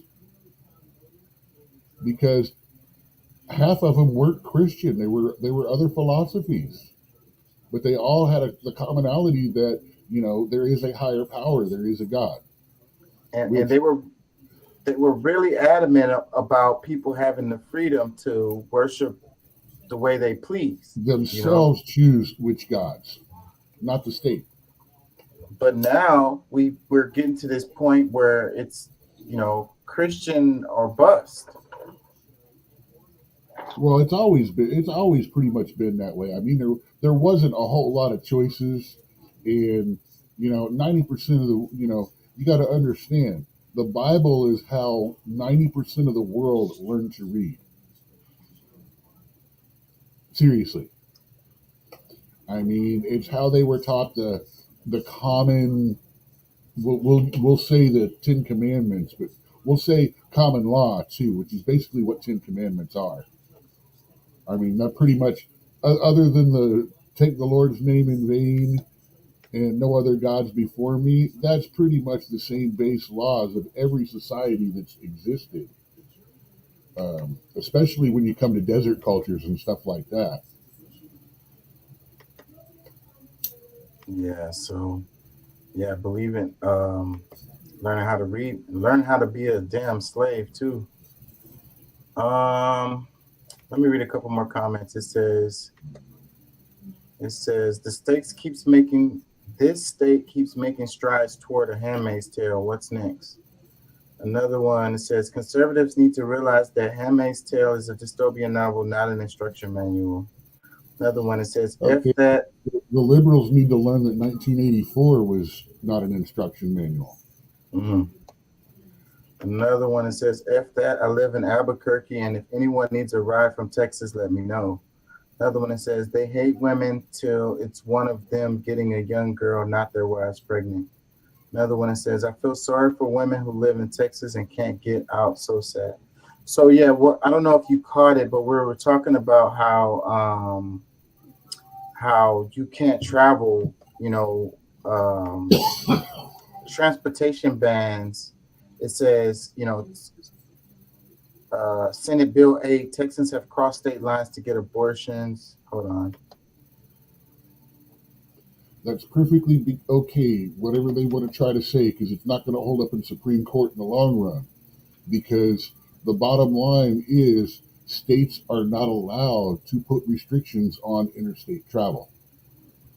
Yeah, but they're not restricting interstate travel. They're making it so where you can do civil lawsuits. So it says, Lubbock County, Texas voted to outlaw the act of transporting another person on local roads for an abortion and the distribution of abortion-inducing medication. The ban will be enforced through civil lawsuits where private citizens can sue anyone for providing or aiding an abortion after 6 weeks of pregnancy. And I was putting this in the light with the other law. I don't know if you heard about it that just passed with Texas about you can be charged with human trafficking for having a migrant in your car. They call it human trafficking. It's like 3 new laws came out of Texas, and that was one of them related to my immigrants. Well, crap, I better be careful who's in my car after I pull away from a Home Depot when I'm doing Lyft. Yeah, see, that's what it is. That's the point I said, is to make everybody scared, because you may not necessarily be helping somebody cross the border or whatever, but if you have somebody in your car that is not legal, then you can be charged. It's not like you're checking everybody's ID who gets in your car.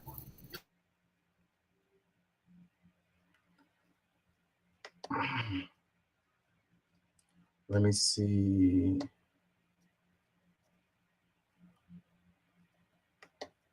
Do this one. It says U.S. prepares evacuation plans for citizens across Middle East. It says Democracy Now! Posted this on Monday. The Biden administration said it's readying plans to evacuate hundreds of thousands of U.S. citizens across the broader Middle East in case Israel's assault on Gaza provokes a wider war, including 600,000 Americans in Israel and another 86,000 in Lebanon. This comes as nearly 20,000 people across southern Lebanon have fled their homes amid escalating violence on the Lebanese-Israeli border. Armed fighters with Hezbollah and Lebanese groups backed by Iran continue to trade fire with Israel's army across their border. I warn the U.S. and its proxy Israel that if they do not immediately stop the crimes against humanity and genocide in Gaza, anything is possible at any moment, and the region will go out of control, said Iran's Foreign Minister Hossein Amir-Abdollahian this week in the news conference. Meanwhile, Syrian state television reports Israel's airstrikes hit airports in the capital Damascus and the city of Aleppo in northern Syria for the second time since Israel's bombing of Gaza intensified on October 7th. At least one airport worker in Syria was killed. Yeah, so they're like telling, they're sending out notice to Americans to get the hell out of the Middle East. Like, you're in Israel, Syria, Lebanon, to come home.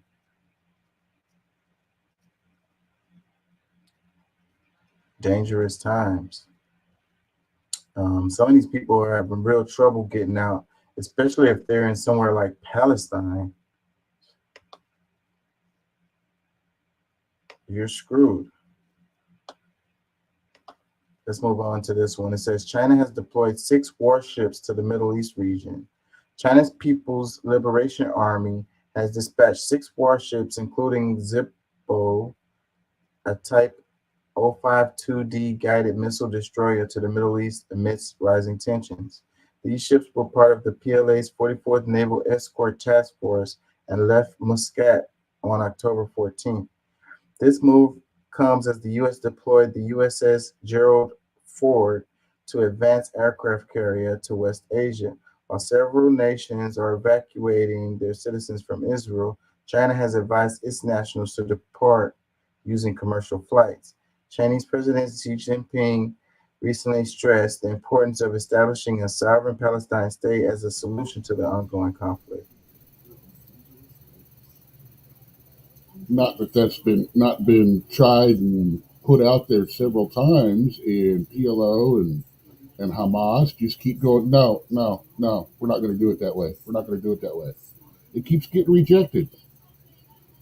Matter of fact, I think that this whole Hamas coming up thing has got a lot to do with the fact that Israel has been trying to do peace talks with some of the surrounding Muslim nations. Just that, look, let's just stop this shit kind of talks. Not anything deep, world changing, but just hey, let's just chill on each other. And then sure enough, a few weeks after that happens, bam, and I feel bad for the people of Palestine. I really do. But at the same time, they keep allowing people to take control of their government that are basically terrorist groups. Oh, but we've reformed. Oh, okay, you reformed. Everything's going to be better now. We believe you. And then, bam, here we go again. Yeah, I ain't gonna lie. I don't think the two-state solution is viable at this point. This is material which was Let me play this. one of those sadistic villains. It's Al-Qaeda material, official Al-Qaeda material. We're dealing with ISIS, Al-Qaeda, and Hamas. This is what we're dealing with.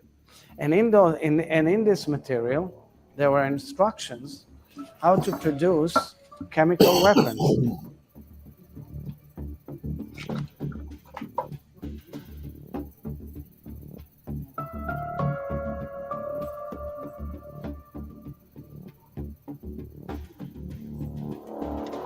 It says it comes after serious holes were found in Tel Aviv's claims.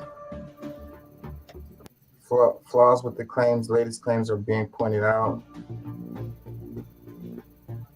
Some claim the material was simply ripped from the internet. And when you showed this blurred picture, I just had to double check it. I had to make sure that this wasn't printed out online.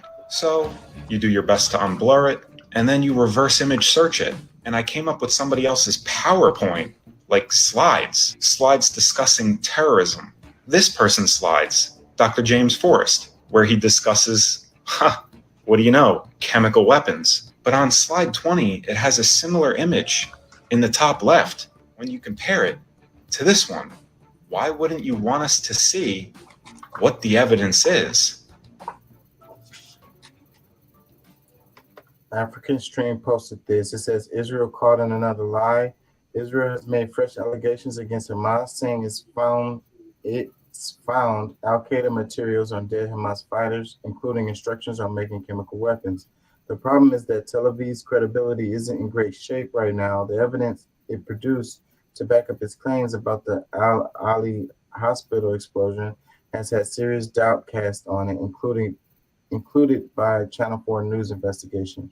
And sure enough, the evidence Israel's now presenting to show that Al-Qaeda literature was found in the hands of Hamas fighters is already being challenged. Some say the materials look like they were simply printed off the internet, noting the similarity with an online book cover. Others have done a bit of detective work to show that one of the blurred images used actually came from someone's online PowerPoint presentation. Is that it? It says, of course, it's possible Hamas made a terror guide for its fighters by simply throwing together things plundered from various online searches. But do you believe Israel's latest allegations?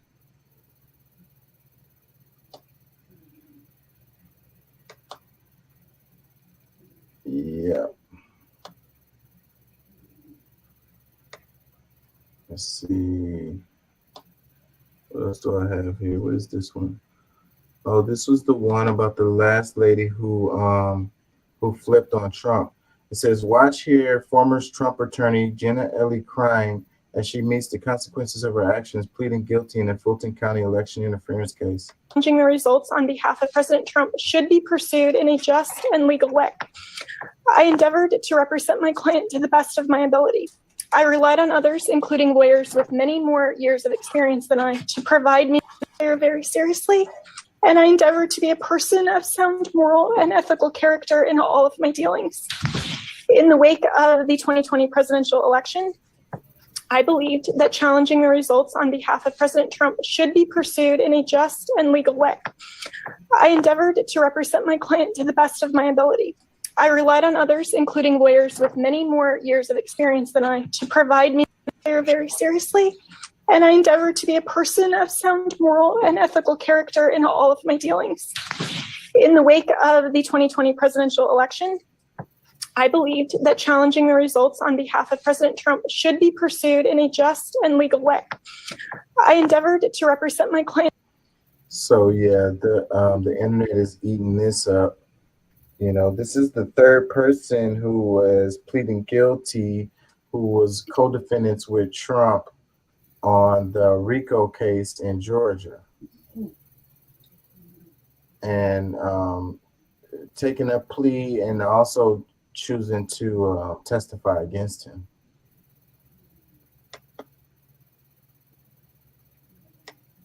See, and here's where you turn around and go, well, since they're being paid to testify, that creates doubt on their statements because they're getting something out of it. I've always had some problems with that kind of law enforcement and that kind of flipping and stuff like that. Yes, a number of people are saying the same thing. Does this one play the whole clip? Me, who is also a Christian, I take my responsibilities as a lawyer very seriously, and I endeavor to be a person of sound moral and ethical character in all of my dealings. In the wake of the 2020 presidential election, I believed that challenging the results on behalf of President Trump should be pursued in a just and legal way. I endeavored to represent my client to the best of my ability. I relied on others, including lawyers with many more years of experience than I, to provide me with true and reliable information, especially since my role involved speaking to the media and to legislators in various states. What I did not do, but should have done, Your Honor, was to make sure that the facts the other lawyers alleged to be true were in fact true. In the frenetic pace of attempting to raise challenges to the election in several states, including Georgia, I failed to do my due diligence.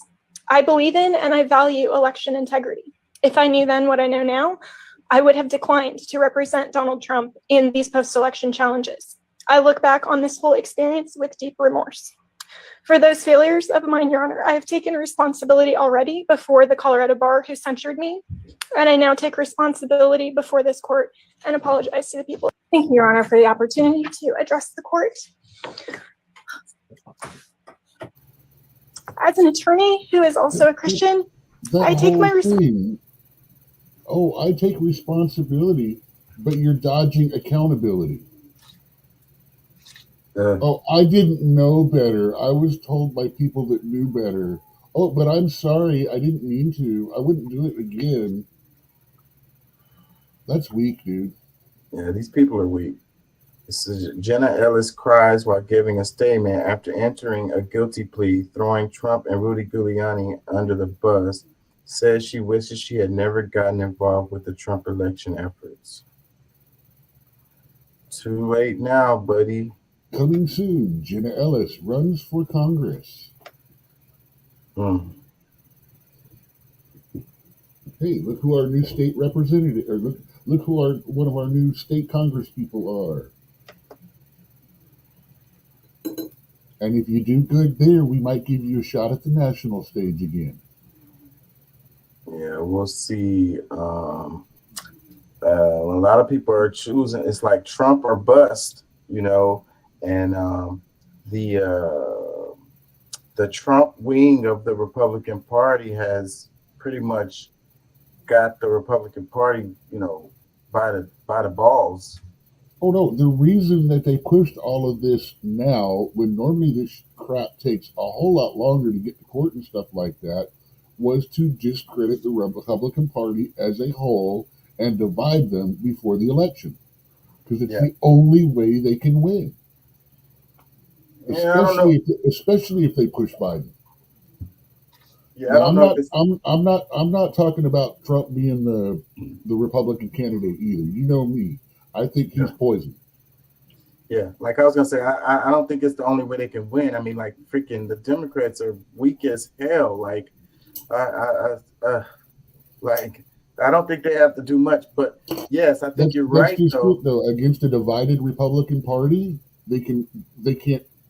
If the Republican Party stands together like it has done over the last four years, Democrats are too weak to beat them right now.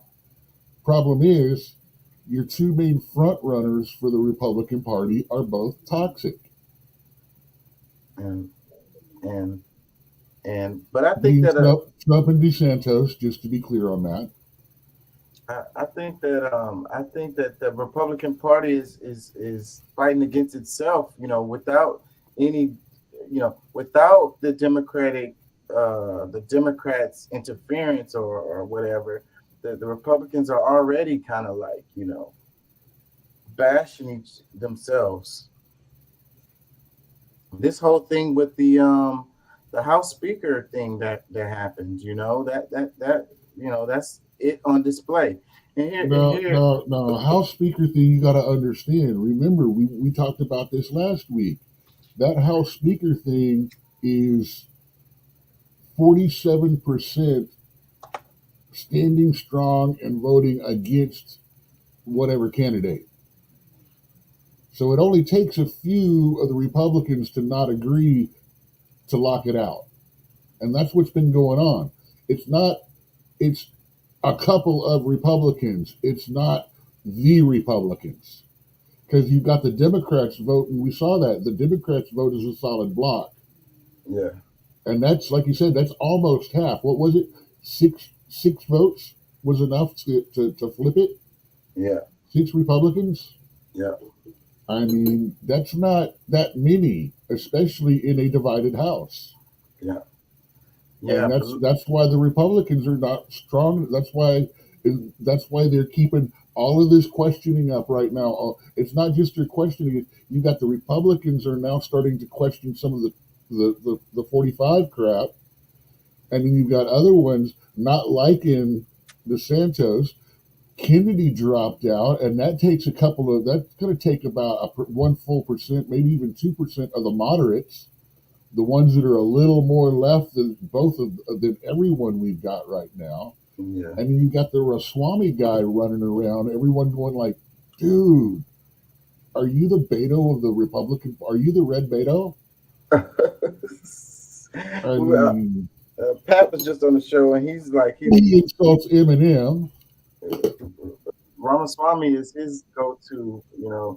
I think a lot of them are leaning. There's a lot of them leaning towards. Dude, he got a cease and desist from Eminem because he uses. I heard about that. Lose Yourself. Yeah. In his warm-ups during his rallies, and Eminem's like, dude, stop. Whatever you do, don't sing my song in public anymore, please. Yeah. Or I'm gonna sue the shit out of your ass. But look worse, man. He's gonna spit some friggin' bars and destroy him. Yeah. He's gonna go Machine Gun Kelly on him. Yeah, but I don't know if Eminem really has political power, if you will.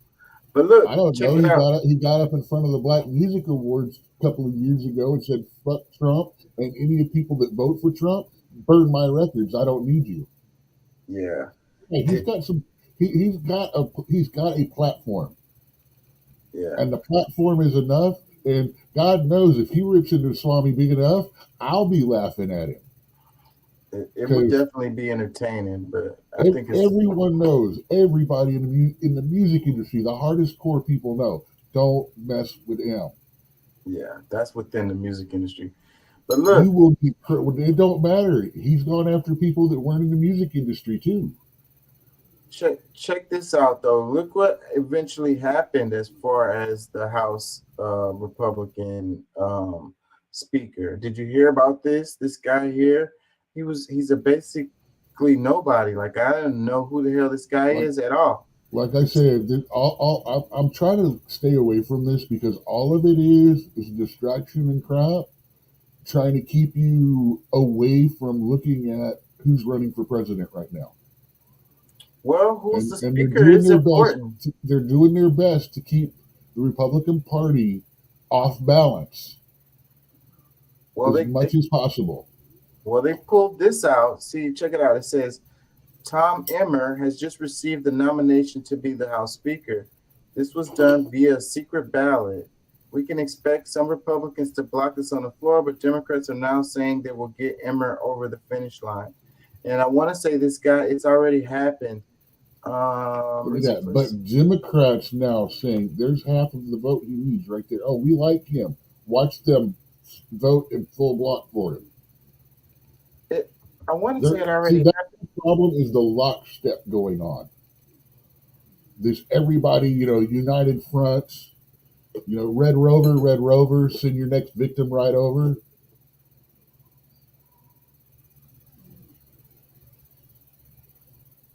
Oh, wait, it says he dropped out 3 days ago. I thought he made it.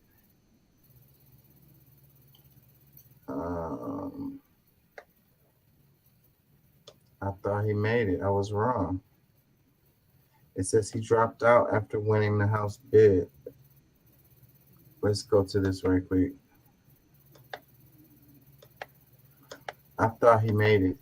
Actually, Mike Johnson is the new House Speaker. Mike Johnson. I was trying to see who the fuck. I know I saw somebody had did it, but I don't know who the hell is Mike Johnson. Let's play this right quick. This morning, the House Republican Conference selected someone, Minnesota Congressman Tom, to be its new nominee for Speaker of the House.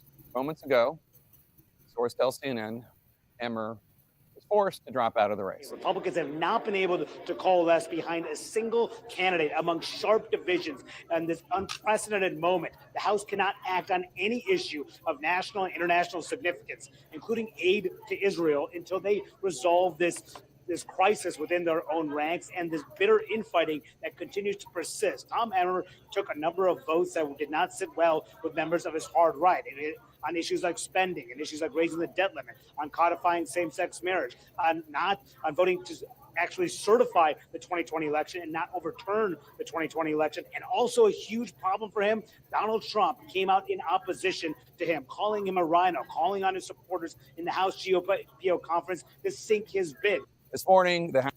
Yeah, so they did the secret ballot to get him in there, but that didn't even work. So what's the guy's name again who ended up being Speaker?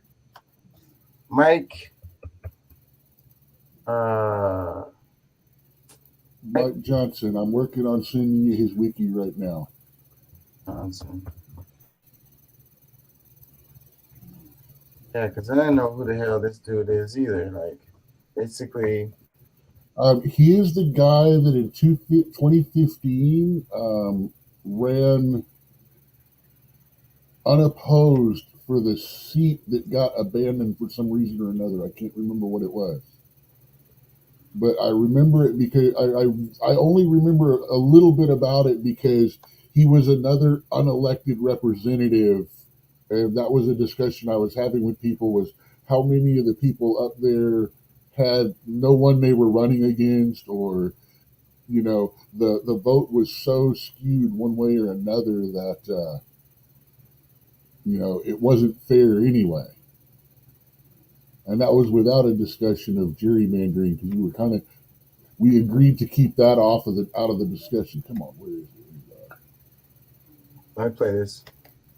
The Honorable Mike Johnson of the state of Louisiana. Low profile no more. Louisiana's Mike Johnson. Duly elected Speaker of the House of Representatives for the 118th Congress. Now stepping into the speakership after serving 7 years in Congress. Solidly conservative and to some, controversial. Johnson voted into office to represent a ruby red district in 2016, rising through the Republican ranks, at one point chairing the Republican Study Committee before joining GOP leadership, although not at its highest levels until now. The new speaker has the backing of former President Trump, who encouraged House Republicans to vote for Johnson. I just want to congratulate Mike Johnson. He will be a great Speaker of the House. But when Mr. Trump lost the election in 2020, Johnson was one of the key players working to try to keep the former president in office anyway, backing his election fraud lies. We must vote to sustain objections to states of electors submitted by states that we genuinely believe clearly violated the Constitution. President Biden won the 2020 election, and so far this week, Johnson has avoided questions about his own election denialism. Can you help lead the efforts to overturn the 2020 election results? Johnson's an anti-abortion advocate and has introduced a proposal slammed by critics as a national version of Florida's so-called Don't Say Gay bill. He also voted against federal protections for same-sex marriage. One LGBTQ plus advocacy group labeling Johnson Jim Jordan with a jacket and a smile, referring to the ultra-conservative firebrand. It's not clear that he has much of a relationship with President Biden yet, or with Democratic Minority Leader Hakeem Jeffries, all as he and his chamber face urgent issues like avoiding a government shutdown next month and sending additional funding to Israel. Johnson's rise to power, uniting a fractured party, signaling just where the conservative conference really is. If you don't think that moving from Kevin McCarthy to MAGA Mike Johnson shows the ascendance of this movement and where the power in the Republican Party truly lies, then you're not paying attention. Thanks for watching. Then you're not paying attention. So the other guy didn't have Trump's backing, and this guy does. So this guy was, supporting Trump, and so it's like he get to become speaker. So then that's what it is. And I guess it was like that with McCarthy a bit, right? Because there was a bit of strife between Trump and McCarthy, right? So I know that you had Gates and the ones who were the Trump supporting wing of the Republican Party was pushing against McCarthy. So it seems like behind the scenes, Trump might have been the one who kind of made this happen, right? That's your long walk that you just took us on, dude. Hey, this is me speculating. I'm speculating right now. So I mean, because that's what it's looking like to me. I mean, that it sounds like that's what Gates was saying. But anytime Trump comes up in a conversation, it's automatically his fault with you, though. You're always looking at tracing back toward that. You never start from the what's going on. You always jump to it must be Trump. It must be because of him. And it's like, it's not a fault thing. It's more of a power thing. I'm watching this. Like I said, there's two camps right now in there, and they're split on shit, and all the court stuff and things are going on is forcing that. He already said, hey, what, I could be voted House Speaker because it doesn't have to be one of them. He could technically be voted House Speaker, but he didn't. So I'm not going to blame anyone for anything or point foul until I actually see foul. Yeah, I'm not even. I'll tell you this, though. This guy is, I will say, yes, he's in that, he's in that, what I feel is bad for the Republican Party camp. Which at right now with D and T, the two of them, they do have 60% easily of the Republican Party, which is really sad because it used to be about 20% that they had locked tight. But the more shit they do to him in public and the more things that keep coming out and the more crap that keeps coming out unanswered and unacknowledged on the left, it's like, hey, where's our investigation here? Where's our stuff going on here? These investigations were started 4 years before he ever became president, and now you're going after him for something that went on then. Kind of like they worked 2.5 years to impeach Trump, and the impeachment was done for a charge that happened 6 months previous to the actual vote for impeachment. Yeah. You know, so but yet they've been working on an impeachment for 2.5 years. So he was already guilty. They were already politically working on it years ago. So, but yeah, this guy, he's too fundamentally fucked up. Yeah. He's got that stick up his rear end, which is not what America needs. Yeah. Look at his face. I'm But not see, even going to say anything about his face when he's got that blue ass toupee on. but yeah. So, but if Trump dodges these, if he beats these cases, he comes out as Teflon Don. He comes out as Iron Man, and you know, and like you say, I mean, it's making him stronger. You know, and like I said, if he beats these cases, like he will be the next president. No one's going to be able to beat him. His popularity is going to soar. That's only because they're going with Biden and Harris again. Nobody likes her, and nobody knows who's actually running the country with him up there. Yeah, but what I'm saying is, I don't think it matters if he beats these cases. I don't think they're going to be. There's no one. Who can they put up there to beat him at that point? It doesn't. It doesn't matter.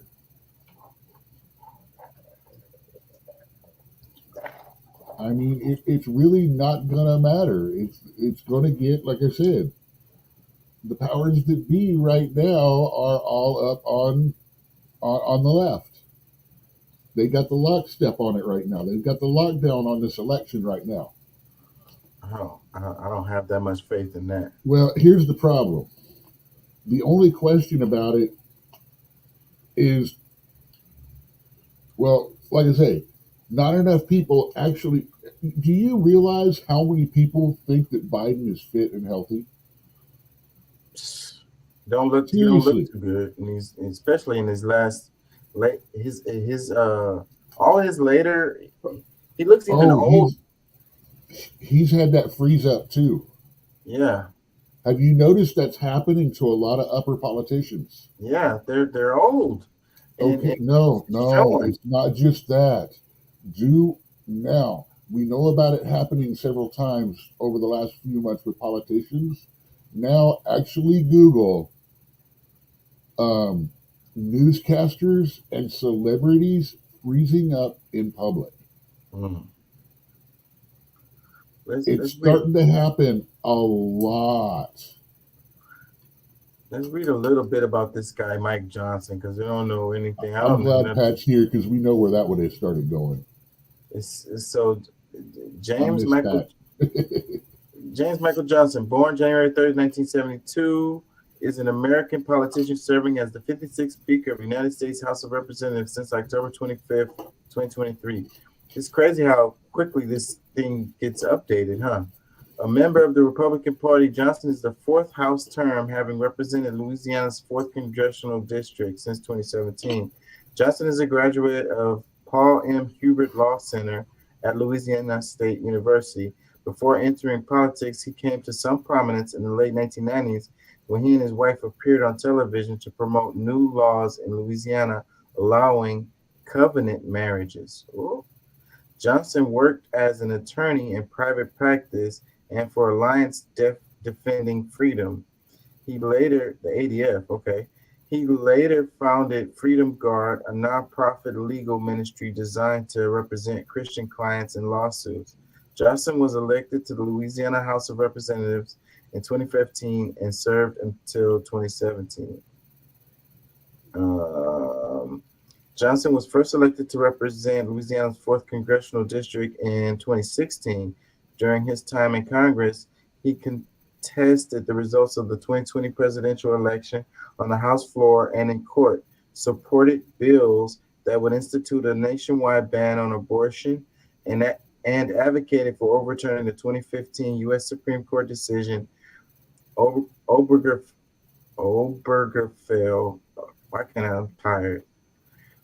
versus Hodges, which affirmed a fundamental right for same-sex couples to marry. Johnson served as chair of Republican Study Committee, the largest caucus of conservatives in Congress, from 2019 to 2021. He was vice chair of House Republican Conference from 2021 to 2023. On October 25th, 2023, following the ouster of Kevin McCarthy from speakership, Johnson was elected as the 56th Speaker of the House following 3 unsuccessful bids from other candidates. He is the first House Speaker from Louisiana and the most junior representative to be elected Speaker since John G. Carlisle in 1883. So yeah, so he's a junior representative who has skyrocketed into the position of Speaker. So what's interesting to me about this is that, you know, as Speaker, you need to be able to fundraise, right? So you kind of need to be like popular, right? You need to be like, you know, well liked or whatever. You need to be able to, you know, get people on board, you know, with your agendas and stuff.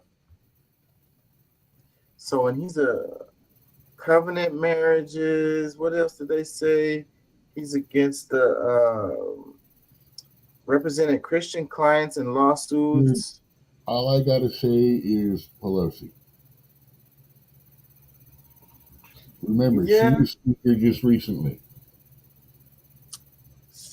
Yeah, but Yeah, she's pretty unlikable too.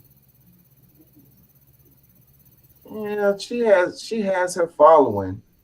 Well, yeah, she can fundraise because she knows where bodies are buried. She can apply pressure. Yeah. Remember, she's one of the ones that added a 0 or 2 to their overall net worth during their time in Congress. Mm-hmm. Yeah, we know why she's in there, and it's not to help the American people. Well, yeah, it is, because the more money that she can get people, you know, get to her constituents, the more money she can tax out of them, and the more money that she can talk them into buying stuff that the companies her husband owns big chunks of. Yeah. Let's do this one. And I'm guessing civilian I had a rough life. day at the office. Wait, go ahead. What did you say? I was guessing civilian life, the pills and alcohol aren't that good. Or, like I said, I think Nancy went to rehab. Yeah. I think that's where she's been, because when I saw her the other day when they played that clip of her, that was the most coherent and clean-eyed I have seen her in years. And this doesn't come from just being an asshole and blah, blah, blah. This comes from being a bartender for 25 years and looking these people in the eye and seeing it. She looks like she just got out of rehab. She did look really clean, clear-eyed, but you know, they went through some really traumatic ass situations with her husband and so forth. You know, that kind of thing can make you like wake up and, you know, smell the coffee a bit. Also a good excuse for her to flip out, then disappear a while, and her go to rehab. Yeah. Check this out. There is a Republican primary for president still happening right now. And the frontrunner of that race had some pretty wild and notable moments on the campaign trail in New Hampshire. First, Donald Trump on his own legal jeopardy. This is all Biden stuff, all of these indictments that you see. I was never indicted, practically never heard the word. It wasn't a word that registered. Trump went on to compare himself to, of all people, Nelson Mandela.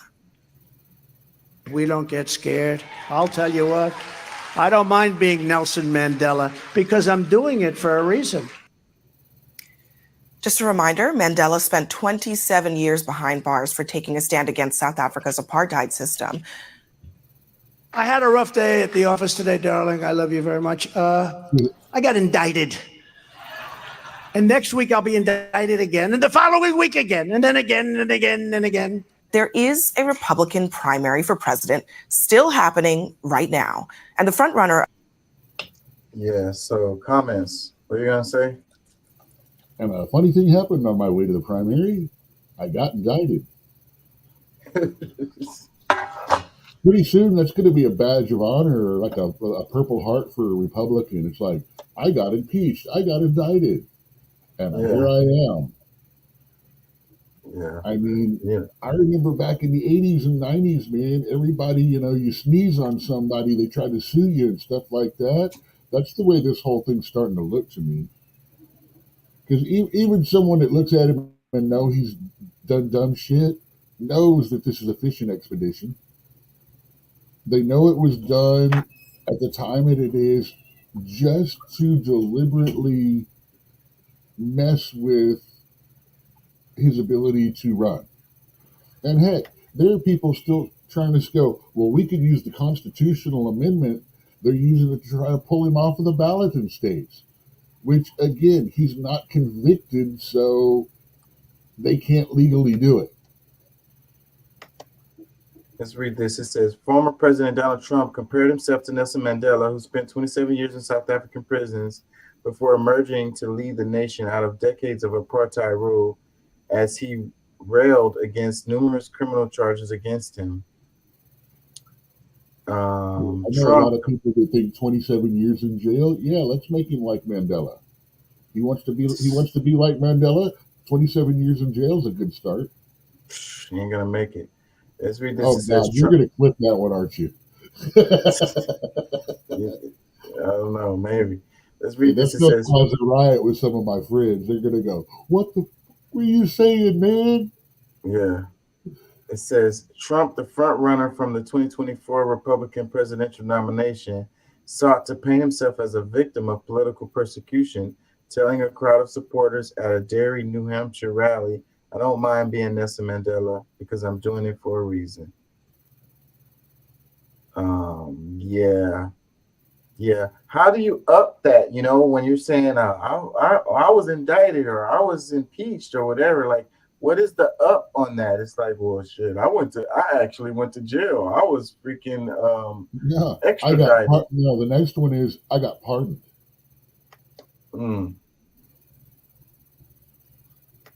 Yeah, I was watching a clip. I got convicted. He pardoned me, and here I am running for president again. I saw a clip where Kodak Black was talking about how Trump pardoned him, and they were asking him, like, if Trump asked you for $1 million, would you give it to him? And Kodak Black was like, yeah, man, without a doubt, like, without question, like, immediately I would, like, and I had forgotten about that, what's the rules on that? Is he promising to pay me back, or am I just giving it to him? I think the way Kodak Black was talking, he was like, he wouldn't care about any kind of stipulations related to it, because he pardoned him, like, freaking saved his life, like, Oh, okay. Now I know who you're talking about. Yeah, the rapper.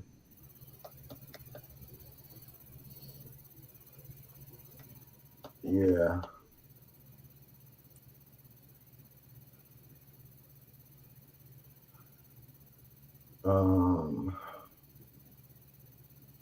Yeah, Brave New Films posted this. It's got a clip at the top, CNBC. It says, Biden suggests he would veto Medicare for all over its price tag.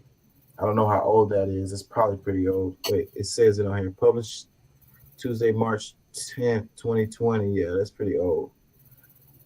And then underneath New York Post, it says, Biden insists U.S. can confront wars in both Ukraine and Israel, most powerful nation in history. So you can't launder the money if it doesn't get out of the country. Just that's saying. Interesting. That's an interesting take on that. Comments on this. It says the vast majority of tax dollars already go to healthcare. Not sure we need to waste more. That is not true. Another comment. A lot has changed since 2020. Weird to use a quote from his previous campaign and ignore the actual policy of his administration. That's a fair comment. Like 2020 is like freaking a lifetime ago with all that has happened. Shit, the pandemic, the freaking, I mean, basically a lot has happened since 2020. Dude, it's almost like, you know, kids of this generation are actually going through as much violent social change as we were through the 80s. Yeah. Because people don't realize we had our shit going. That they're all like, "Oh, this started while Obama was in president," and goes, "Good job, people, your race riot that you started." No, dude, we remember the guy named Rodney King. Yep. Yeah, Yeah. that's when we started tearing shit up and burning shit down.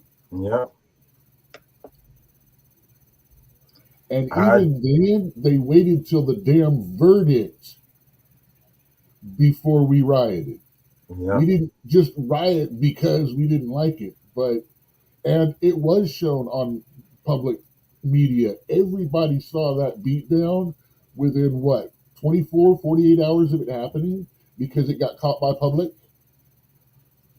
Yep. That was a big deal. I remember that shit really clearly. What was the quote that came out of that? He said, "Can we all just get along?" We all just get along. Which, of course, I always translate to, "Can't we all just get a bomb?" Say, you can't fight if you can't get up off the couch, right? Yeah, man, that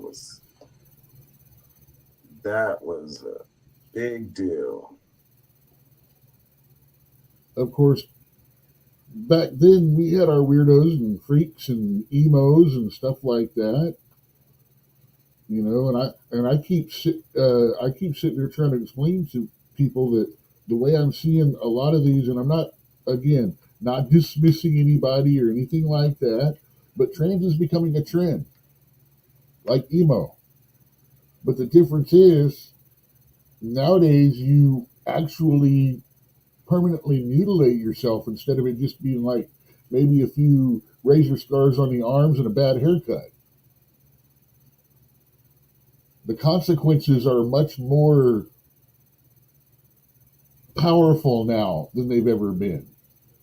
And then we're seeing people that we won't let drink, we won't let vote, we won't let drive cars, have the most to say about permanent alterations of their entire bodily systems.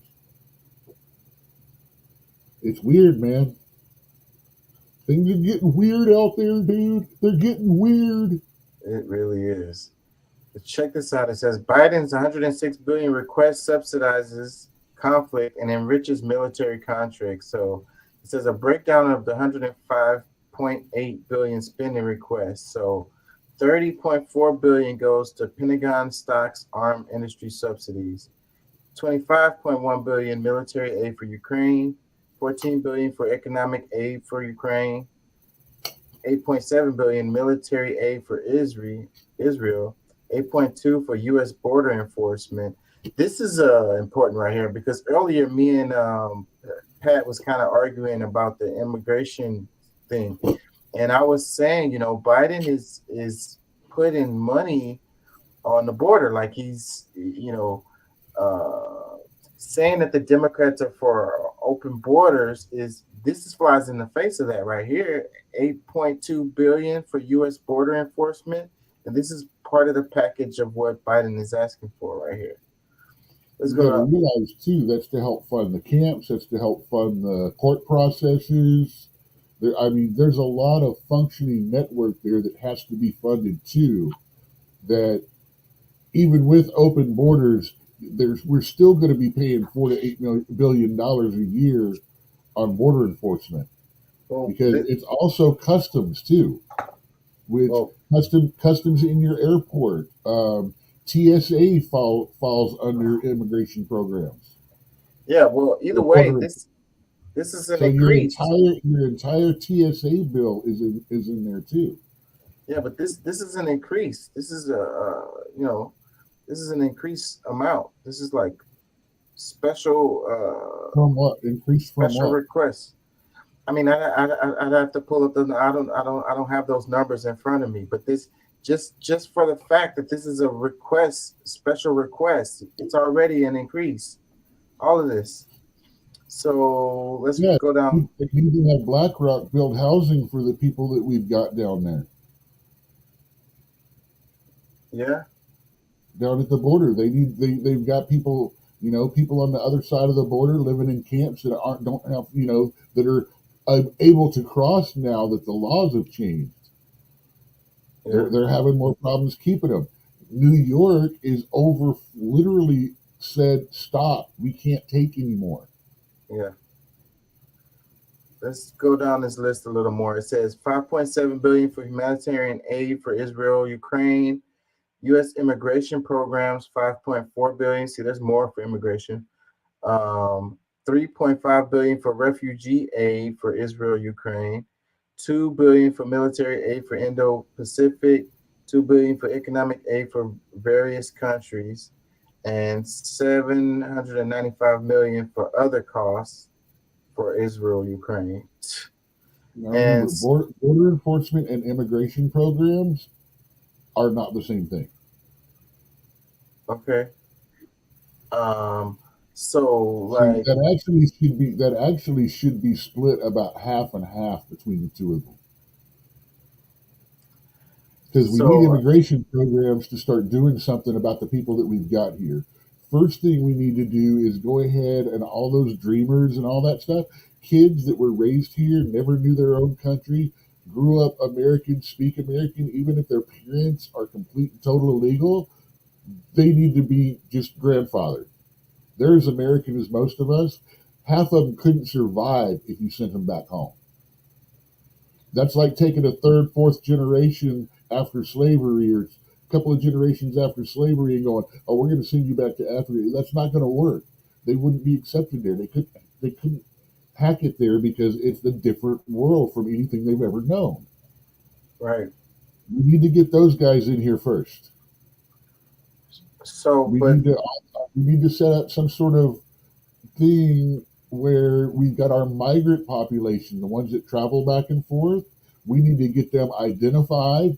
Who's who? Where are you staying in America? Where are you staying? We don't care where you're staying. That's between you and wherever you're staying. But when you're here, we need to know that, just like we know about our own citizens, stuff like that. It's not difficult. It's not criminal, and it's not, oh my God, what the heck? It's just simple. We need tracking. We need to stop the overflow, figure out what our problem is, assess the situation, and then move forward from there. And you can't assess the situation when you're standing in front of underneath a waterfall. You need to step back to the edge of the pond, stop it. You need to set that dam and then figure out, okay, what is the best thing to do next? And of course, that's not stopping. When people say seal the border, and a lot of times the left, well, xenophobic, not letting anyone in. That's not letting anyone in. Think of it more like the little Dutch boy. We're not trying to seal. We're not trying to stop the flow. We're just trying to close up some of the holes for a while. We're trying to slow it down. It's like when your credit cards, where you hit that point where you've still got credit, but your monthly payments are now more than you're making. So technically, in a way, you still have money you can spend, but by spending it, you're getting yourself further in the hole because you don't have the money to cover your minimum payments anymore. That's what the situation is going on with the border right now. We got too many people coming in. We need to first stop, figure out what's going on. What are we going to do with the people that here? How are we going to respect and honor the legacy of the dreamers, or they were called that? How are we going to respect the people that have been here 4, 6, 8, 10 years, doing the right thing, the legal thing, the right way, and earning their citizenship step by step? They need to be honored too and respected because they put the work in that we now have people demanding just because they're here, they deserve. And it's like, we need to figure this out. We need to slow it down, and we need to get the migrants and stuff We need to let them back through and let them work, because that's never been an issue before, and it shouldn't be. Well, the point of this post is they're talking about, it's like a giveaway to a lot of this money is going to go to independent contractors, Yeah, this is where it's like, it's good to see all this money, but now let's see the next level of this chart. Pentagon stocks, arms, industry subsidies. What exactly is that? Who's it going to? And who's the stocks in the arm? Where are the stocks in the arms going to be going to? Yeah, it's going to be my buddy. It's going to be my buddy. I'll tell you, that first run of vehicles and all that stuff that we sent to Ukraine actually saved us money, because we sent them we sent them a whole bunch of surplus stuff that had been sitting around, having to be maintained in warehouses and places like that were actually costing us people money and all that to maintain them. So when we sent those over, that was a good thing for us, because we weren't using a lot of that, but we were spending the money to upkeep it. And we know that the only thing less efficient at spending money than the government is the military. So, and so it wasn't bad getting rid of a lot of that, but then they started contracting to get more. And we didn't really need any more. And so now we're contracting these new super vehicles and getting one for every 2 or 3 we're sending off. Well, what's happening is that, they're making it look like they're, they are militarizing the border, but it's really just, money, Oh, I'm talking about arms to Ukraine now. I went from there. I wasn't talking about putting guns and stuff on the border. Yeah, well, that's what this post is about, and and so freaking damn, I'm losing my train of thought. It's like basically just like a way to make money. Like, people are getting rich off of this, basically, is what I'm trying to say. Independent contractors. Yeah, I think right now would be a real good time to run military exercises for trainees up and down our borders, especially the southern border, because it's very similar to terrains that we may have to be in and send them to. And while they can have orders to not engage, they can run recons and patrols and stuff like that for training purposes. And then if they see anything suspicious, report it to the proper American authorities or Mexican authorities if it's on the other side of the border. And that's that. They cannot back up. They cannot engage. Even if they have to fight their way out, that's one thing. But if they get shot at, they should immediately retreat. Do not engage. But that's a good way to get some good live training for some of the troops to do that stuff before they get sent over somewhere. Just a thought. Let me read a couple comments. It says, but no money for universal health care or student loan forgiveness. The U.S. is a failed experiment. Another one, it says, and nothing for the people. All the way to America on those 2 items. Another one, it says, and nothing for the people of the U.S. in need. Funny how weapons are more important than a basic level of food, shelter, and health care. One more, it says, I wish they made a chart like this highlighting the lost tax revenue by tax deductions given to the mega wealthy.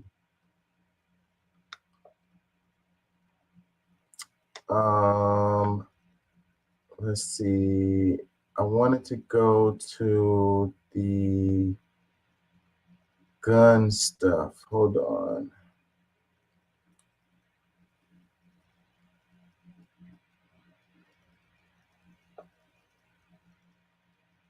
Assault ban rifles, that one, and there's something else. Hold on. Let's see this right here. But what bothers me, and I could literally probably count the seconds before an incident like this becomes politicized. And that part of it I never like. because that's not going to bring back lives. And then I always ask the question, when something like this happens, what is your plan? What do you do? I have a personal security plan.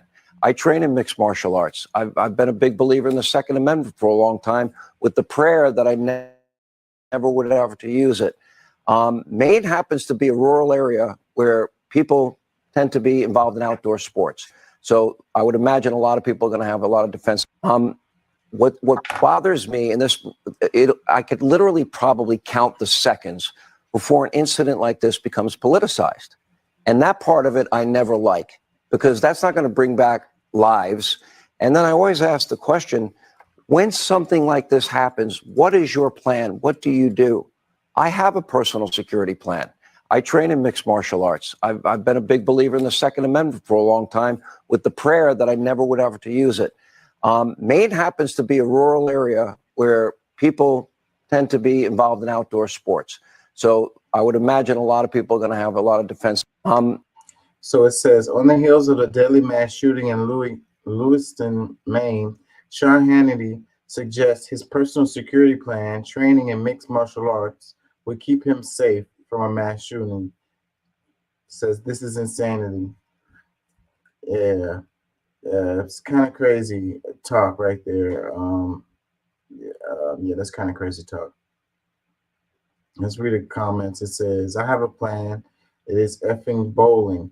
If we live in a country that's going to a kids' party, required battle armor, scoping exists, and preparing a plan that is clear sign something is royally effed. Going to a mall should not require the illusion of safety by having armed guards watch your back. Strollers should not need to be made of Kevlar. This is effing ridiculous. Another comment says, mixed martial arts, what a plan. That's going to stop bullets from an assault rifle. Can he provide a demonstration? Would love to see Hannity's progress on mixed martial arts. Another comment says, also the part of it I never liked. What part of mass shooting does he like? Yeah, crazy talk. I'm going to use mixed martial arts. That's me prepared for the mass shooting. Let's see this one right here. Things happen that bring your worst nightmares to life. Yesterday, this is what happened in Lewiston. At a time like this, a leader is forced to grapple with things that are far greater than his or herself. Humility is called for as accountability is sought by the victims of a tragedy such as this one. Out of fear of this dangerous world that we live in my determination to protect my own daughter and wife in our home and in our community, because of a false confidence that our community was above this and that we could be in full control, among many other misjudgments, I have opposed efforts to ban deadly weapons of war like the assault rifle used to carry out this crime. The time has now come for me to take responsibility for this failure, which is why I now call on the United States Congress to ban assault rifles like the one used by the sick perpetrator of this mass killing in my hometown of Lewiston, Maine. For the good of my community, I will work with any colleague to get this done in the time that I have left in Congress. To the people of Lewiston, my constituents throughout the 2nd District, to the families who lost loved ones, and to those who have been harmed, I ask for forgiveness and support as I seek to put an end to these terrible shootings. In the days to come, I will give everything I have to support this community's recovery. So Representative Jared Golden announced he is changing his policy against an assault rifle ban during a news conference held Thursday in the wake of the mass shooting in Lewiston, Maine. I ask for forgiveness and support as I seek to put this end to these terrible shootings, he said. So so apparently he had a different stance on assault rifle ban before. Now he's changing his stance as a result of No the law shooting. would have stopped. No law would have gotten this weapon out of this guy's hand. He's military. Well, I don't know about that. He had access.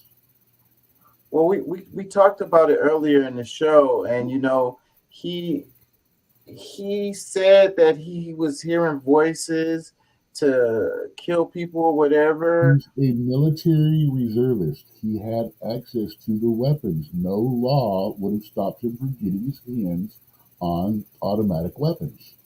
Well, I get what you're saying, because we said that, you know, if he obtained the weapons illegally, then what way would they be to? But still, the argument I was making was that if someone is displaying instability in health, mental health, erratic content. All of a sudden, they came out with verbal where they had mentioned it from his thing, and they did force him to go to a psychological evaluation. He was ordered there during summer training in July. right? And then later on, he spent 2 weeks in a mental health facility, and you know, so it seems like we should have something in place to, you know, yellow flag laws. To make sure that anyone that goes to talk to a mental health professional has their firearms taken away. Yes, if they're displaying mental health instability. Bad one day, you go to a psychiatrist and you say, "I'm not feeling real good. I'm feeling a little overwhelmed." You now get your firearms taken away. This guy said, "I'm hearing voices that telling me to I'm not kill talking people." that doesn't matter. You are advocating mental health patients have their firearms taken away, and by doing that, you are going to have people avoiding mental health professionals. They're not going to go when they need to. If it's somebody who's saying I'm having voices that's telling me to kill people, then I think Where's the line and who's going to follow it? You tell me either right or left who is staying with that line right now in this day and age. Well, that's where you should have it in writing. Who's using the line? Okay. Have the proper language to say, you know, if you know. Now you're going to have people not talking about it and not getting the help they need and making it worse. Well, this guy didn't get the help he needed. He clearly was. Well, he was hospitalized twice, so you can't say he didn't get help. It wasn't. You can't. This is one that you can't go both ways on. Well, it clearly wasn't adequate help. I mean, and what I read a comment where it was this lady who works in mental health, and she said that a lot of times the reason why that 2 weeks was the number was because the healthcare coverage wasn't going to cover past those 2 weeks. So they probably wanted to keep him longer. He has full medical coverage. He is Army. Yeah, here's where we're in an interesting situation where the rules are modified for the normal bullshit going on. Okay. Still, I mean, you can't use lack of money. You can't use wasn't put in there. Now, technically, we also have the military supposedly said something to the local police about it.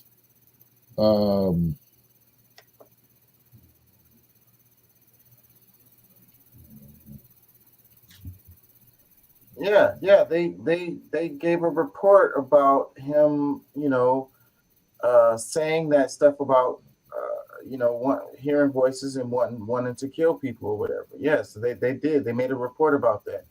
What I'm saying is that, you know, this, you know, in our country we have a lack of. His unit had the local law enforcement pick him up literally and take him to medical evaluation. Command directed. New York State Police did it. Okay. So this is a failure of our country dealing with mental health. Like, you know, you know, and it came out. He killed himself. Did you hear that part? Yes. He unlived himself. So this guy, I think he was like asking for help, like screaming for help, you know, and he didn't get it, you know, and it just shows that you know, we don't have enough. What is the word I'm looking for? Like support for mental health services. Like we don't have enough. We don't care enough to deal with mental health here in this country. Like we don't put the resources, we don't put the people, we don't, you know. We still systematically shit on men that feel the need to talk to somebody about mental health, to the point where they won't even admit it to themselves. It's the stigma. Before we even start spending money, we need to get the stigma of mental health no longer be that crazy fucker. Right. Even if he is a crazy fucker. Right.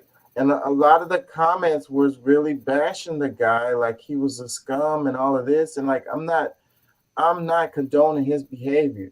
What I'm saying is the guy needed help. They're pushing the article that I'm following up on right now with ABC is really pushing him toward the right-wing conservative camp, and included conspiracy theory websites, likes on Joe Biden's secret documents and COVID-19 and MAGA relate. I mean, they're tying him into it hard. Yeah. Well, you know, they're going to turn around and make it all about 5. You know, and instead of focusing on the fact that, you know, he's like somebody who slipped through the cracks, clearly, you know, someone who, you know, he's a victim too. Like the people he killed was a victim, and I'm not justifying his actions, but he's a victim also, you know. And maybe if we was able to find help for this guy, maybe he would still be alive, and all of those people he killed would still be alive. One thing I like about what the said is, where is it? The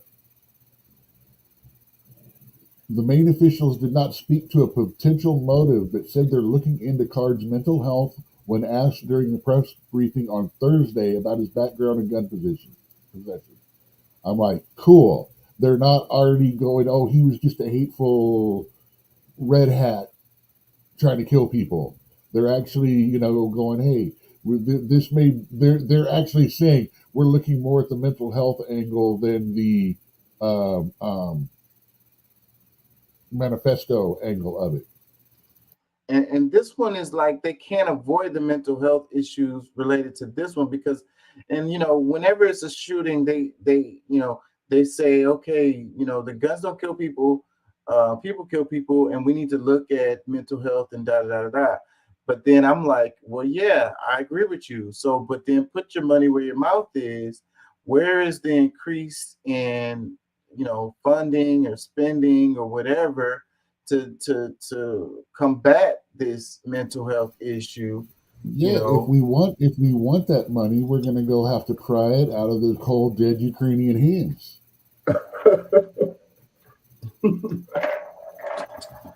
Exactly. That was well said. Let me read some comments. It says, when it hits near home, he's in favor of banning the assault rifles, but before, nothing, just crickets and thoughts and prayers. This is a comment underneath the ABC News post where the representative was saying he switched stances on the assault rifle ban thing. Another comment, it says, finally, how can anyone feel that an assault rifle used in war should ever be sold in a store in this country? What ID wrong with this country? What is wrong with this country? I guess that's what they meant to say. Another comment, it says, I could only ignore this problem across the country until my constituents dying and one forced me to change my stance so I can stay in office. Oh, well, politics, being a politician. The chick up there, you know, they've used swords in wars for thousands of years. She better not come for mine. Say we'll be fighting. I would be happy for everyone to get rid of guns and go back to being able to wear swords. Yeah, I'm with that. Say I might be older than I was, but at least I would feel safe walking down the street. I mean, You a have to lot have safer some. than I do today. You have to have some skill to use a sword. You know what I mean? These. Oh, believe me, yes, I know. I spent 20 years sword fighting. Yeah, you need skill. So, it's I'm not that great, but I taught a lot of people, and 3 people I taught went on to college, and 1 actually went on to the Olympics. I'm gonna read a couple more. It says, "Yeah, don't give a ish until the ish hits home." Another one that says, "I see people criticize Congressman Golden for taking a stance only now that his community has been affected by gun violence, but the people of Maine are fortunate because in Texas, the massacre of 19 elementary school students and 2 teachers, there's not enough to soften the hearts of our elected leaders, Ted Cruz and John Corwin. At least Congressman Golden can empathize with the victims and use some common sense to ask for a change to our gun laws." Hey, I believe they're talking about that mentally ill person that slipped through the school system for several years and should have been flagged. I mean, that's the one he's talking about, the shooting in Texas. I think so. The It's one that they were. Uvalde. Is it the Uvalde they were talking about? Yeah, that's the numbers from the Uvalde right there. The number of kids and the teachers. Okay. And they're talking about, oh, they didn't get them to change, but at the same time, they were talking about that, and they were talking about how the school system failed. They're talking about how the security guards failed. I mean, the security setup and system failed. I mean, there was a whole lot of failures going on those, all the way back to, how did this 18-year-old kid working at Subway get, $70,000 in vehicles, weapons, arms, and stuff like that? I mean, but beyond that, there's still the fact that, and the, what was it, the Tennessee school, the one where the girl went back to her old alma mater, or guy, or whatever that turned out to be. There's obviously something happened to her at that school that caused enough psychic trauma for them to have to go back. That's definitely a mental health issue too. So that's where the money needs. That's where the focus needs to be. We have a mental health crisis epidemic in this country. And we're acting like it's not a thing. It was a thing before they locked us all inside for a year and turned us loose on each other like some sort of giant political social Fortnite game, battle royale, to where everybody picked teams and sides and then began to eviscerate and destroy anyone that didn't agree with them, to the point where it practically turned into a second civil war. I mean, we have never had families divided more than we have right now since back in those days. We've never had people in the last 30, 40 years. Most of the people I know, even with crappy ass families, will go back for the holidays. Now it's like, I can't even sit in the same room with them because they're a Trumper or they're a liberal or whatever the excuse. We've never been more divided than we have, and they did it to us by locking us in together. How is that for psycho? How is that for psycho games? And then I can't help but to think about drugs. People self-medicating. We don't feel comfortable to go to a therapist or to tell someone that we need some mental health help. Well, So remember, if we go to a therapist, even if we take it for an ache or a pain, if we smoke weed for purposes of medical thing, we are not allowed to get a firearm. Really? We're on mind-altering drugs. Oh, I didn't know that. It's just like taking Xanax or Valium or any drug that manipulates. If you do not have proper control of your emotions without medication, then you should not. That's what these red flag laws are coming. That's what the stuff here in Texas you can, but the red flag laws, the mental health laws, that's what's going to happen. Those are primary elements of it. And since 90% of the population is medicated either legally or illegally, that's going to be an easy way. Once those laws creep in and get on the books, that's the easy way. Oh, you pissed dirty. You pissed dirty on a marijuana test at your work, and since that was registered, they can now come and take your firearms. You get pulled over with a little white powder on you and stuff like that. Had a little bit too much of a good time. Last night.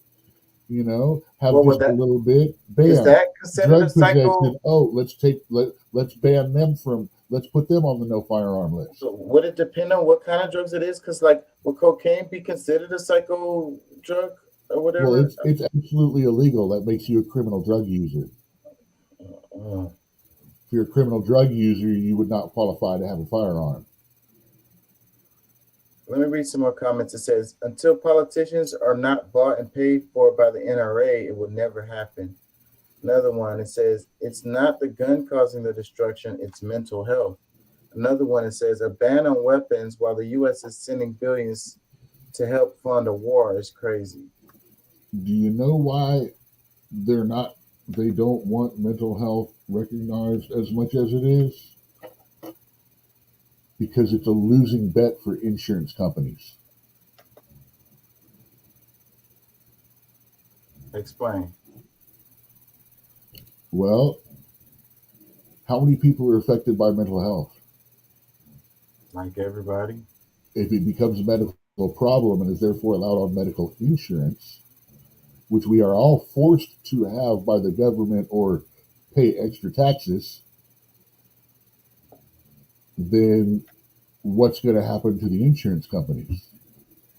They're going to have to cover all of those claims. Right.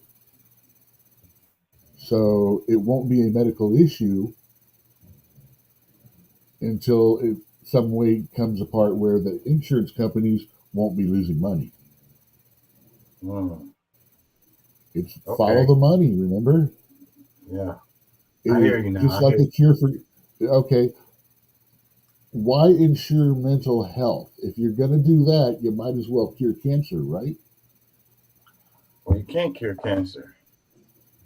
Well, you know what I'm talking about when I say cure cancer. They can do it. Not every single form out there and all that, but all these diseases, big things, stuff they can cure about 60, 80% of it. I get what you're saying. Why would they do that? Why you want would to they continue do to that? treat it. You want to treat it. That way you can keep on making them have to buy drugs and go to the doctor. Exactly. And who controls how much gets spent and by who? The insurance companies. Yeah, them motherfuckers, man. So why add mental health to it if it's going to be a losing shot? Of course, if they look at it, that's if marijuana stays illegal, they'll do it. Because then they can funnel the pills through the insurance and launder the money that way. Yeah, take this, go down to Mexico, get this for $10 a box, or you can get it for $10 with your copay, and it only costs $210. The rest of it's done on your insurance, so don't worry about it. Oh, except by the way, just to let you know, due to cost of things, your insurance is going up 20% next year. Yeah. Let me read a couple more comments. It says, just remember this shooter was another person the FBI was aware of and watching. He had known mental health problems. They let this happen. Another one, 564 previous mass shootings this year in the U.S., and it took the 565th to make him change his mind because it affected him, the absolute definition of selfish. Another one. To let you know something too, there's only been about 220 mass shootings if you use the rules before Obama changed them. Just to let you know, there's a reason there seems to have all of a sudden been so many. Because the 44 era, I think they dropped it from 5 people to 3. So now anytime 3 people get shot or 3 people get hurt, it's considered a mass instead of it being multiple people. So one person, or one situation that's not normally like that now gets lumped into it. And at the same time, we're seeing all these numbers, but we're not hearing about them. Why? Because it's drive-bys and gang shootings and stuff in states that they don't want to talk about because it's not someone going in shooting defenseless people, or it's ethnic violence in bad neighborhoods, people killing their own people. And that doesn't matter to the rest of it, but it sure helps pump those numbers up. Let me read this one. It says, never talk about real issues. So the gun has 2 legs and its own mind. What if it was a shotgun or a 9mm? Do we still blame the gun? He legally got the gun. Let's start with that. He illegally got the gun. Let's start with that. Yeah, the news story is saying we don't know how he obtained the weapon. So that does equal the answer of most likely illegally obtained. Yeah, I mean, like I said, he's military. He has access, both on the market and black market. Just like if they're in one of the older biker gangs, they've got access.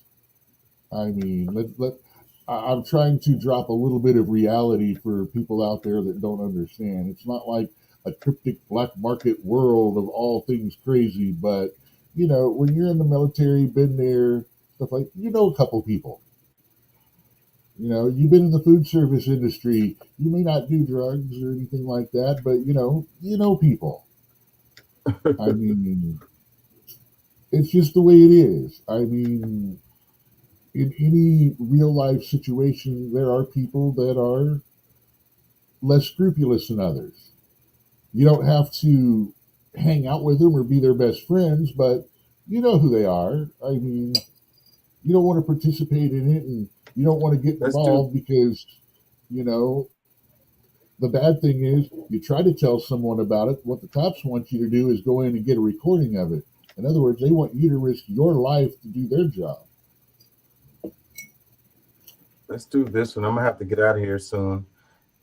Check it out. It says over 100,000 Israelis have submitted gun license applications since Hamas October 7th attack, encouraged by government officials and new doubts about their country's security.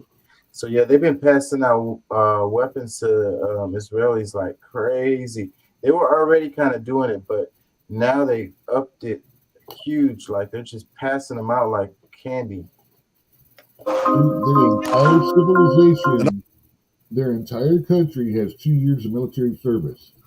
They think, a lot of people think American rednecks are going to be the ones that are hardcore, going to be hard to hold out with. No, every man and woman in Israel over the age of, I think, 18 or 20 without special dispensation is military trained. And special dispensation does not get you out of military service. It only puts it off for a certain number of contracted years. You still have to eventually go back and do it. I don't know if there's a payoff fee. I don't think there is. Let me play this. I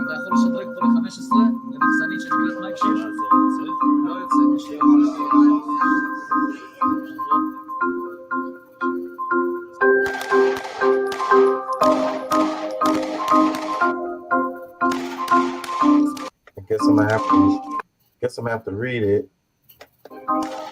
We're inundated. Absolutely inundated. Telephones don't stop. People don't stop coming in. It's great. People are protecting themselves. It's lovely.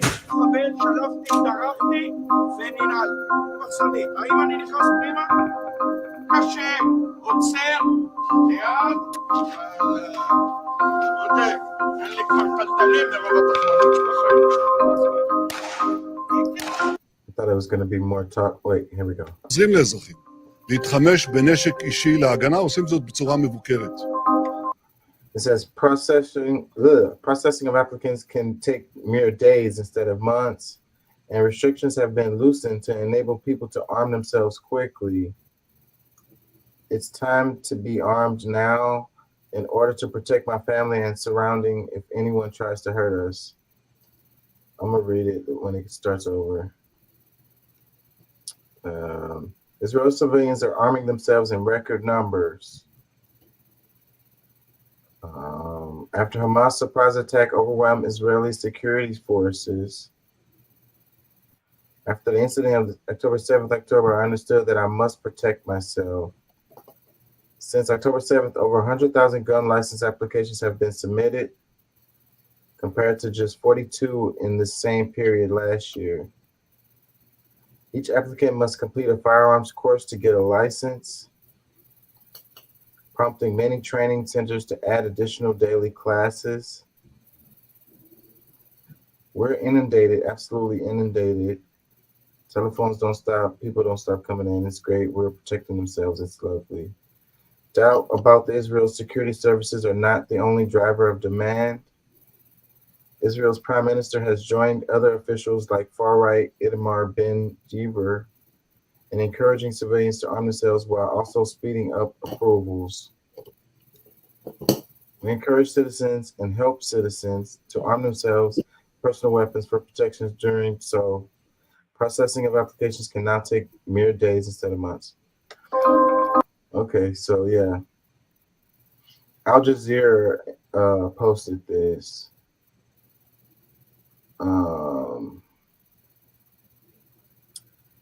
Yeah, so the comments aren't very nice.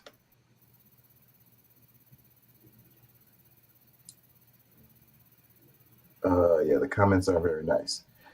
Yeah, so it kind of makes sense that they're doing this, I ain't gonna lie. You know, it kind of goes with the conversation we were just having. But you know, they have to, what did it say? They have to do they have to complete a firearms course to get a license. Do we have to do that here in Texas? Do you have to complete a firearms course? We don't have to do that pretty much anywhere in America.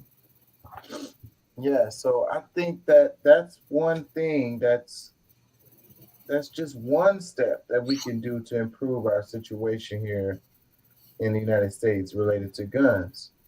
You know, firearm safety, safe storage, you know, just being able to handle the weapon. But we can't even pass a law where you have to have a freaking ID to vote.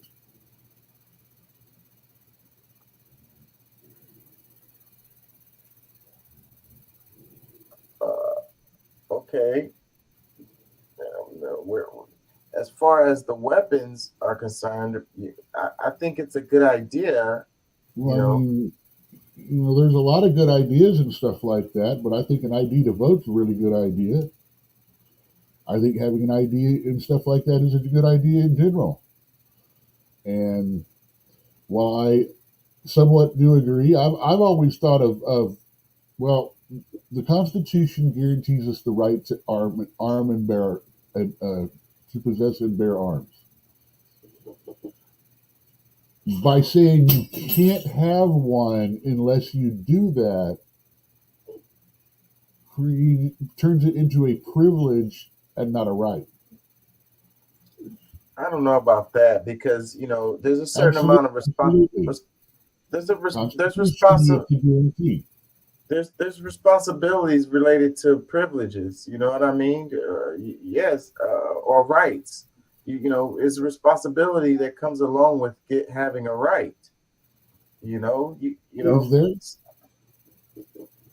Rights should be. are rights rights are rights without any question.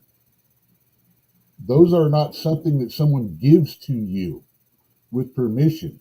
Those are things you inherently have as a human being. Because you live, you have a right. And in this case, it is a right to bear arms and defend yourself. And you still have to have responsibility. You know what I mean? Like, with great power comes great responsibility. You just shut down. In other words, we now have to shut down McDonald's and all the places that are making us fat and sick. I don't think that compares. Absolutely, because that is not responsible. It's your individual responsibility. It creates thousands and thousands of more deaths can be directly attributed to McDonald's than to firearms every year. Yeah, but you chose. Why can't we shoot? And you choose to shoot somebody. And if you choose to carry a weapon, then you should have to know how to freaking carry the weapon. Like that should be common sense. Like proper training. Now, like I say, I don't disagree, but it's not something you can put a gun to somebody's head and force. I don't know about putting a gun to their head, but it should be. That's what you do. Every time you make a law, it is backed by the power of the government and the firearms that they carry, which is the very reason the Constitution gives us the right, is when the government oversteps. That is part of it, and it is part to defend when the government can't or won't. It's government is overstepping their bounds by, telling you should be responsible with your weapon. Like you don't teach a child how to build a bomb, and you don't give right a weapon. Now you can't. Right now you can't even teach them what bathroom to use. Thank you, government. I'm not. I'm telling you that government control is bad. And I'm giving you examples of what happens with government control. You are talking about turning a right into a privilege.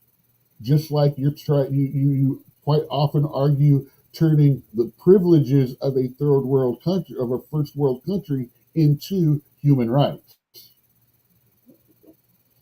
The difference being when it goes beyond you, it's no longer a right. When someone has to have something taken from them or things like that, it's no longer a right. It's a transaction, and if taken against their will, is either gun to the head or slavery, depending upon how far it goes. It's about responsibility. Teach. These are two simple things you could do. One is they have to have training, and then the government is not allowed to take that right to bear and to protect myself away from me. So we can do a lot of things we can work on, but it is a right that we have to the government.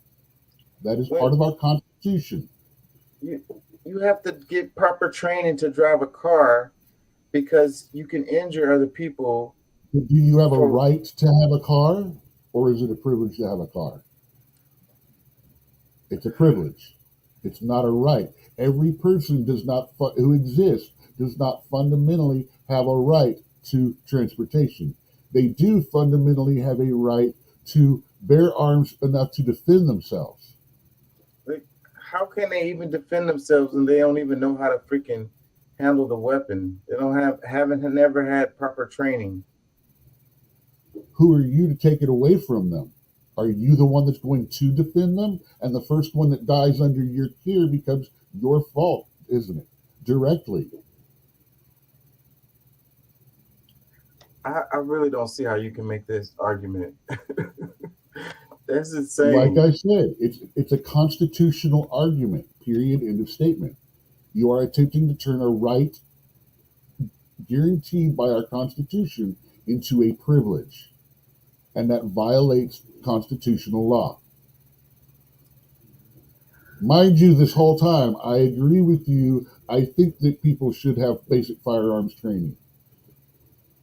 And you notice where people can carry firearms, the countries where they can carry firearms, and the citizenry has a reasonable amount of firearm training, there are also not that many shootings and stuff like that.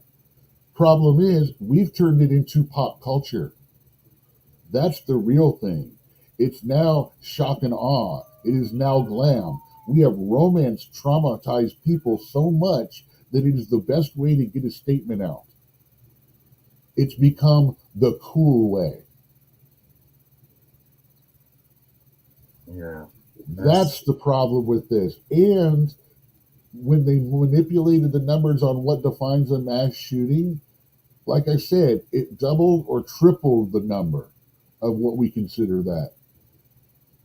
There's been a couple of shootings that have been all over the news that would not have been considered mass shooting. It would have been considered a shooting incident. But at the same time, like I said, the 21-year-old guy and the 9-year-old kid that did the drive-by and shot up 7 people, no one heard a freaking peep about that. You wouldn't have heard about it unless I said something. And the whole time I talked about it, you kept trying to go, well, that's not what they're talking about. And I was saying that's exactly what I'm saying. They don't talk about that. Yeah. Only things that can bring up gun control. Only things that can get the gray area started. Only things that can galvanize and separate people and their ideas to where if we can't agree on this, we can't agree on anything. I don't understand how you can think that way, like what you said to me. You said argue that way or argue about this, but that's exactly the attempt that they're trying to do. I cannot get my mind around that. I can't. And I got to get out of here because I'm at 6 hours. I'm way over. I shouldn't have been on here this long. And my brain is barely working now. Sorry, I showed up and started talking shit again. Yeah, I was probably about to get out of here right when you got on. Anyways, I got to get out of here, y'all. Peace and love. Thank y'all for joining. Thank y'all for listening. I got to go. Peace.